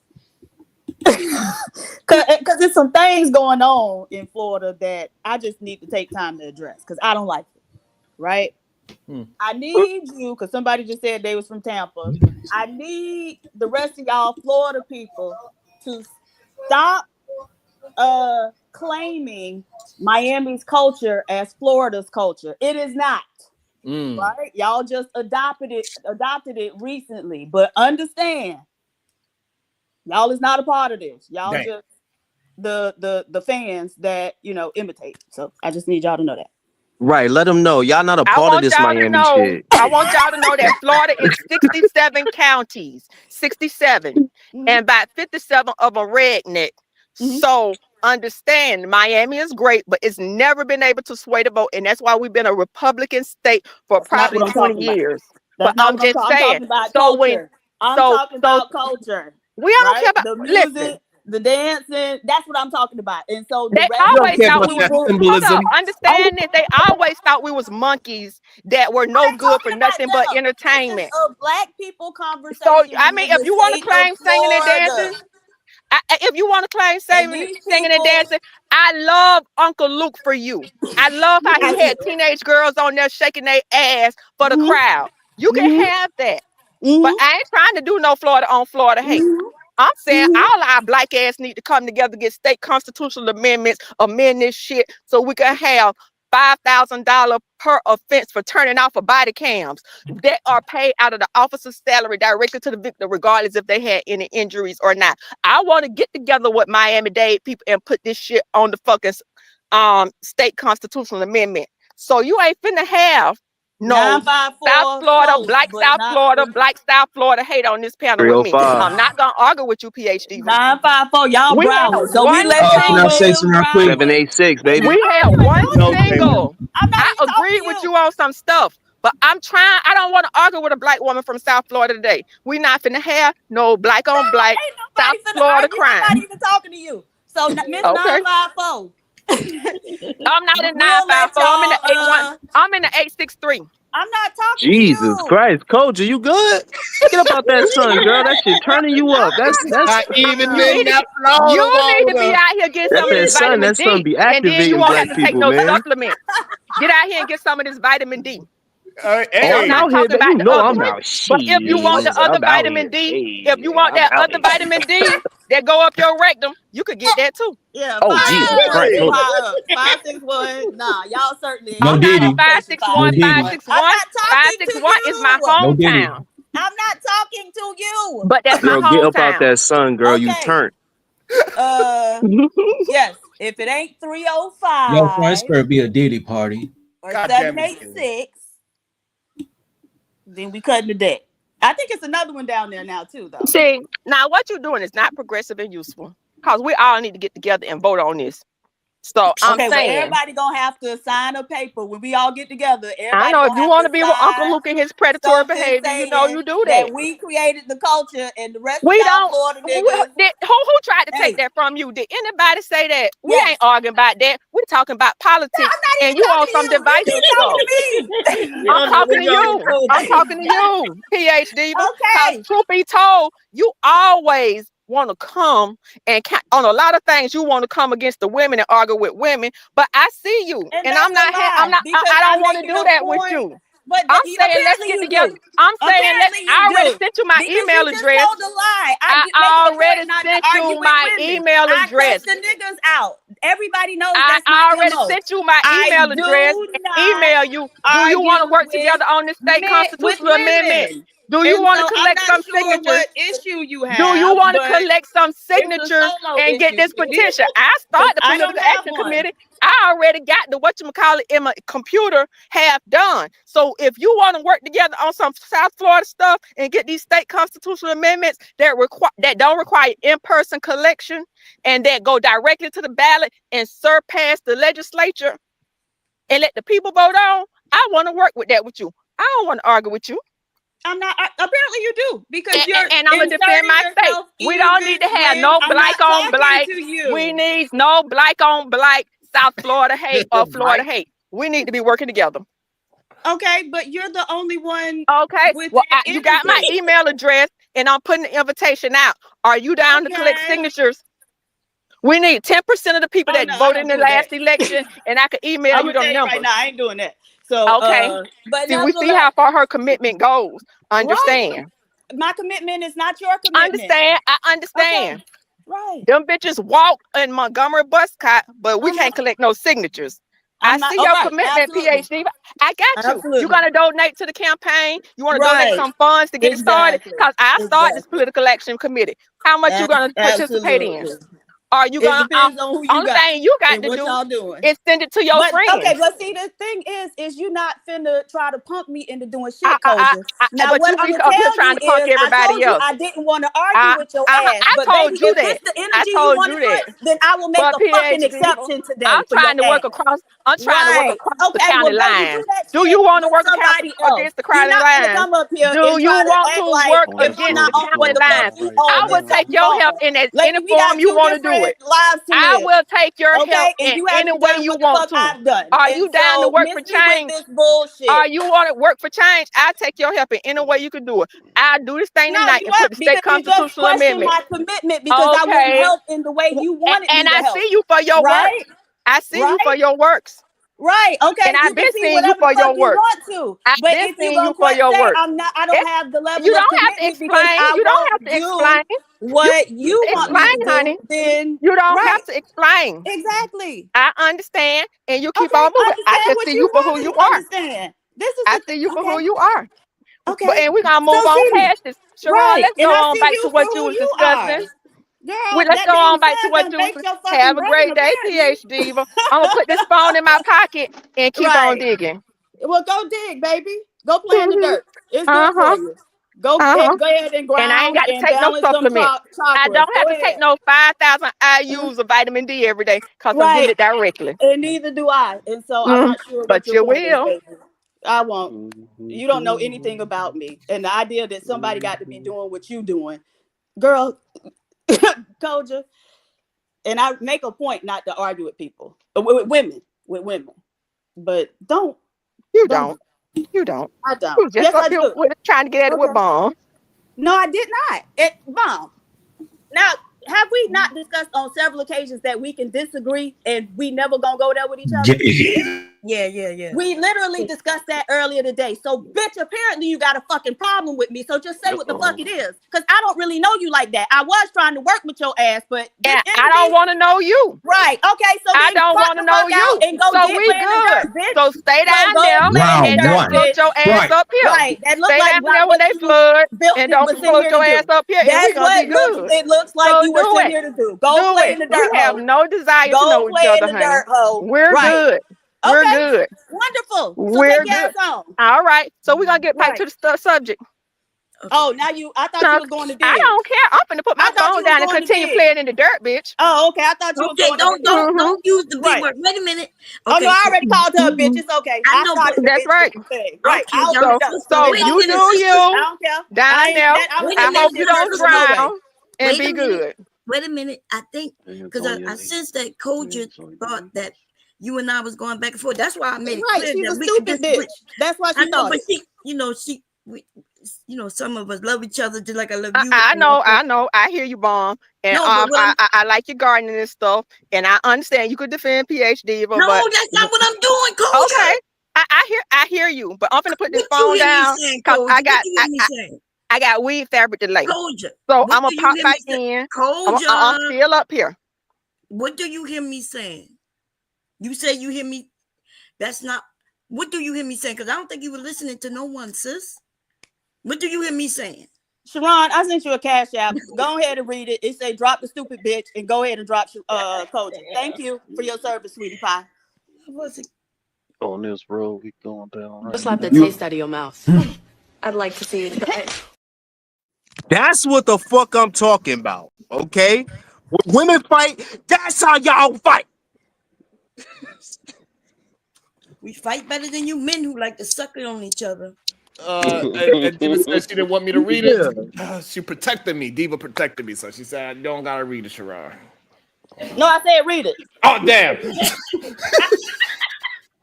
Bye, stupid bitch. Oh, man. The fuck is she talking about? Girl, get the fuck out of here.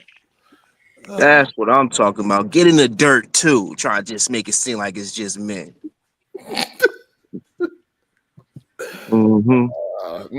My ass. Oh man. Let's fucking go. Where Brownsville at? All right, why this nigga? I mean, why Brownsville dropped me for? What? Because of you, nigga. Yesterday. Oh boy, Jayla. Man. You are a treat. Oh, I love that. That was beautiful. Yeah, he's a treat. Wait a minute, pause, bro. You just called me beautiful, bro. Pause, my brother.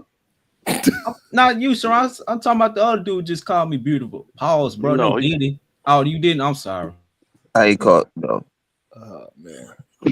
Would you like to be called beautiful? I don't mind. Do you need that? Okay, we also got some super chats. Diddy.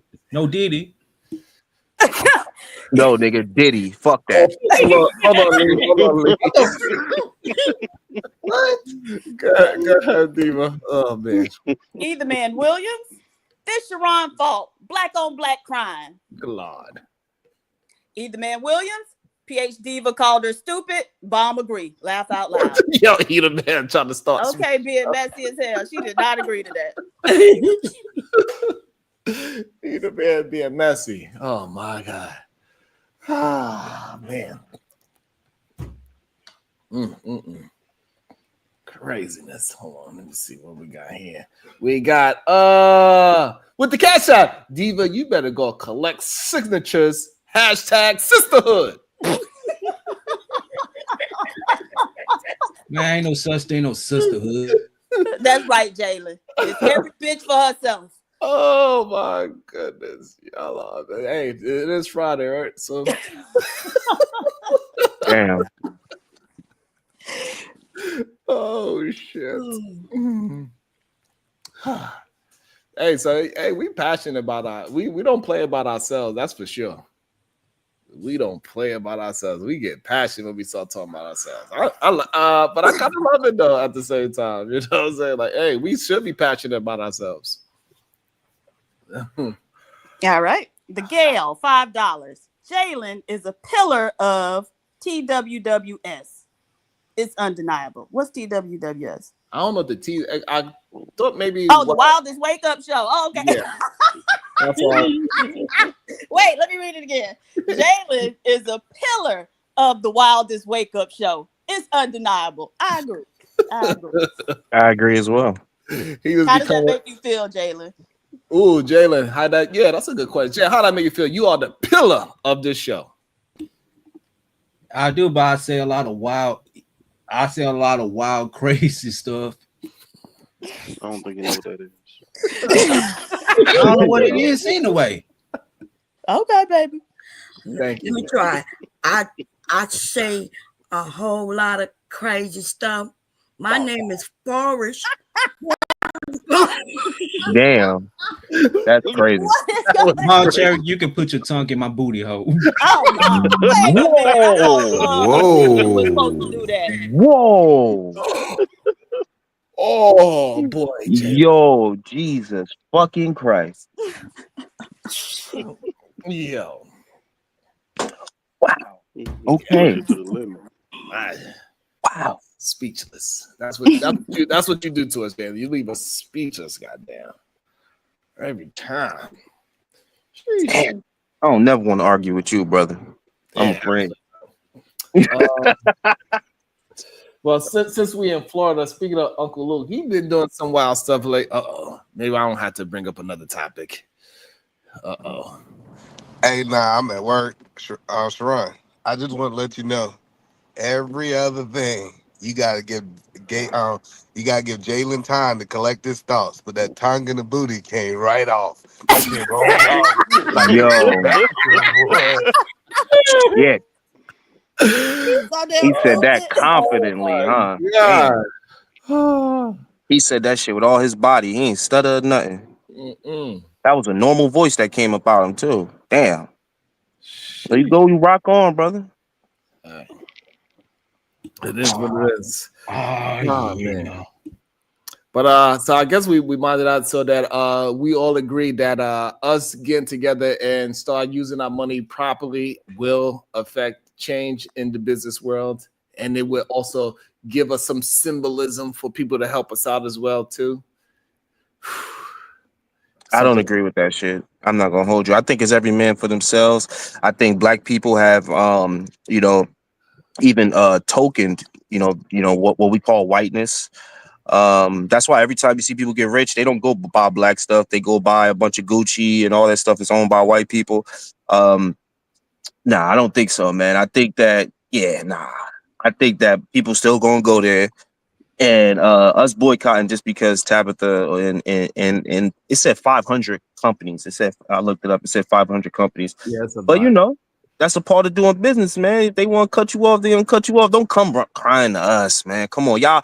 Like, yo, Jesus Christ. Like, I swear, man, it's really just the American community and not the black part and the white part. But we gonna keep playing this game. It is like so annoying when we know sometimes you're gonna want to rock with some white people. Sometimes they gonna want to rock with some black people. Sometimes you're gonna want to rock. So it's what the. Oh, damn. Got your response there, huh? I'm getting off. Where do you find this stuff?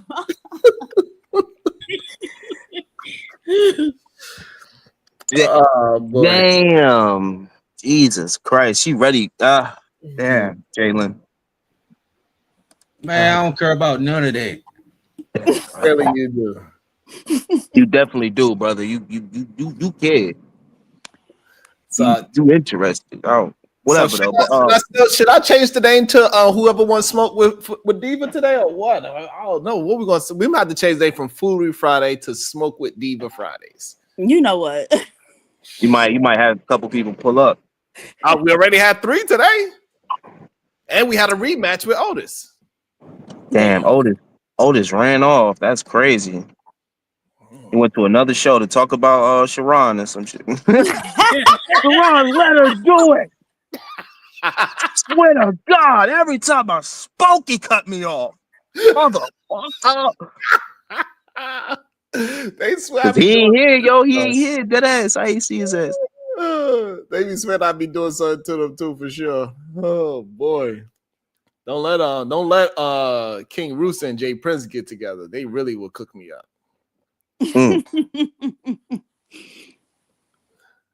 Not the pistol order.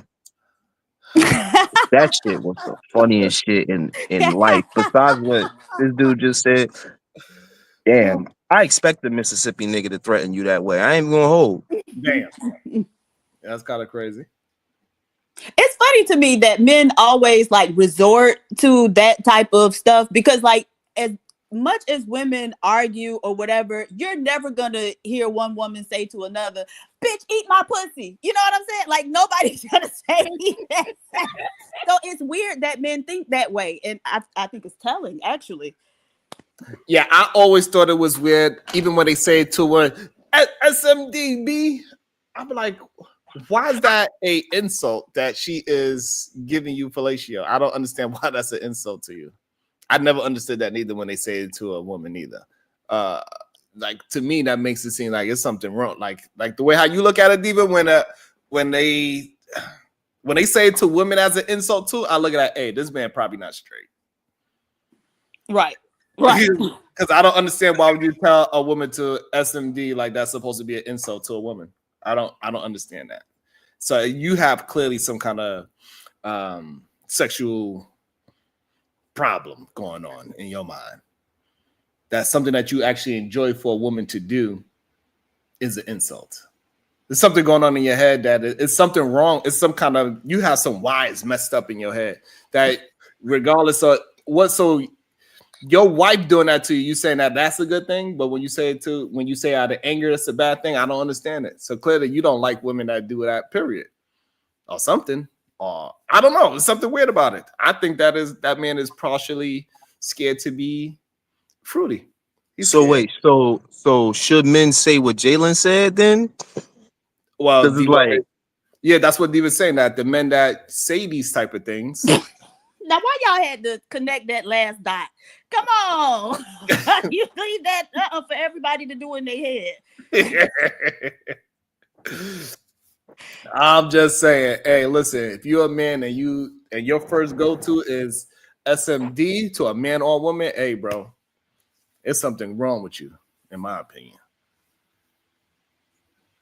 You probably playing the tambourine, you know what I'm saying? Yeah. Damn. Like, I can't even imagine, like, I hate you, wife. You should suck my D. And she like, that's supposed to be an insult? That's weird. I don't know. Like, if my wife we arguing, yeah, motherfucker, I can't stand you. Eat my pussy. Lay down, stupid. Right? That's what most straight men would say. That's not even a disrespect to most straight men to say, if a girlfriend was to say, eat my pussy, motherfucker. That would probably change the whole argument. Most straight men be like, I'm not even that mad anymore. Nah, we know it's a whole like dominance. I think that's definitely an insult, but it's a dominance insult. You ain't gonna tell your wife suck your dick mostly. You gonna tell some random nigga, and you always gonna throw in you bitch ass nigga. Cause right, it's like you're trying to say he gay. That's how they look at it. That's literally what I'm saying. Like, if you telling a man the SMD and you want to have dominance over that man by him sucking on your peen, that is gay. Oh no, I agree, but that's the point of it. It's supposed to be you a bitch ass nigga. I'm treating you like a hoe. I ain't justifying it. I'm just saying. Right. Okay. One more question. What if somebody tell you to eat my semen? Yes, that's too. Yes, that's gay too, Jalen. That's crazy. So you gotta relax, B. Listen. I just think it's a weird statement for men to say things. But yo, it does invoke a energy out of men. It does what it's supposed to do. Like if you tell a man to suck your dick, he fucking around kill your ass. So men take that shit as offense. They don't take it like, oh, you gay, nigga, get your weird ass out of here. They gonna be like, what you say? And then it's on. Like every time I heard a nigga say that out of his mouth, he got punched in it, or they got into a fight, or some wild shit happened. That's super rare. I've heard women say it more than men, if anything. I guess. Welcome to the show, the voice of Venus. How you doing, beautiful? Hi, how you doing? We doing well. Hi, Venus. So you got smoke for Diva too? Because it's a Diva smoke show, clearly. You changed the name? No, I don't even know what y'all talking about. I was like in and out. I just popped up in here. But I did hear some of the smoke. Well, I heard her going off on somebody.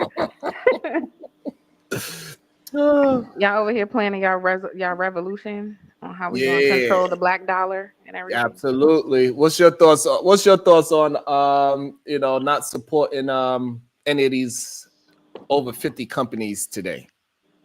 I like it. I think it's a good idea. I think what other groups of people understand and black people tend not to understand is the money is really where your power lies, right? That's the only thing people actually pay attention to. That's why I heard y'all saying like Target is trying to backpedal now, talking about, oh, we're going to apologize, we're going to reconsider. So I think a financial boycott is always effective. It's a good idea. I didn't understand people like speaking against it. That part really bothered me, but I realized that until people understand how businesses function, and they're not going to understand the point in doing something like that. That's what it is. Yeah, because we definitely had a good amount of pushback today about it. I heard it. I'm like, what? I don't understand what they're arguing. Like, what? So you're defending the billion-dollar corporations? Like, I really don't be understanding that perspective. Like, what is the point? Just say you don't understand, and maybe you need to go and do some research. But it's always met with, well, what about this, and what about that, and what about just all the negative shit, right? Instead of actually trying to apply anything. It's like a mindset issue with this community. The response is always something negative before they even try to apply anything. But what if they just do this? What if they just do that? Right. Like, okay. Right. You just we just move accordingly. It's weird, but well, I guess you know, a lot of people don't have to have a fight within business, so they don't understand how you got to negotiate things. When you always got to negotiate, I guess you kind of somebody reacting to your point of view is not strange to you.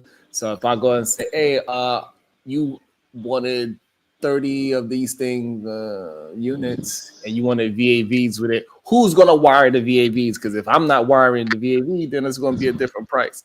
All right, yeah, I'm going to get my in-house guy to wire it. All right, so we're going to put a price for just installing it. So like it's always a back and forth.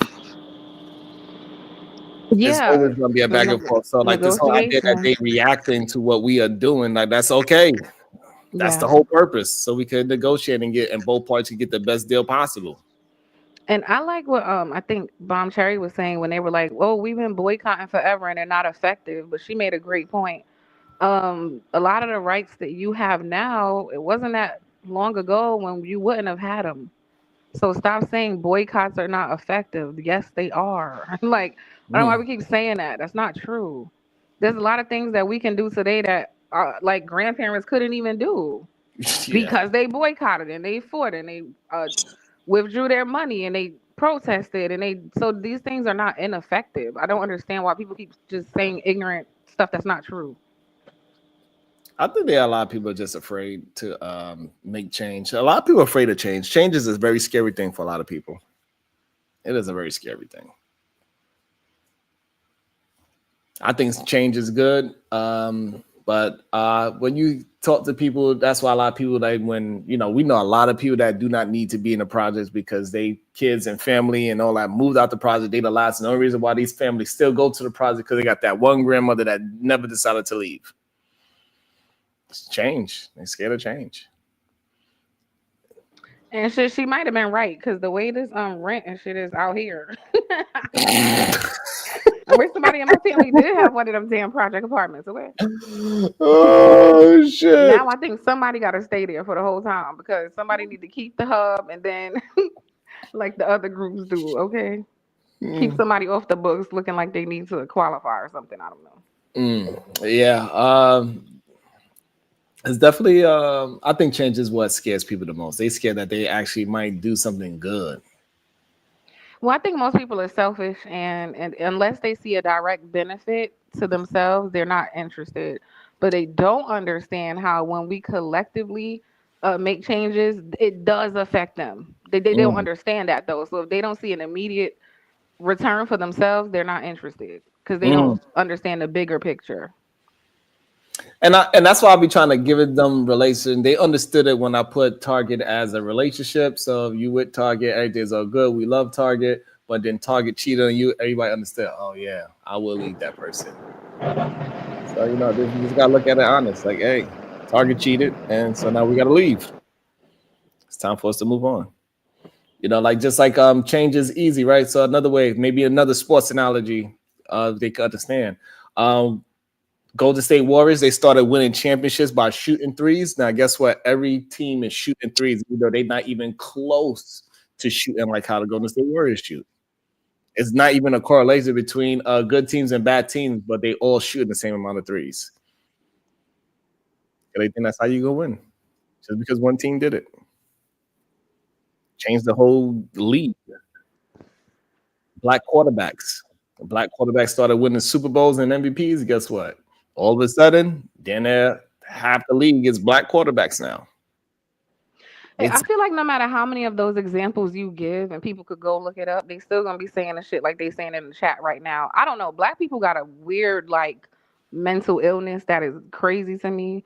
where like no matter how much truth you show them, they just ignore it and keep on telling you you're wrong. Like that shit is crazy. I don't understand it. But it's like a culture of it. It's normal for more of that than more of what we're saying, which is just shit that you can literally go and verify. All right, because like you can look up the rights that Black people had even 60, 100 years ago compared to now.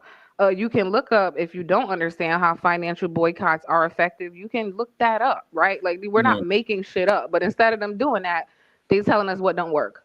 Right. And then like even like Jerome, he said, "And tomorrow you ninjas." Goddamn, KT, you got to echo like a mug. Go ahead, KT. I don't think they're not saying it's effective. I think they're just saying, like I've been saying, it's just not effective enough. I pointed out the 100 years thing, and I'm not saying that it isn't working. I'm saying 100 years later, you're damn near marching about the same thing. So we have to figure out something just more effective. Like if you're going to sit here and boycott them for the next 100 days. Huh? So KT, I'm gonna mute you when you're not talking because you have a echo. Okay. So here's the problem, KT. You about to say a bunch of words that ain't going to help the conversation. If you feel like boycotting is not enough, then what is the alternative so we could do that thing? Go ahead, KT. As I said, just figure out something more effective. I would say never go back.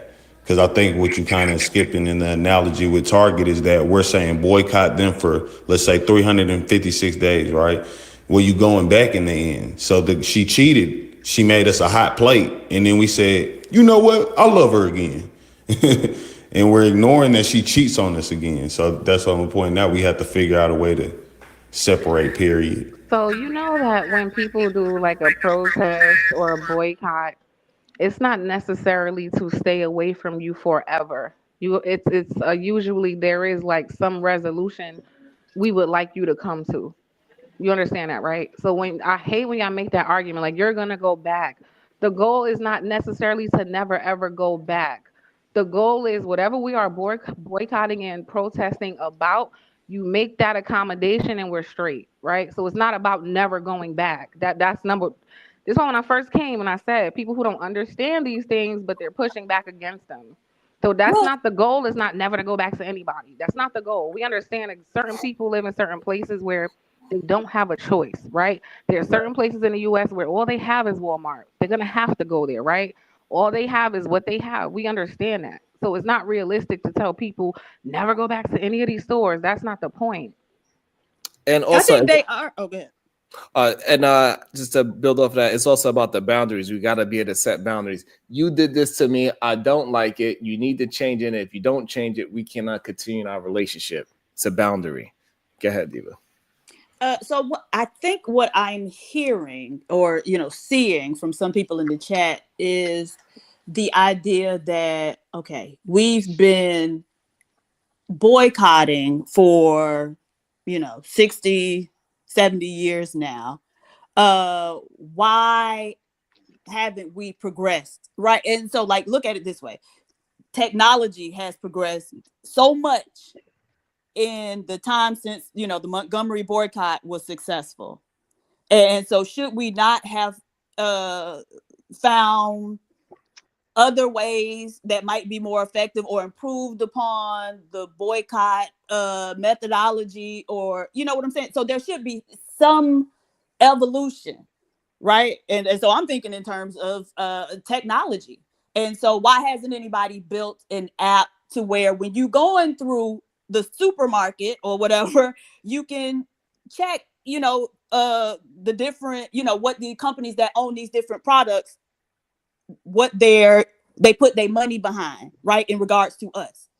And so you can have a grading system even. And so by the time, the end user is using it, it could be something as simple as, scanning the product and a grade popping up, you know what I'm saying? Or a number popping up, 95 out of 100, or 35 out of 100, and then you can make your decision that way. So I think that they are raising a valuable issue or a point about, okay, what else, right? If we shouldn't still be using the same methodology in and of itself, like alone. We should have some other means, and we should have been able to make, even if we want to stick with boycotting, make boycotting more effective, more efficient, and more it should be much easier for people in 2025 to be boycotting than, you know what I'm saying, what we're doing. We got to go on social media or whatever and tell. It should be a lot easier to organize all this stuff. Yeah, no, I definitely agree with that. I think that's a separate issue, right? Because now you're talking about like innovation, people creating things, right? And so I don't have an answer. I don't know why Black people haven't created their own apps or their own whatever, right? For us to be like she said, be able to be like, all right, we can't go to Amazon today. Well, let me go on a Black app and see the local Black places in my neighborhood, right? I don't know why we don't have those things. I don't disagree with that either. We definitely need them. Absolutely, and we could definitely go about the score rating type of thing. Oh, you got a 20? I ain't gonna never buy your water again. You ain't never support nothing Black. There's an app for that. There's literally an app where you can scan foods and it tells you everything. It rates it, I think, 1 out of 5, and it tells you about the ingredients, how healthy or non-healthy. I'm gonna get the name Right, of it. but I just had it. Divas is not healthy, but how healthy you are towards Black people, the community. Yes, right. Yeah, the community. How healthy is that? Like we got Goldman Sachs. All right, you gave X. Okay, so we could say they have a score rating of this because they put this amount of money in this part of the Black community. But even if they even separate it from a Black male, Black woman, Black kid, Black boy, whatever it is, we still give it some kind of a rating on the upside because you at least put towards something in our community, even if you separate it where it's just only women or only men or only this. So, but I'm with Diva on this. Like the way they snatched, I know Target specifically, like immediately snatched all of those Black hair care, skincare companies off the shelves, like immediately because they were under pressure from the government, right? Because what did Trump, like he was threatening companies, to be fair, like, if you guys still participate in this, then you won't get that, right? So he kind of pressured companies to do it, to be fair. I don't think they just wanted to. It was kind of like, we're going to do what's best for our tax situation or whatever it is. However, we have to stop being subjected to that either way, though. Like, if somebody can snap their fingers and then all the Black shit just get snatched off the shelves, yeah, that's a problem. Yeah. But I think, so the idea that we need these stores, let us not forget that it was a Black woman who literally created the direct marketing strategy, right?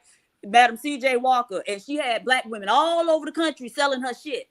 And so there are a lot of ways that we can accomplish things. I don't understand why so many of us think that we have to stick with the systems that have been created, and we've been thrust into, rather than creating our own systems. And so if that woman could do that in 1920 something without social media, they was just getting goddamn cars, right? So word of mouth, widespread, locomotion between different parts of the country. And she was able to, right, like you said, get those women all over the country to be selling her products. Then these smaller Black companies that produce these hair products, because Black girls, we know we prefer to get something that somebody made. We're closer to it. We could, they have more concern for the ingredients. We saw what happened with, was it Miel or whatever, organics, when the lady sold it. Then they started saying, and now it came out that might have just been propaganda against whatever, but they could have changed the ingredients. People were so sensitive about it because a lot of times that does happen. But so I just think we have to start thinking. And again, we don't even have to start thinking because a lot of times people have already thought this shit out for us. Great point. And I think a lot of times as well, when we had the conversation, way too many things get thrown up in the conversation. Like we having a specific conversation about what we could do with our dollars. And then someone would say, well, what about violence? But what about the music? What about our reading? Right. Somebody in the chat talking about child support and Black men. And I'm telling you, it's a weird illness. Like let's tackle one thing at a time. I don't know. But I want to I'm just thinking about what PhD was said, right? So I'm trying to figure out when Madam CJ Walker was doing business, present day, you got to compete with social media, commercial advertisements, radio advertisements, franchises being everywhere. Why wouldn't those black companies be able to use all those things? Why, just because it's a black company and they're doing direct marketing, would they still not hop on social media and say, hey, all these MLM companies, that's what they do. And they hop on social media and say, oh, since I joined this group or started selling this product, this is how much money I've been making. And I got this amount of people underneath me and they come in and so none of that would stop. Oh, no, I'm with you. I thought you meant like us not using. No, that's not what I'm talking about at all. I was saying she didn't have access to any of those things and was still able to do it. So fast forward to now, when we have all that technology and stuff, then certainly we should be able to make it work without having to go through these large companies, is what I was saying. I could do it in one simple situation. KT to go. I got a question for you. Have you ever shared this stream or sent me $1? You said, could you repeat that? Have you ever shared one of my streams or sent me $1? Have I ever shared one of your streams or sent you $1? Yes. No, I don't even know how to share a stream. There you go, Diva. It's a bad echo. I don't know who is it. That's KT. KT, yeah. So that's what happens, Diva. I don't know why it happens that way. But I want to answer Lee's question. Can I answer his question? Because they don't seem to understand. I got you. And even though KT here every day, he still never shared the stream or sent $1. I guarantee we could find a place where he sent $1 to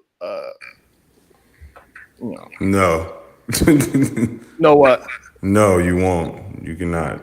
Okay, but if you hear every day, what's the problem with sending $1? I mean, if you want $1, just ask for $1. But that ain't. I mean, what the fuck? I didn't know you had to volunteer $1 to be there. It's not like I'm a YouTuber. I'm not a YouTuber. This doesn't. Like I always said, I'm here to really have conversation, to open dialogue more than anything. Yeah, but okay. You know what? The YouTuber is asking. Okay, hold on. Beat us before you answer Diva. Now you see.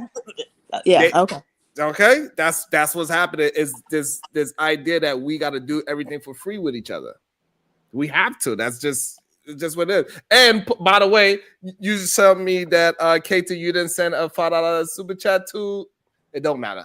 I seen it. It is what it is. No, he charged me $5 because I cussed on this thing. That's the only time I've ever sent somebody money. You talking about when he charged me $5 because I said fuck, and that was his platform rules. Okay. Regardless, but we don't cuss over here either. Oh yeah, well, why you ain't say the tip jar? I don't say that. I mean, if that's what you wanted, it's okay. You can ask for it, and I'll supply that. But the fact that he don't understand what we're attempting to, like, it's not about right. And PhD will want us to compete with Target and Walmart. Look at what we got, PhD for. Well, I'm not boycotting nothing.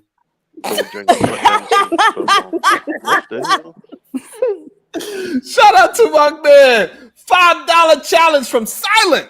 God damn, he put his name on it too. All right. Silence. Taylor Bell, $5. Cheapskate. Not the white man coming through paying. What's up, Taylor? But look, so I also want to before Vita's answer, Lee. Also, I want to put it that I also put a free version of it too, right? I said share the stream, right? I say I gave him two options: one that was cost $1, one that cost him absolutely nothing, right? We're not even willing to share something that we agree that is a good product. We would gatekeep our own product. Ooh. You see that water over there from that black man is good. They'll never say to the world, I drink this black water from PH Diva. I got the most nutrients I ever got. They'll keep it to themselves and won't never say anything. What kind of water? Buy my water. Coochie juice. Ew. Oh my God. Look at Lee. Look at Lee. He like, Lee like, is it sweet? That's gross, man. I bet it is to you, Jalen. I bet it is, sir. Oh shit. Lee, All right, like, whatever. Lee, I like, want to hey, tell how many? PhD or something because this is important. Look, Okay. Lee, like, how much pineapples do you eat a week? Let me think Bro, about I eat a whole lot. I eat a whole Oh. lot. Apples, grapes, pineapple, the whole nine, baby. You're making me nauseous. Change this fucking subject. Ugh. You know them infused waters that y'all be buying? Okay. This is Sharon really disgusting. asking for himself. Really, he really. Sharon really asking for himself. On that note, Scorpio at Freak 75, $5. Great show. Oh god. But so that's the thing that we tend to do, that we're not even recognizing the overarching point that I just say share or support the show in any kind of way.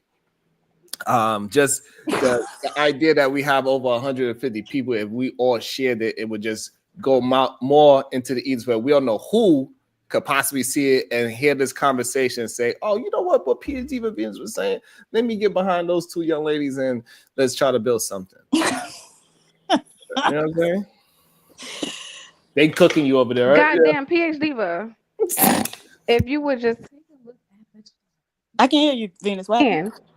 Why we can't do the thing. I said if you would just take a look at the chat, you will understand why we can't do the things you're suggesting, because half of the community is so against you. They damn sure ain't gonna get on board with you. They think they're hurting you by saying, I'm shopping where I want to shop. Fuck that. This is stupid. Don't ask us for help. That's what I'm reading. Like, they're more concerned with fighting people who look like them than standing for anything. So when you got a community full of that, how do you get anywhere? That's why we ain't got no fucking where. If you build it, they will come. I don't want them. I want us to have a list of all of them. So that when our shit is popping, we could keep them away from us forever and keep them Absolutely. Hey, KT to go. Did you share me out? Since I can't ask you for $1. Did you share me out? You can ask me for $1. And how do I share? I literally don't know. About to be a situation. Hey, hey, hey. All right, Renee, $20. Happy birthday to me.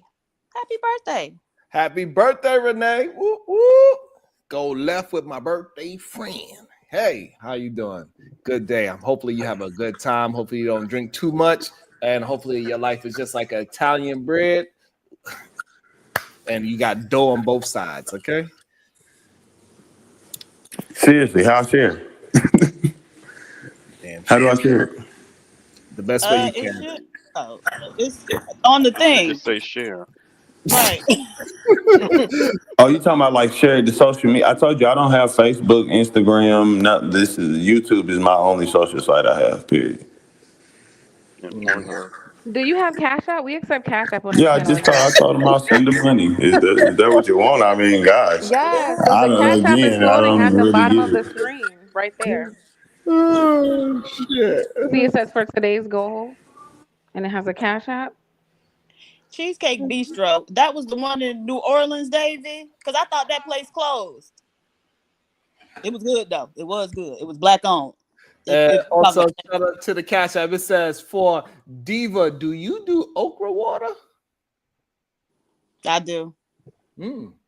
I'd be throwing up. Ew. Oh, God. You wouldn't with mine. That grossed me out, brother. You wouldn't with mine. Ooh. Okra water. Okra is just the nastiest shit ever made in life. Oh, But Diva said not with hers. She said she figured out a way to not make it slimy. Because that's the problem that most people have. I think that's the problem I have with it is the sliminess. Mm-hmm. Oh my God. Yeah, that part is. Okra That's might the be good up there part. with chitlins. It might be the top two things I hate in the world. Yeah, I don't eat okra at all. At all. Okay, you don't eat it. No, I hate okra. Oh, okra is good. Yeah, I can't. You have to cook the slime out, right? You can put it in the oven and bake it out, or you fry it out, and you add you some shrimp and crab and a little bit of whatever seafood you want to add in there, and make a shrimp, a crawfish stew with okra stew. That's what it's called. Ew. Put it on top of rice and yummy. I can't with y'all on these things. The girl said, "Why y'all hating on Oprah?" Okra, sir, okra.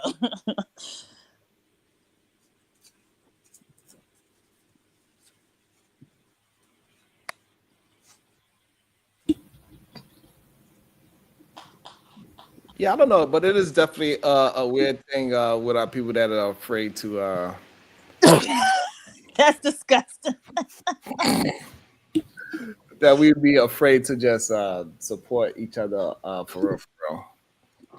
Mm-hmm. I don't know what that shit is though, to be honest. Black people have been conditioned to view black people as less than, not good enough, not worth it. That's why they'll listen to a white person, even if they say the exact same words that you say. But somewhere in their subconscious mind, because the white man said it, it's credible now. Black people are brainwashed to just not fuck with each other, and it's sad, you know. Or always trying to get hookups too. Never want to play full price. That too. That's part of not respecting people, right? You don't think they're Mm-hmm. worth what they're charging because they look like you. So how do you feel about you? Well, okay. So the thing is, in the system that we, this group-based economic system. So if we're asking black people to specifically shop with black, business owners, it ain't no one-sided obligations, right? And so now it's gonna have to be worth it on some level for us to actually do it. And so we can't be expected to pay a premium to support black businesses. And unfortunately, because the fact that we don't own no part of the supply chain, black businesses often have to charge higher prices. Yeah. And so for me, I was trying to buy a natural cleaner for my house. And there was one, it was black owned business. A 32-ounce bottle for them was $12.99. If I can go to Whole Food and get the same thing for $3.99, well, then now what's the incentive for me to spend 3 times more because I'm supporting a black business? So we're going to have to make some concessions both ways. Oh, no, The chemicals that's in it, hopefully. They were both natural. I looked at the ingredients. That's what I was looking for. It was a natural house cleaner. And, a lot of times I just make my own, but I wanted something specific. But yeah, same ingredients basically. Okay. And Whole Foods, because Whole Foods is a big company, and like you said, could buy so much of it to where they can afford to sell it for less. This small black company that was just out here trying to make natural, house cleaning products, they can't compete at all.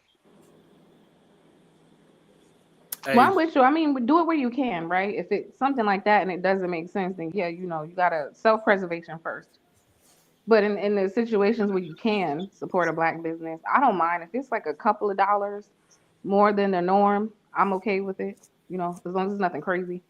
And so what do we get in return though? So me as a black customer, because a lot of times, like, it's not uncommon to go into a black business as a black person and see that they might jump a little faster and a little higher when it's somebody who don't look like us that's a customer than they will for me, right? So we got to start addressing this from every angle, because I'm not finna take no L's to come and support you, right? You can't make it an imperative for me to come support you, but then I'm taking an L in the process. So one thing I just personally noticed, I work in the beauty industry, right? I know a lot of small business owners. Customer service needs to be like a priority. Like, it's a whole science to it. And when you go to your job, they don't just have these things in place for fun, right? Like, people sat down, they understand there's a certain way you go about things, a certain way people like to be treated, etc. Right? I feel like that is missing from a lot of the black companies. I don't disagree. Like, I think it's because of what I said. A lot of us are conditioned to not respect each other and look at each other like less than. So even if you see a black person come into your store, why do you feel like you could get comfortable and not be professional with them? Nah, that's wrong. Also, I got the Cash App. It says, for why Jada don't donate some of that disability money. Going on the Pornhub. Who said that? He said, who said that? Okay, tell him to stay out of your personal business. Whoever said that I'm y'all not boycotting nothing. Whoever said that you can go eat a dick. How about that? All right, Jalen with the That's your classic favorite meal. comeback. At least he didn't say eat his pussy. Unlikely. We get nothing in return. Just our black cards. What black card? Because he was just in the chat saying he Puerto Rican. He never want to be black. Not So what are you Puerto talking Rico. about? Now he black today? Come on now. Yeah, he's black today. I mean, that is you know, and you know, me, and that's the issue with me with trying to even make the hoodies and stuff like that, because I don't want to just sell a gilded hoodie and try to sell it for $50 because the hoodie is just so expensive. I just don't feel like that's fair. Well, but so at the same time, go ahead. Oh no, go ahead. I didn't want to interrupt you. And then at the same time, when you go to the premium quality stuff, like it is so expensive unless you buying like 2,000 and better of that product. Then you can kind of get it down to a little bit of a reasonable price, but even that is still highly expensive. Yeah, but so one thing when we talked about that, we talked about was starting a consortium of sorts, right? So you and other black business owners who sell those type of products go in together so you can buy more. And so damn, I forgot what I was about to say before that. Sorry. What was the first thing you said? Because that's what I was going to respond to. Okay, now you don't forgot. I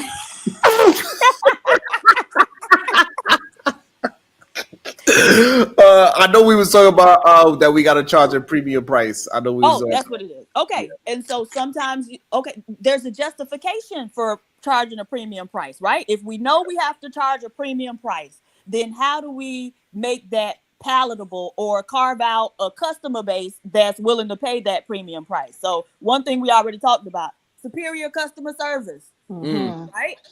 And so one of the things, a person who buys a Mercedes or BMW or even a Lexus expects a different experience when they go to get their oil change than a person who bought a Toyota, right? And Toyota make Lexus, but the experiences are different. I had both of them before. And so you know that you're paying more, but there's an experience that is surrounding it. And so you feel okay with that, right? Maybe you have superior quality. If you can certainly justify charging a premium or higher prices if you have superior quality. Yours got superior products. You know, you use, I don't know, the best type of cotton, and you got your shit being handmade rather than, mass produced, right? And so you can charge more in that with that product. And so again, all of this stuff is just about finding information, because people have already found solutions to a lot of the problems we have. And that's why the businesses are thriving. Yeah. I like it. Environment matters too. When she talks about superior customer service, the environment, people coming in, everything needs to be like super clean, well maintained, even down to the music you're playing, the volume. Like it's a whole the fact that if Venus was to walk into my place, I'm like, oh, Venus! Oh man, so glad to see you. That embrace of appreciating that customer as well, right? That's a part of the customer service that Dee's talking about. When you go to certain oil change, you got a Mercedes, you get an oil change, and you can't stay there. They lend you a car. They say, take this car if you're in that much of a rush. Depending on what level of car you got. You got that A220, you won't have to wait.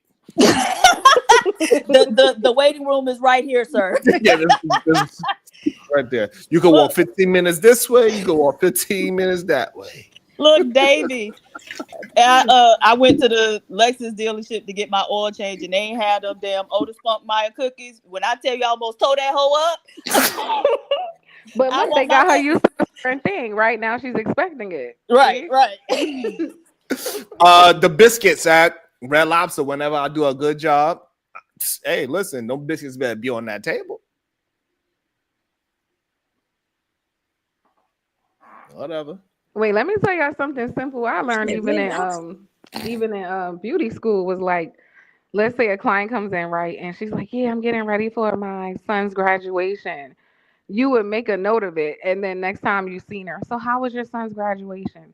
Little shit like that. But we were instructed to like make a note, literally in their file, if you have to, of personal details that are important to them, because that contributes to the customer experience. Now they feel like they're not just a number to you; they feel like a person. You remember something important about them, so next time you see them, I don't know, it's like you're building a relationship with them. And so all of those things go into superior customer service. But yeah, you go in some of the black spots, they barely look your way. What you say? It's all cap.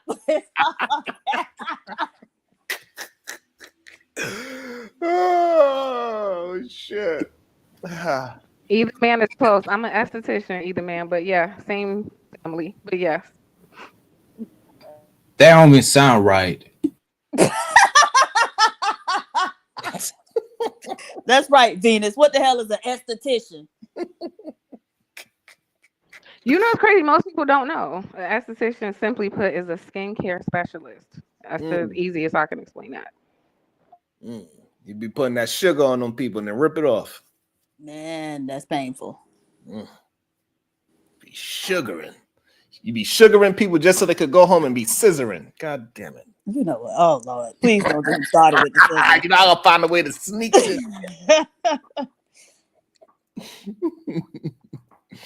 Not scissoring. I don't hear that a lot. These women who be coming in here complaining is usually about a man. Okay. Most of the time. Why E down there talking shit about everybody? I just saw what you was responding to, Venus. Yeah, That I nigga- feel like I drive a Toyota too. You know something, man? Man, women's got a baby face. Oh, really? Oh, okay. The one who sing Whip Appeal? Wait, whoa. And by the way, Edith, man, people been hitting me up and saying they proud of you. You've been standing on FBA business. They said that's what somebody made sure they had to tell me, that you've been standing on FBA business. Yo, I don't know what happened to him. I clicked in here the other day and he was like, I almost forgot he had an Asian wife. I said, well, damn. What the fuck? I mean, clearly you ain't the only one, because they made sure they told me, they sent me a direct message. Hey, yo, we gonna have to take some time out and shout out to Edith, man. He been standing on FBA business. I'm like, all right. Even though he lost a debate to a tether not too long ago, but who? Nigga area Mike. Oh yeah, that's what somebody said. Like, oh, they was bigging up Edith Man for improving his debate skills, and then he went and lost the.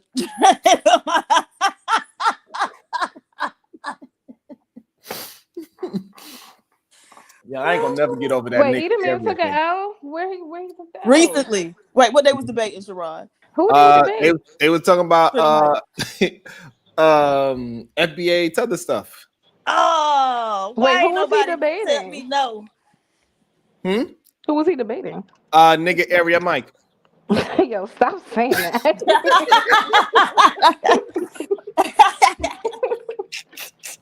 God damn. Hey, look, people gave me the information. I apply information when I get it. God damn it! I was like, that's what they called it. Damn, that's crazy. I had Wait. So what was like? What were they debating specifically though? Like, what Either was? man's gonna have to come up here and explain, because come tell us. We want to know. Yeah, no, it was on Fatty Channel. They had a debate. They had judges and everything, but I believe he lost though. At least according to the judges. Oh, wait, you were an FBA. It was rigged. You were an FBA and you went over to the tether area. Well, you know, you had a debate with the tether sphere, that's hilarious. But you know, Fatty don't consider himself a tether. He considered himself a foreigner. So he's in the middle. Well, he's not a tether, because a tether would have to be here. So he's not a tether. No, you can tether from another country. Damn. Wait, don't they have to be here? Because the tether is like you tethered yourself to the US. Right? Yeah, but you can still tether yourself and not be here. Right? They're tethering like themselves the culture, to us. Like, what do you? Okay.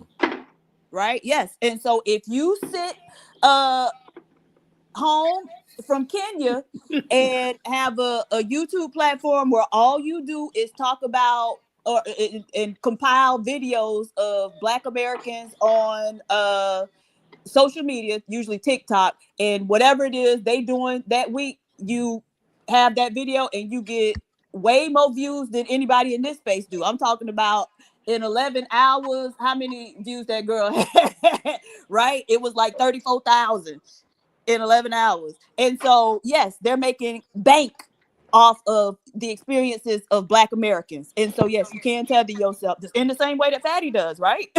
That's why he always in this business. And so, yes, you can be a tether from a foreign country. Good, Either man. Tell us how you lost or won. Damn. I guess that's how I went that night too. You know what? That's funny. We should review it. Y'all hear me? Yeah, y'all should review it. Can y'all hear me now? No. Yes. Yeah, we get you now. Yeah, y'all should review it, man. Go and review it. I want y'all guys to review it. I want y'all opinion. You know, I know I was in enemy territory. See, people don't understand I was willing to go over to enemy territories and fight the black fight. So so I had already knew it was a big BS when Fatty started saying, "Well, you know I'm biased because I'm an immigrant." When he started his judgment that way, I was like, it's about to be some bullshit. He said, "So the reason you lost, let me tell you the reason I lost, right, Sharon? The reason he said I lost is he said because my mindset evolved and I didn't think that way 2 years ago." Ain't no fucking way. I listen, go play it back. He said the reason I lost was because he heard me 2 years ago say that I believed in bootstraps. Starting from the bootstrap, pulling yourself up. He said, since I have became educated, I have did my research. He said that I have evolved from a mental capacity. Oh, I lost. So they showed that they don't want a black man to actually evolve.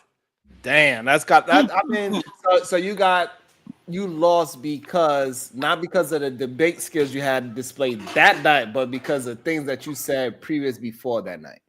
Yes, he said. He said 2 years ago. That's crazy. I said I'm telling. Like, I can't make this up. Like, matter of fact, you can review it because it's on my channel because I double streamed it, right? But listen, he literally said. He said, well. He said it really came down to one question. And I asked, was you for reparations? And I remember 2 years ago, you said you wasn't for reparations. First of all, 2 years ago, I ain't never say that. But that's neither here nor there. But I said, no, I done did my research. I done seen all these other people get their money. Why not the black people that built the country? I said, why can't, I said, why as a man, we can't say, hey, you know what? Maybe I misspoke on this and I need to go get more educated and correct my mistakes. But they want us to stay in the era. They don't want us to evolve. So that's what I learned. Even Trigger Mike couldn't believe he won. Like, Trigger Mike was looking like, he was like, how the hell I win that one? But hey, shit. I take it, but nah. Okay. Trigger Mike, what's his thought on reparations? He was asked that same question? Yeah, well, he said that he agreed with everything I said. That's how I try to figure out how did I lose a debate when he agreed with what I said. Yeah. So he was like, yeah, black people should get reparations. And see, you know, this is why I truthfully and honestly think that I kind of swept him under the rug. Because he kept trying to make it about it being about tethers. Well, I didn't say tethers. I said foreigners or immigrants, whatever you want to say. But he said we try to make it about them. And if you study FBA, it's have nothing to do with foreigners. It's us being able to identify ourselves. And I asked him, I said, Trigger Mike, so I'm going to start calling you Ethiopian next week. He said, no, don't call me Ethiopian. He told me to call him, said that he's Nigerian. Oh, so you can do a distinction, but I can't do a distinction here in America? Nigga, you crazy. And it's called, we learned a history lesson. Nigeria is originally called nigger area. It wasn't called nigger area. They came up with the name Nigeria because that's what it was, nigger area, and they made it Nigeria. Yes. Yeah. So technically, we're supposed to pronounce it nigger area. I do any chance I get. That's crazy. And then I mean, so what was that? So what was the original name of Niger? Niger? Yeah, I'm Niger. not sure. Because I don't know what, like those, a lot of times they would name it after like the particular ethnic group that was there. So there was a place called Yoruba land, right? And now part of it was in what is now Nigeria, but part of it is in other countries too, because that's where they were. And then they created these artificial borders and didn't, without regard to how people were actually living and set up as groups. So I don't know. I don't remember what, you know, all of the areas that is now Nigeria would have been called. I know Yoruba land was one, but I don't know at all what Niger would have been. I said, did y'all guys know that Africa was named by the Romans? Who, Africanus? Mm-hmm. Like the country Africa was named the continent by Romans. The whole by continent was named. Africanus. Yeah, continent. It was named by Romans, so it's crazy how they gonna try to, like, people don't understand. Like when you start diving into this thing and us, they say, oh, we should. Like I had this argument the other day with this dude, and he was like, I'm from Africa. That's the homeland. This, that, and that. And I was like, you still quoting the white man? Like you trying to say you separated from the white man, and you going back to naming yourself what they named it. So it's no different between that. That's Africa. So when we say African Americans a made up name, the country too was too, because that's not what Africans and the people who was from there who called themselves that at all. At all. At all. But Be the that's man. neither here there. Go ahead. What was the name? I'm curious. What was the name before Africa? What was it called? It started. It was. I gotta go look it up. It was a Kemet or something like that.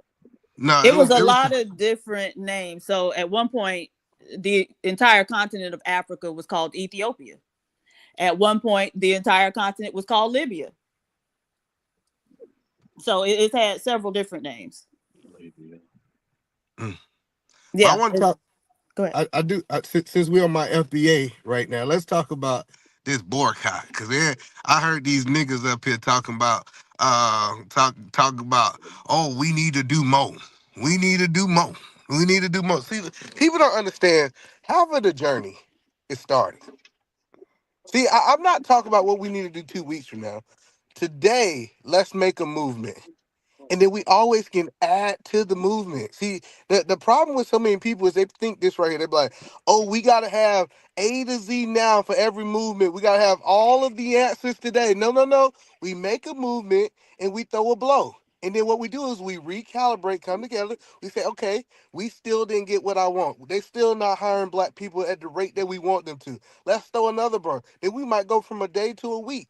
Then we might go to a week to a month. Then we might go to a thing where we say, hey, check this out. Let's subcontract this totally different things to edge ourselves completely out of them. So, like, my biggest mindset is that we always got excuses for not starting. But I know one thing, sitting around doing nothing like y'all niggas ain't gonna get us nothing. I like it. I think that makes sense. Absolutely. Go eat it, man. Go eat it, man. I'm behind you, baby. Now I really need to make an order with Amazon, but I'm gonna hold out, okay? Because I just realized I ain't got a thread. I don't think Amazon on the list, Bomb. Oh yeah, no, Amazon. Amazon on there. Yeah, they on there. But they got. I think I got March. March is when. Oh, Amazon's on the list. Yeah. Oh, that's interesting. And then some people say, and I was telling people, said, so what y'all telling black people ain't gonna spend no money? That might be a good thing for black people to save some money. Like this idea, like it's not gonna hurt us for us to start not just spending extra money. Like we gonna be in a better situation. If we look up a year from today, this movement to put black people in the best situation if we start selecting where our dollars going and keeping our dollars in our pocket. I agree. So I'm gonna have to get my big ass up and find another store where I can buy some thread. That's all. It's not like no store sell, but Amazon make it easy. But I'm sticking to it one day. And then the next maybe, possibly, and then the following, okay? And it's only one day, right? So I think the problem that I don't understand neither, like why we just cannot have one day where we don't spend no money in the first place. Well, people don't understand why. Even the next day we spend all that money that we was going to spend today. Like it's okay. But let me tell you why today was so important. The day was so important because, first of all the people who got paid on the first just got paid. The people who get paid on Friday just got paid. This is a payday. This people don't understand when it start coming down to these companies. They depend on our payday for them to be able to substantiate their budget. So you don't understand this. If we're not spending with them on our payday, I'm an extremist. I'm gonna tell you right now. I'm saying find somewhere else to spend your money. Like that's just my thing. But the biggest thing is we gotta do baby steps as a community. I can't force everybody like this idea that I'm gonna force you to go 365 days without shopping at Walmart and you've been shopping at Walmart for the last 15 years. It's not real. Let me just show you that it can be done. See, some people don't understand. Like, let me show you that one day we can come together as a unit, as a group, and we can say, for this day we march together, and then we can expand. I don't understand why people think that just because we started here, we got to finish here. No, I agree. And maybe we could start creating the businesses that are going to be needed, right? Like somebody who you need some t-shirts, you go to Walmart, no, come to me and buy your t-shirts, you know? Like Sharon was saying, and I agree with PhD, where, you know, Black people coming together, businesses, and purchasing the items from China, the t-shirts will be a lot cheaper. But a sweat, you mentioned a hoodie.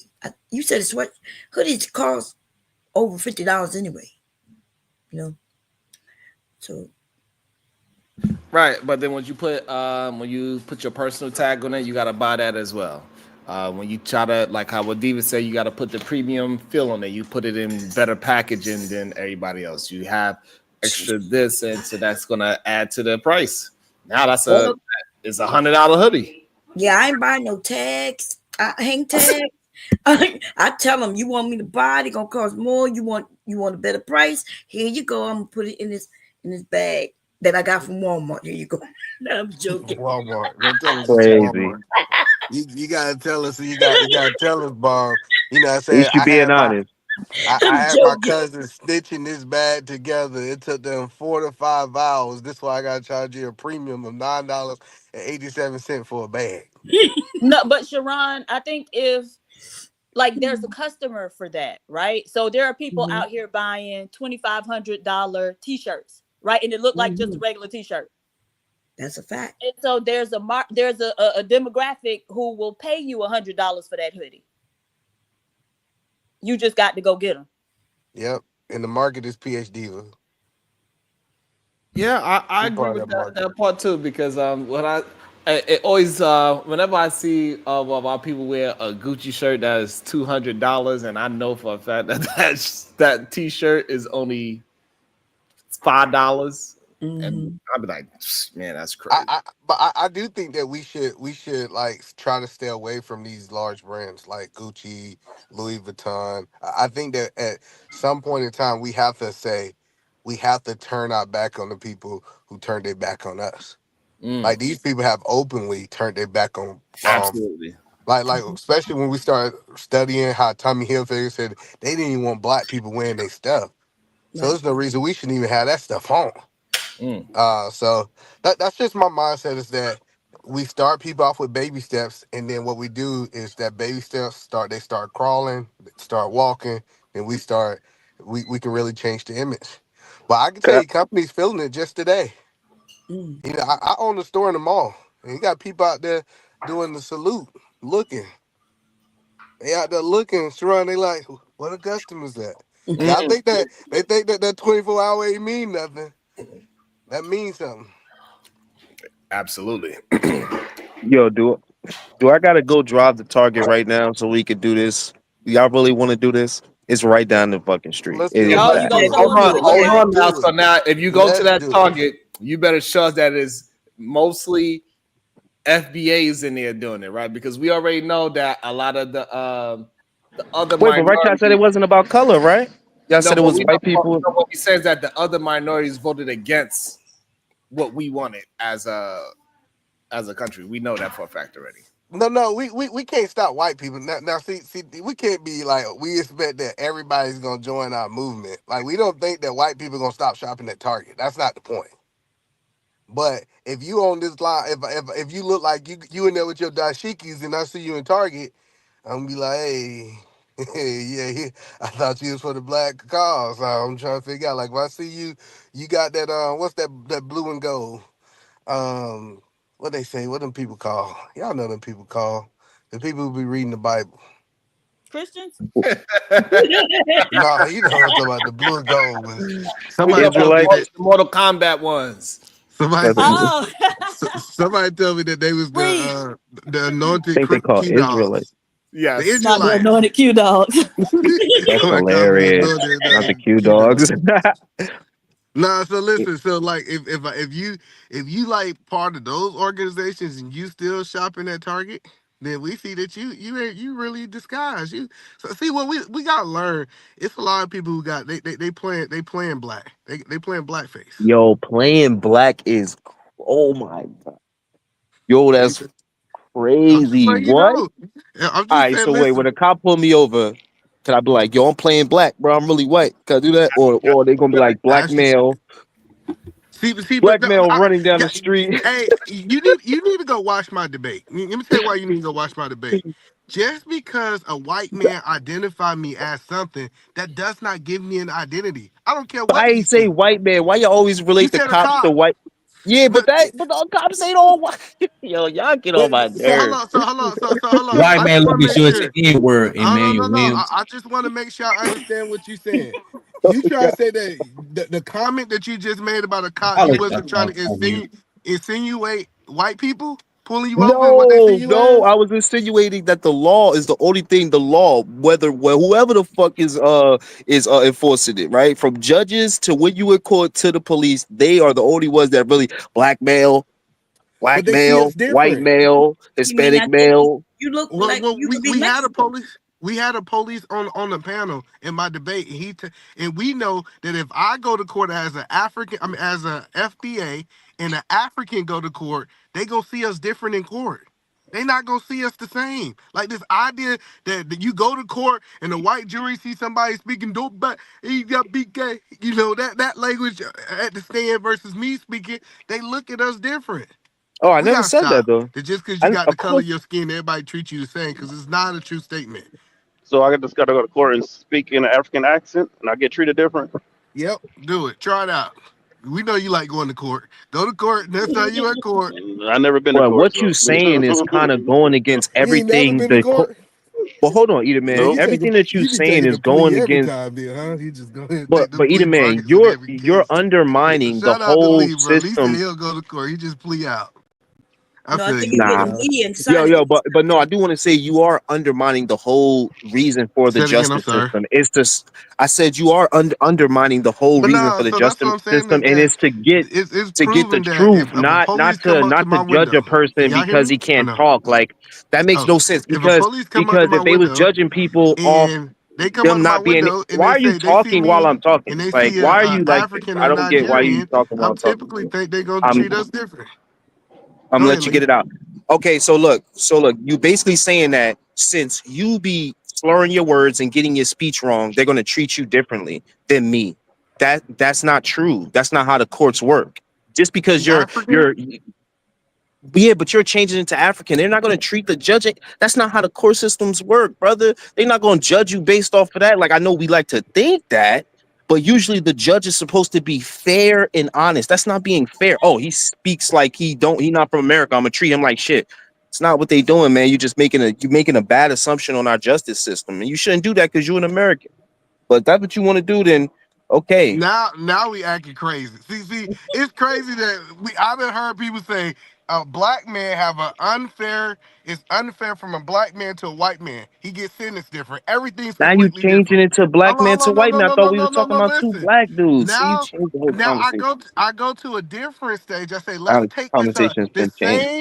same mindset a little bit farther and say that they look at Americans different from foreigners. And you trying to convince that people say, hey, check this out.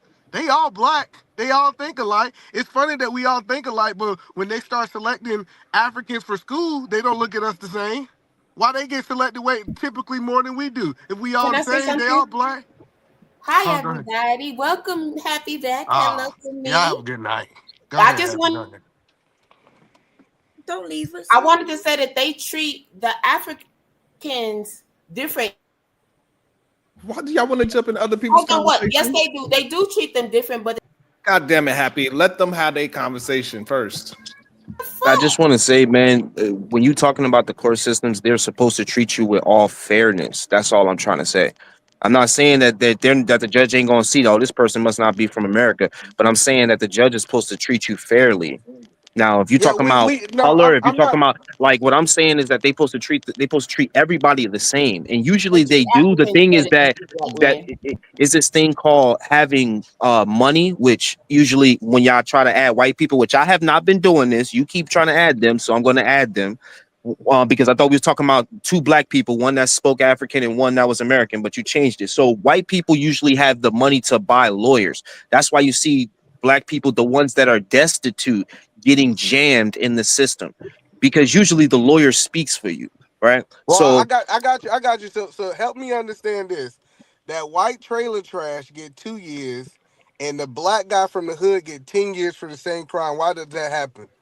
I mean, like, I don't know. It could be multiple things. Like I just used one. Maybe the white guy that's trailer trash, probably his family probably not trailer trash.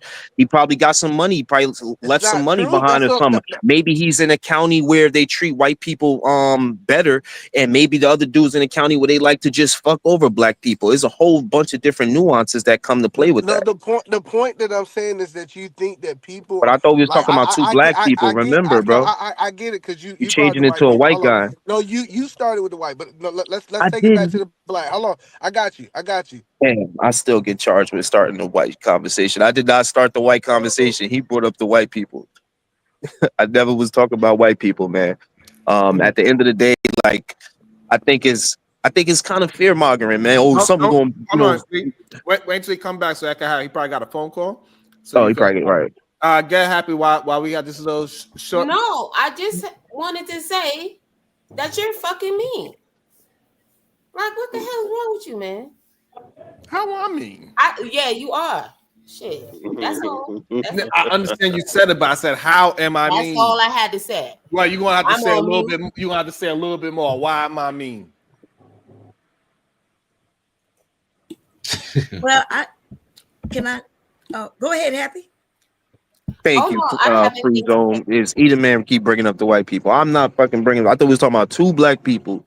If it's two black people, you take away the race shit, then they gonna get treated the same, bro. Maybe, like, what's gonna happen is they gonna get judged off of different things. Did you like they ask you questions? Did you complete high school? They gonna ask you, do you have a job? Are you married? That's what they gonna probably judge you off of, but not just he don't speak the right language. There's gonna be an interpreter there to speak for him. You feel me?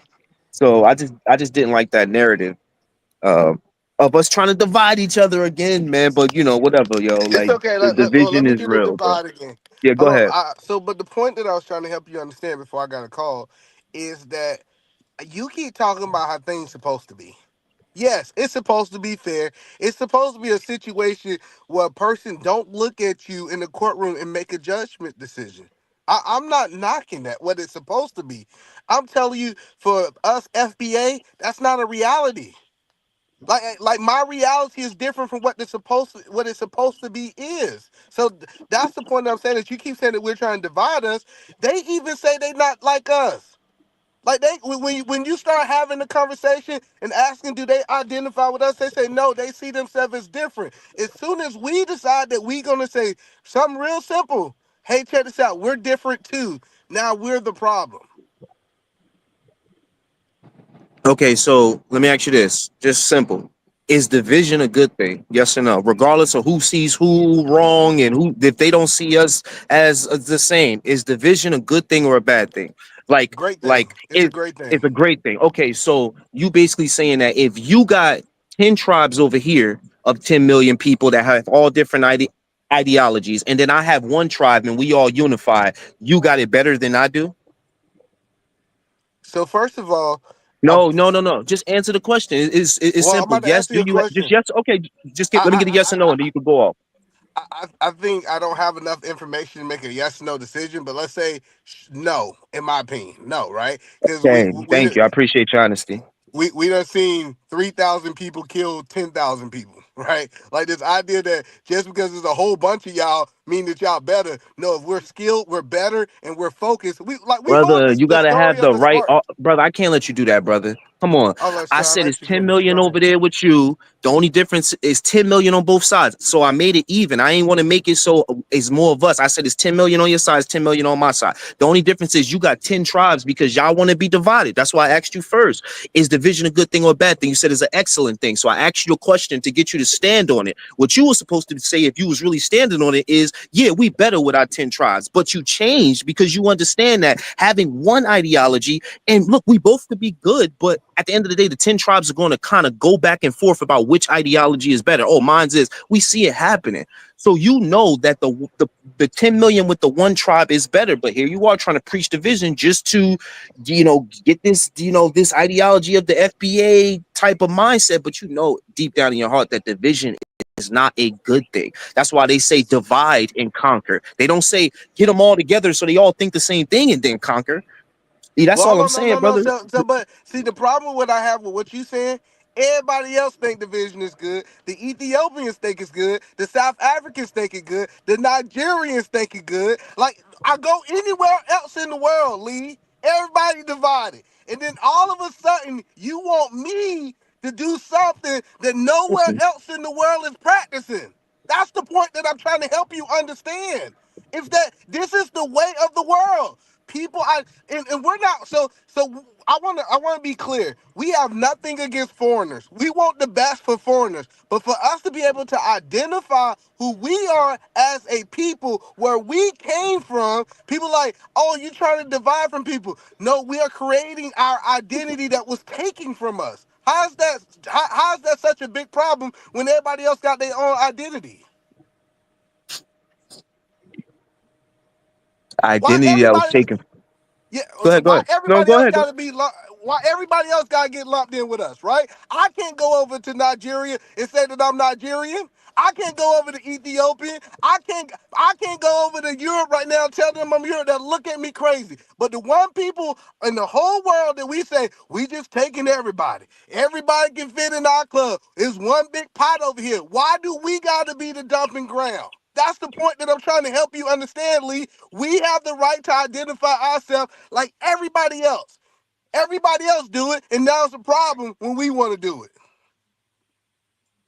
I hear what you're saying, but again, it still don't make the argument that division is better. It's not. Now, if we want to separate ourselves, I never said don't separate yourselves and have that distinction. That's why I call myself New Jersey American, right? That's me separating myself from other black people because I know I don't have the same culture as people from the South or from the West or from the the Midwest and stuff like that. So it's okay to do that, but I think that at the end of the day, if we relate this to blackness, then everybody that's melanated is a part of us, just like we like to do with white people, right?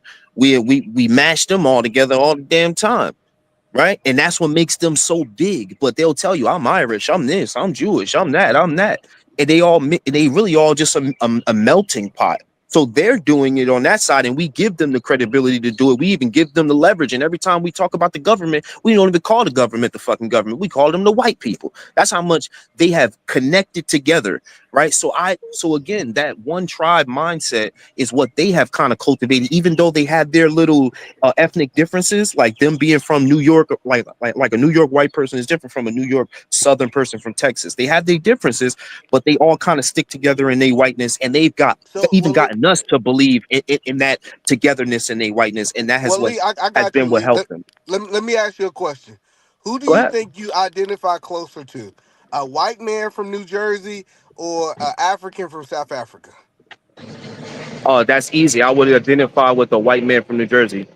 All right, so this idea that we just gotta take people because they're black is a bad argument, bro. I promise you, like we really, if you want to be honest, black Americans really identify closer to white Americans than these foreigners, bro. So this idea that we gotta just group together because all of us got melanin in our skin is a bad idea.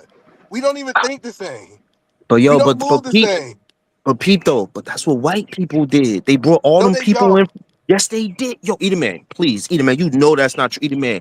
They came in the Great Migration. They came from all different countries and started claiming white. Even to fucking day, they do it. The Hispanics do it. They'll come in by, oh, with the whites, because that's how they assembling. Oh, now it's way more whites than it is blacks. But if we came together and look, I get what you saying, B. I get what you're saying. You from the South, you like, bro, I'm over here in the South. I don't like, they different from us. They are, but why can't we teach them? And then why can't we put them on? And what does that only do? Make our numbers what?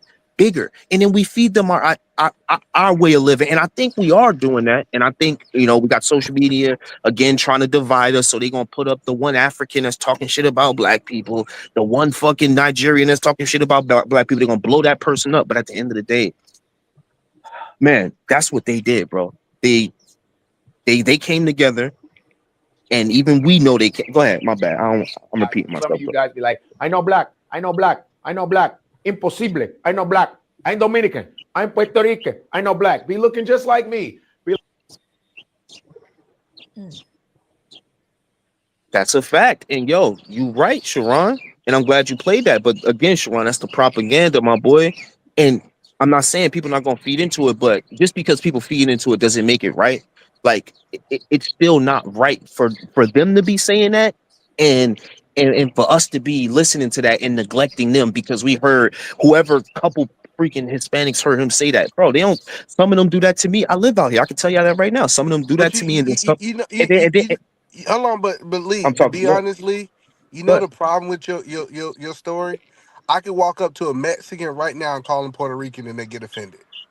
I could walk up to a Puerto Rican today and call them a Mexican and they get offended. So this idea that they all this one big group of Mexicans or these one big group of people is not true. Now I get it. Oh, We all Americans. Let me be clear.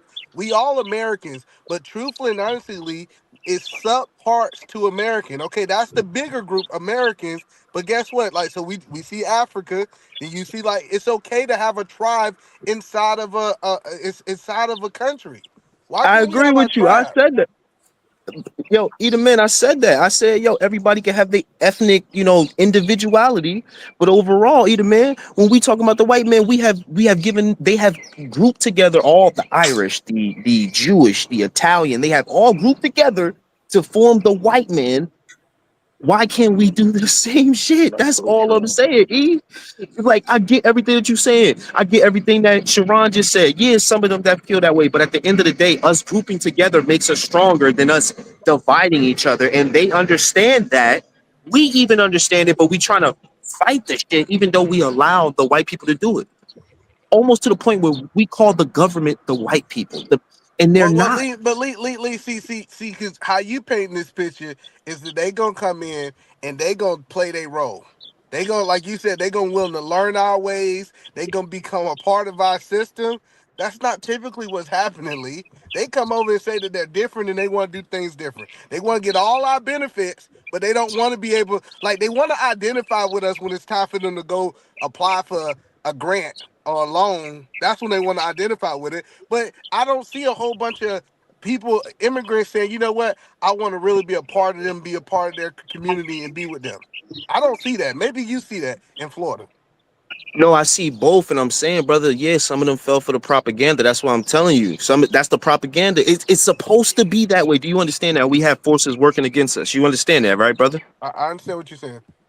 Hey, that's a part of the forces, brother. That's what I'm saying. Yes, that's exactly what I'm saying. The forces are going to be invisible and they're going to use us to make it seem like it's us fighting against each other, but it's a force involved there, man. That's making it so you hear that person the loudest, just like they doing in our community. You hear the sexy red the loudest. You hear those, but you don't hear the PhD divas the loudest, right? But they moving in silence, but they the ones really stepping on shit. That's what I'm saying to you, man. And that's the problem that we do that, and then we push the propaganda just by saying it. Oh, we shouldn't get down with them, but doesn't that make our numbers better? Wouldn't that turn our 13% into 38%? And doesn't that make us stronger? That's what you're not getting. And then look, what you saying? Hold on, hold on 1 second, Lee. Let me Okay, go respond to ahead. that first part. Then I I'll let keep you it. go. I keep it. I got it. Go ahead. When I said that we're FBA and we're separating where we came from, I'm not tripping over the African.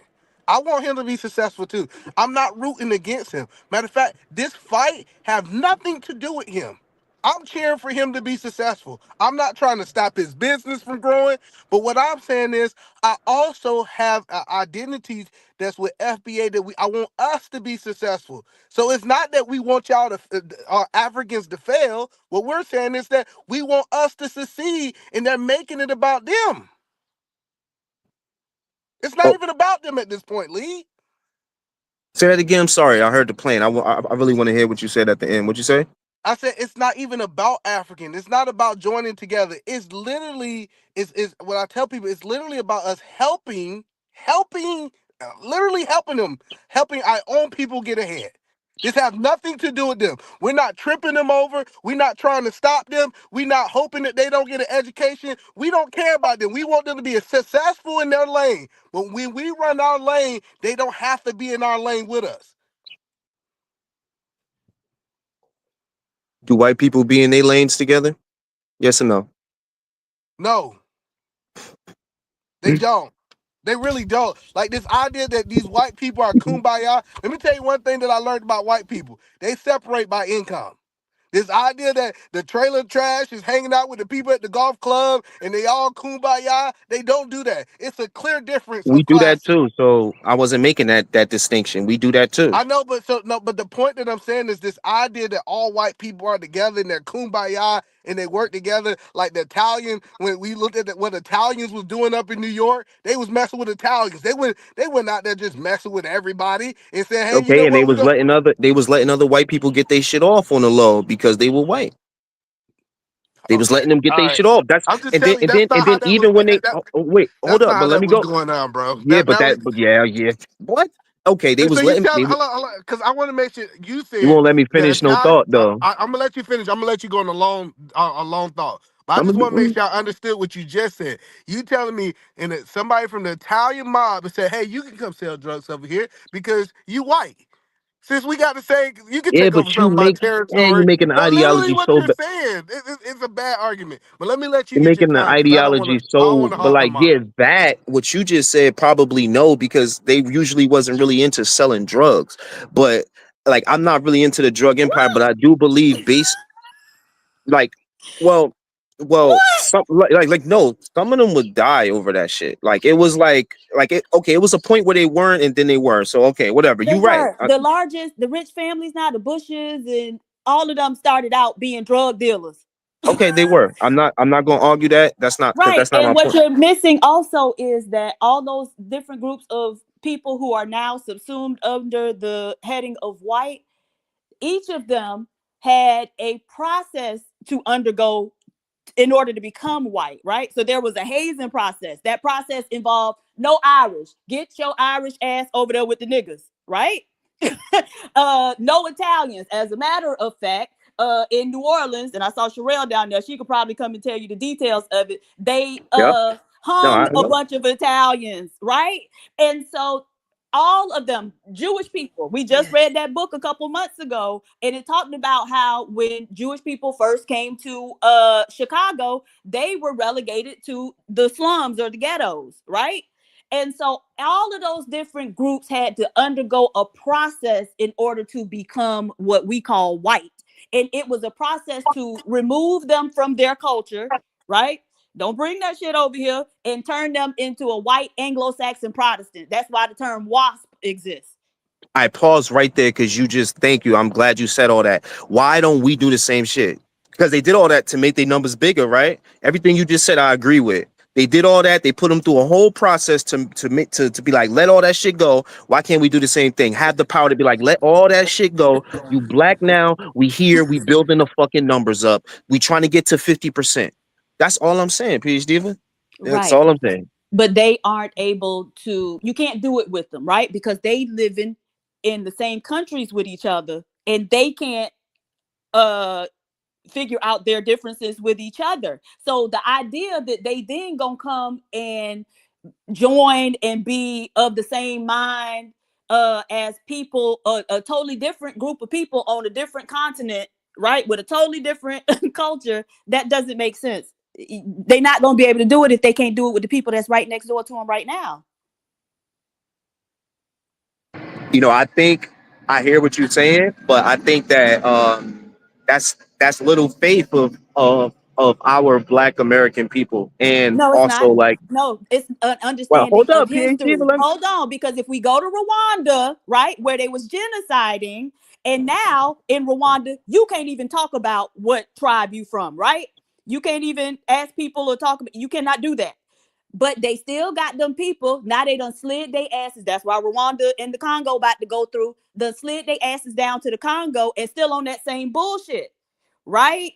And so, no, even after something as horrific as that and the reconciliation process that came out of it, you still have those people holding those same type of views and attitudes. It's very difficult to get them out of that tribalistic mindset.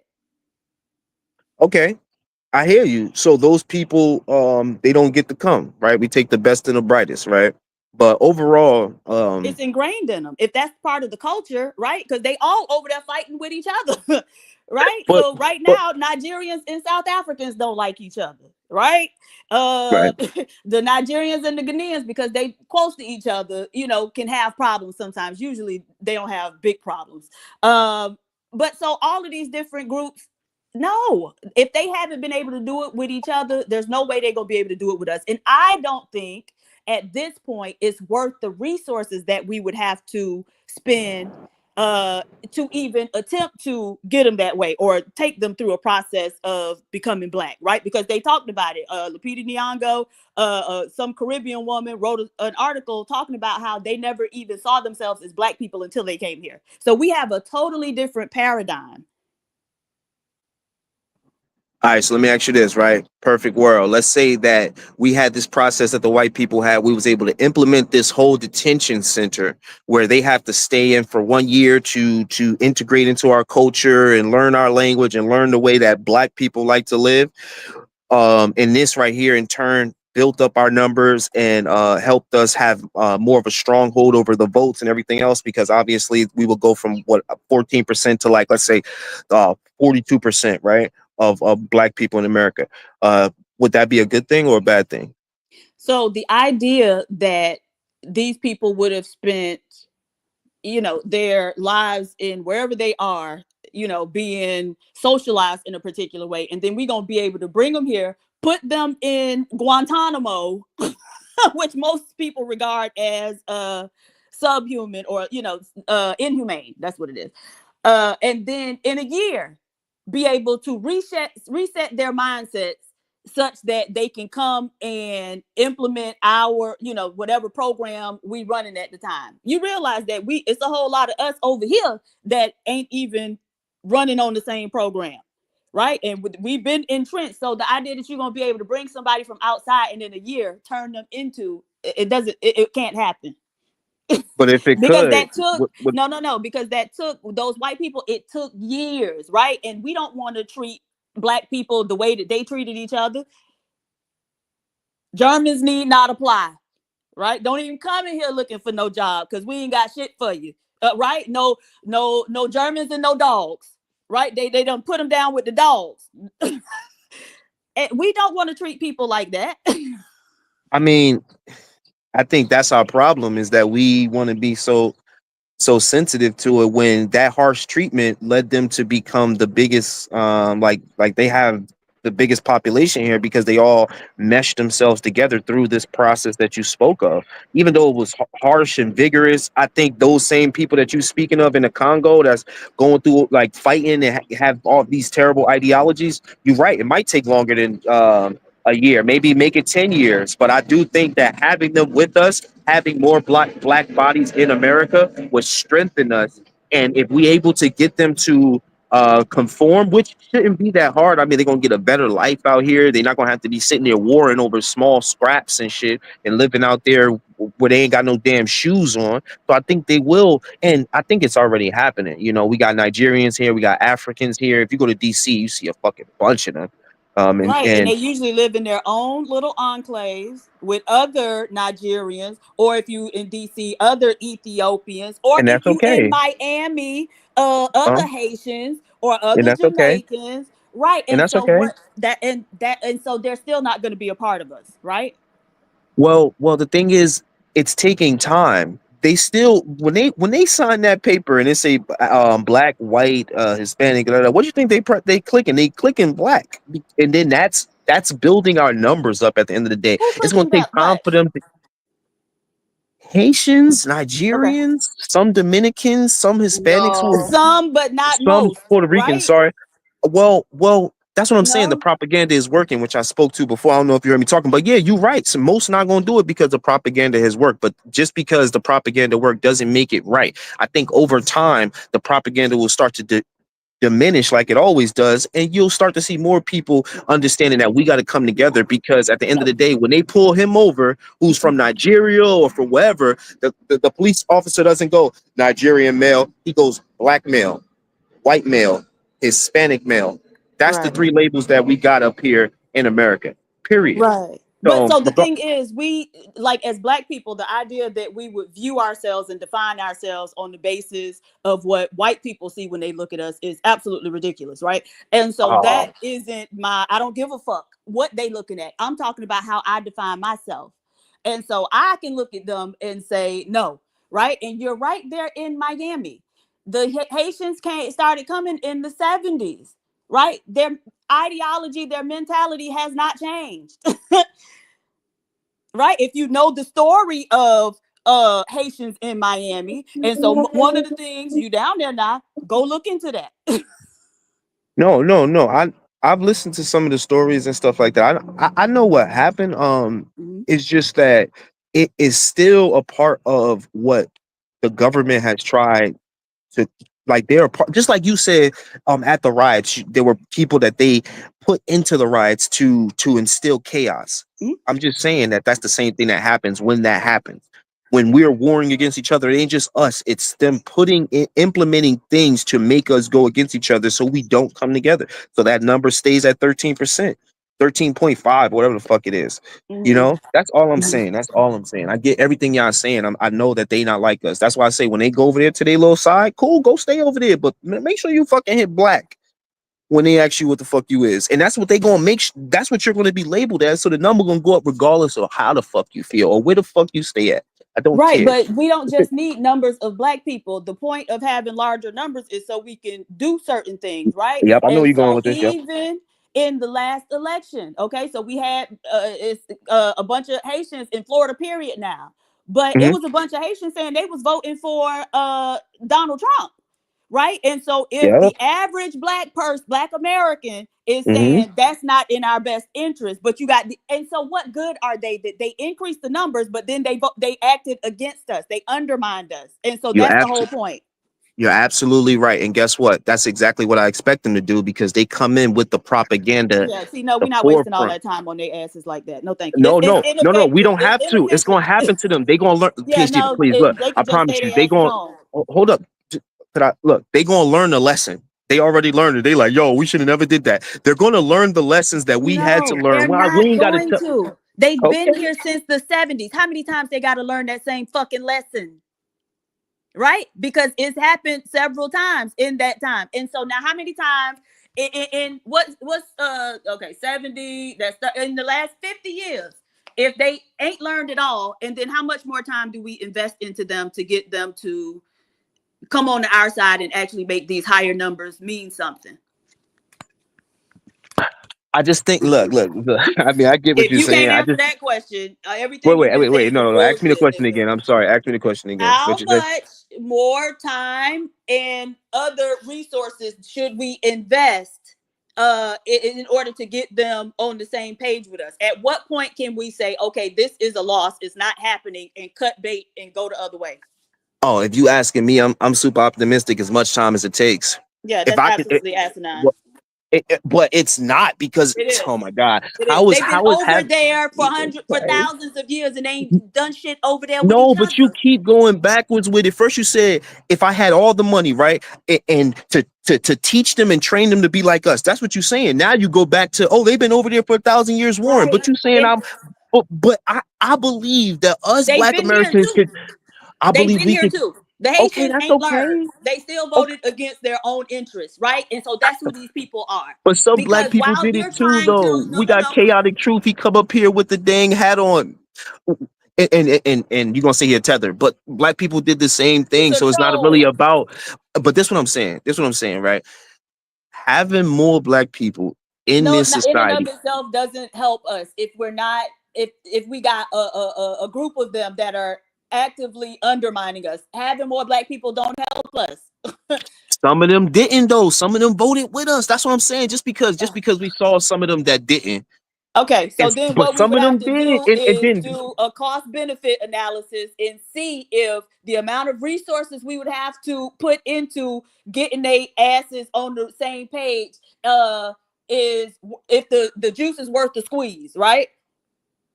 I So think it then we're is. doing a cost benefit analysis, and I'm gonna tell you, it ain't gonna come out. No, you losing. And so no, If we there's could no get them way. on our page though, PhD, No, but you can't. for real. This is No, the but you thing. saying no, but Okay, PhD, no, but listen you keep to this. saying we can't though. But what if Because we now let me could? explain to you why we can't. Because when they come here, we're going to be subjecting them to our mental program and trying to change their mind, right? But the larger country of America is also going to be issuing out programming as well, right? And a lot of times, rewards and punishments are meted out on the basis of that, right? And so they have more incentive to align with the dominant group than us. The dominant group's propaganda and brainwashing machine is much more developed than ours, right? See, a lot of us fall for it too, right? A lot of us still mentally in the chains. And so the idea that the handful of black people who actually, got their heads screwed on straight, and I know it's more than a handful, go, take time and energy and whatever against shit that we could be actively doing to improve our own situation, to then invest it into trying to get some people who done showed for at least 50 years, you're going to have to work with them, and it still ain't going to really work for real. That just doesn't sound, it don't make sense. It don't sound smart. All right, what if it's just the ones that want to be with us? What if we be like, all right, forget those. What if it's just the ones and the number goes up to 25%? I'm starting to think Leah damn tether. I am a damn tether. Shit. I'm a tether. Shit. I don't care. I'm a tether too. Thank you, Jayla. Because there's some that want to be down, man, and I think we just shouldn't shun those ones because of, Oh man. Whatever. Yeah. I need a nap. Y'all done made me tired. Bomb, you awake? No, she's asleep. I'm not sure who's live. I know what's the name is live. Yeah, I'm here. Sorry, I was just there you go. You started the show? Yeah. All right. Yeah, because I'm wide awake. Okay. So what we gonna do? So how much time you need? 2 seconds, 10 minutes? Yeah, like less than 3 minutes. I'm about to do it now. All right, Bomb Cherry about to start up her show. We're gonna go over there, have a good time. Because Bomb be having a good time over there. And I will be supporting Obsidian Media Network. Thank you, Jalen. No, you would. What else? Jalen, do you support my network? Yes, I do. I don't see you sharing out my stream, but I did come and did your interview, Jalen. I did. Oh, Jalen interviewed you? Mm-hmm. All right, Jalen. Yep, Jalen got his show, and we did a nice little interview. It was good. And now we just got to get KT to go to show some love and support for his black brother, for my black skin. Just FYI, KT, you can send the stream to people in your contact list. You can text them it if you don't have social media. So you can still share it out to your people. Yeah, it's so many ways. But the fact that like we gotta try to find ways to I don't even know how to support a black person. That shit is crazy to me, Diva. In this day and age, I said, "Hey, did you share?" I don't share it. How I'm supposed to do that? That's crazy to me. And I would like to know, this blackout thing or whatever, boycott or whatever. Like, are you guys still boycotting tomorrow, or was today just like the only day? Yeah, it's supposed to be today. Happy. We're supposed to not spend any money. So any money that we should have spent it yesterday, and black it out today on payday for them. So this way they see the effects of us staying our black asses in the house. Oh, because I took my black ass outside today while this shit was going. The other groups boycott too. Yes, some did. The ones that Lee want to save, they helped us as well. All right, 187. Brokeback Bracy, the Vaseline Bandit. Damn. Oh, pause, man. So you good, Bomb? She almost ready. But I think today was a fun stream. So I guess next week we're gonna open up a smoke show for Diva because y'all try to set my girl up today. She all my life I had to fight. She was too quick. She was too damn quick. Oh my goodness. Diva be having, oh man, that was crazy.